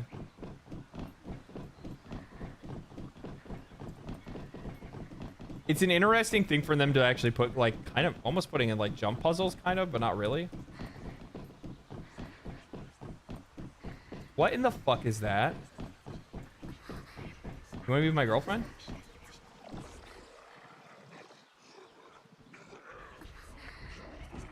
What the fuck? You fucking bitch! I asked nicely.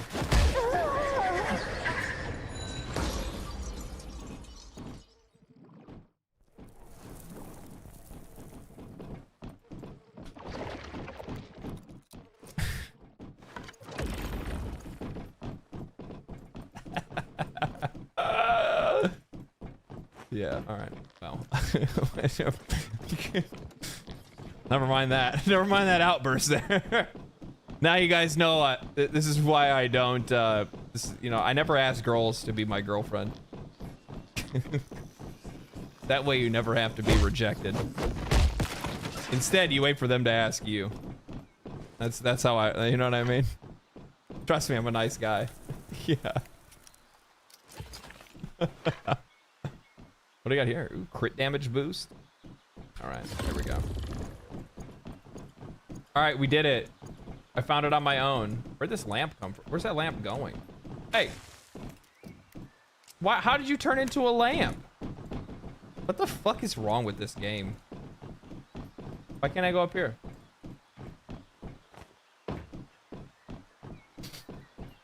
Trust him, he's a nice guy. Yeah, trust me, I'm a nice guy.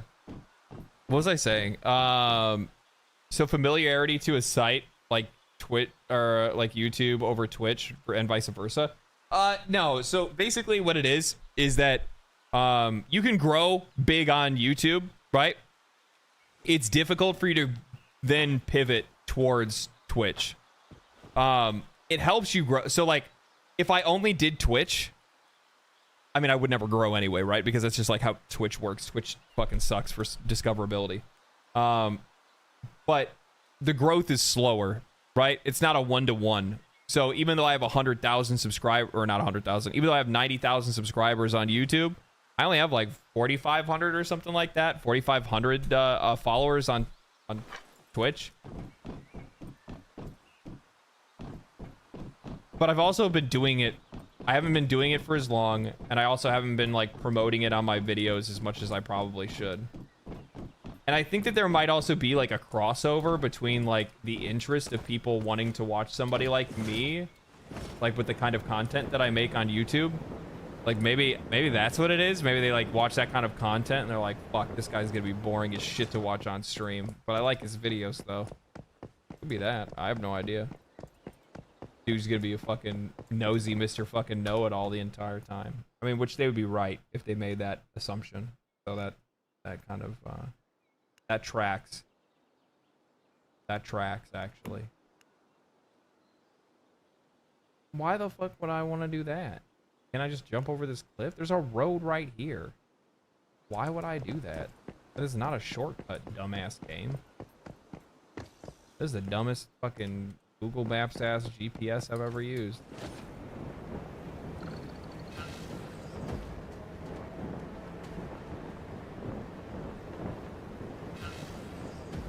So yeah, I think it's a combination of me not doing it for very long, and then also it's slow. It's slow to grow on Twitch. You're slow to grow on Twitch, especially with the kind of content that I make, and then also at the exact same time, I'm, you know, I don't know, maybe it's like age too. Who knows? I have fucking no idea. I don't have a very like young audience. My audience is like 24 to. My vast majority of the audience is like 25 to 35. 90% of people. 90% of the people that watch me. That's not 90. It's a large portion. A lot of people. A lot of people are like between the ages of 25 and 35, which makes sense.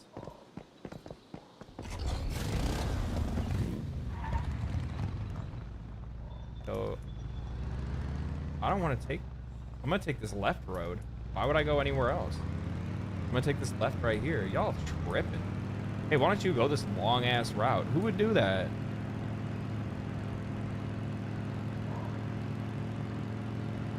Bro, you've been on for so long. I mean, I don't know what to tell you. You're not gonna get shit done if you're not fucking gaming. I am hungry though. I am hungry. Young people don't care about gaming news that much, I guess. I actually think they do. I think they're more attuned to it than people probably give it credit for. But I think that people like watching other people that look like they're close to their age, unless they're like super entertaining.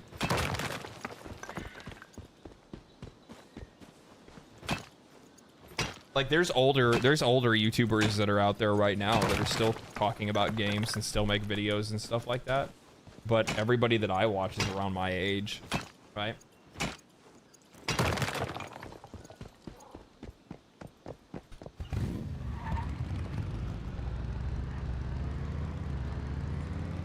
People like to watch people that they can people like to watch people that they can relate to.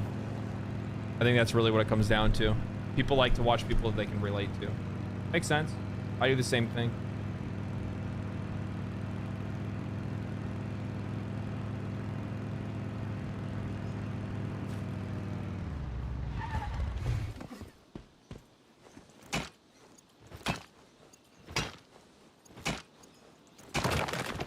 Well, you know what I'll do? I'm gonna make food. Hold on.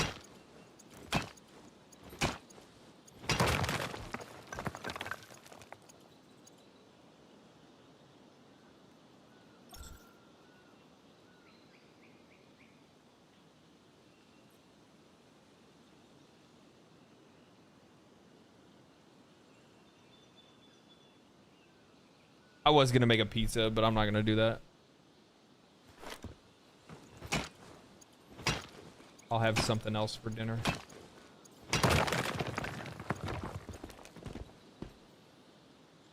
Yeah, I will.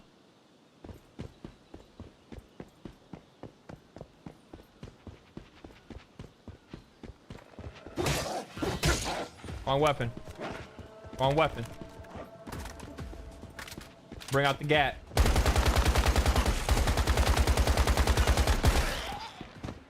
Fuck out of here. Why did you even show up? Why did you even show up? Who invited you? Huh? What's up, bitch? I'm Peter.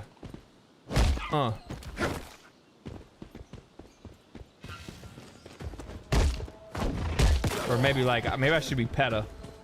No, that doesn't sound good either. I was gonna say people against the treatment of animals, but that doesn't sound either. I don't like that what that sounds. No!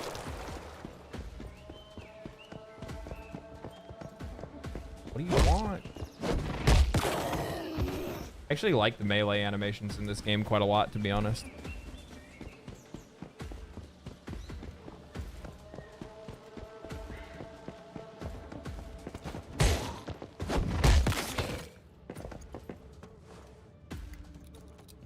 People eating the animals. Ooh, I like that.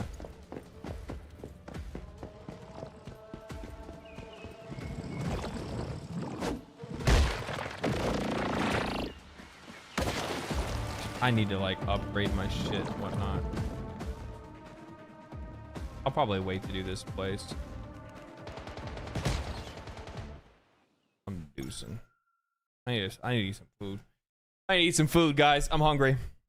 I've been streaming for 8 hours. I need some dinner.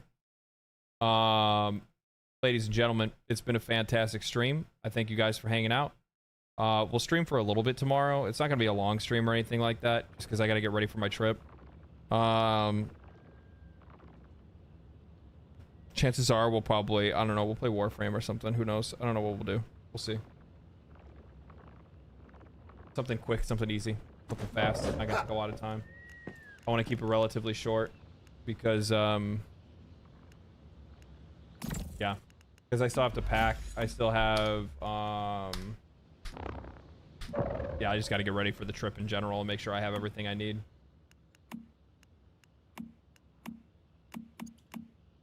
I might not even stream at all. I don't know.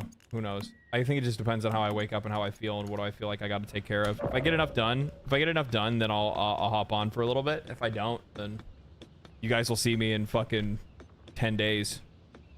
I'll try to do something if I can. In the meantime, I'll probably try to stream when I come back from my trip home. I'll try to stream between when I get back home and then before I go to Tennocon. So, yeah. If you guys joined late, VODs will still be available on Twitch and YouTube. Thank you guys for hanging out. I appreciate it. It's been a good stream. Stay cool, stay righteous, stay safe, my friends. I hope you guys have a fantastic rest of your evening, and I will see you guys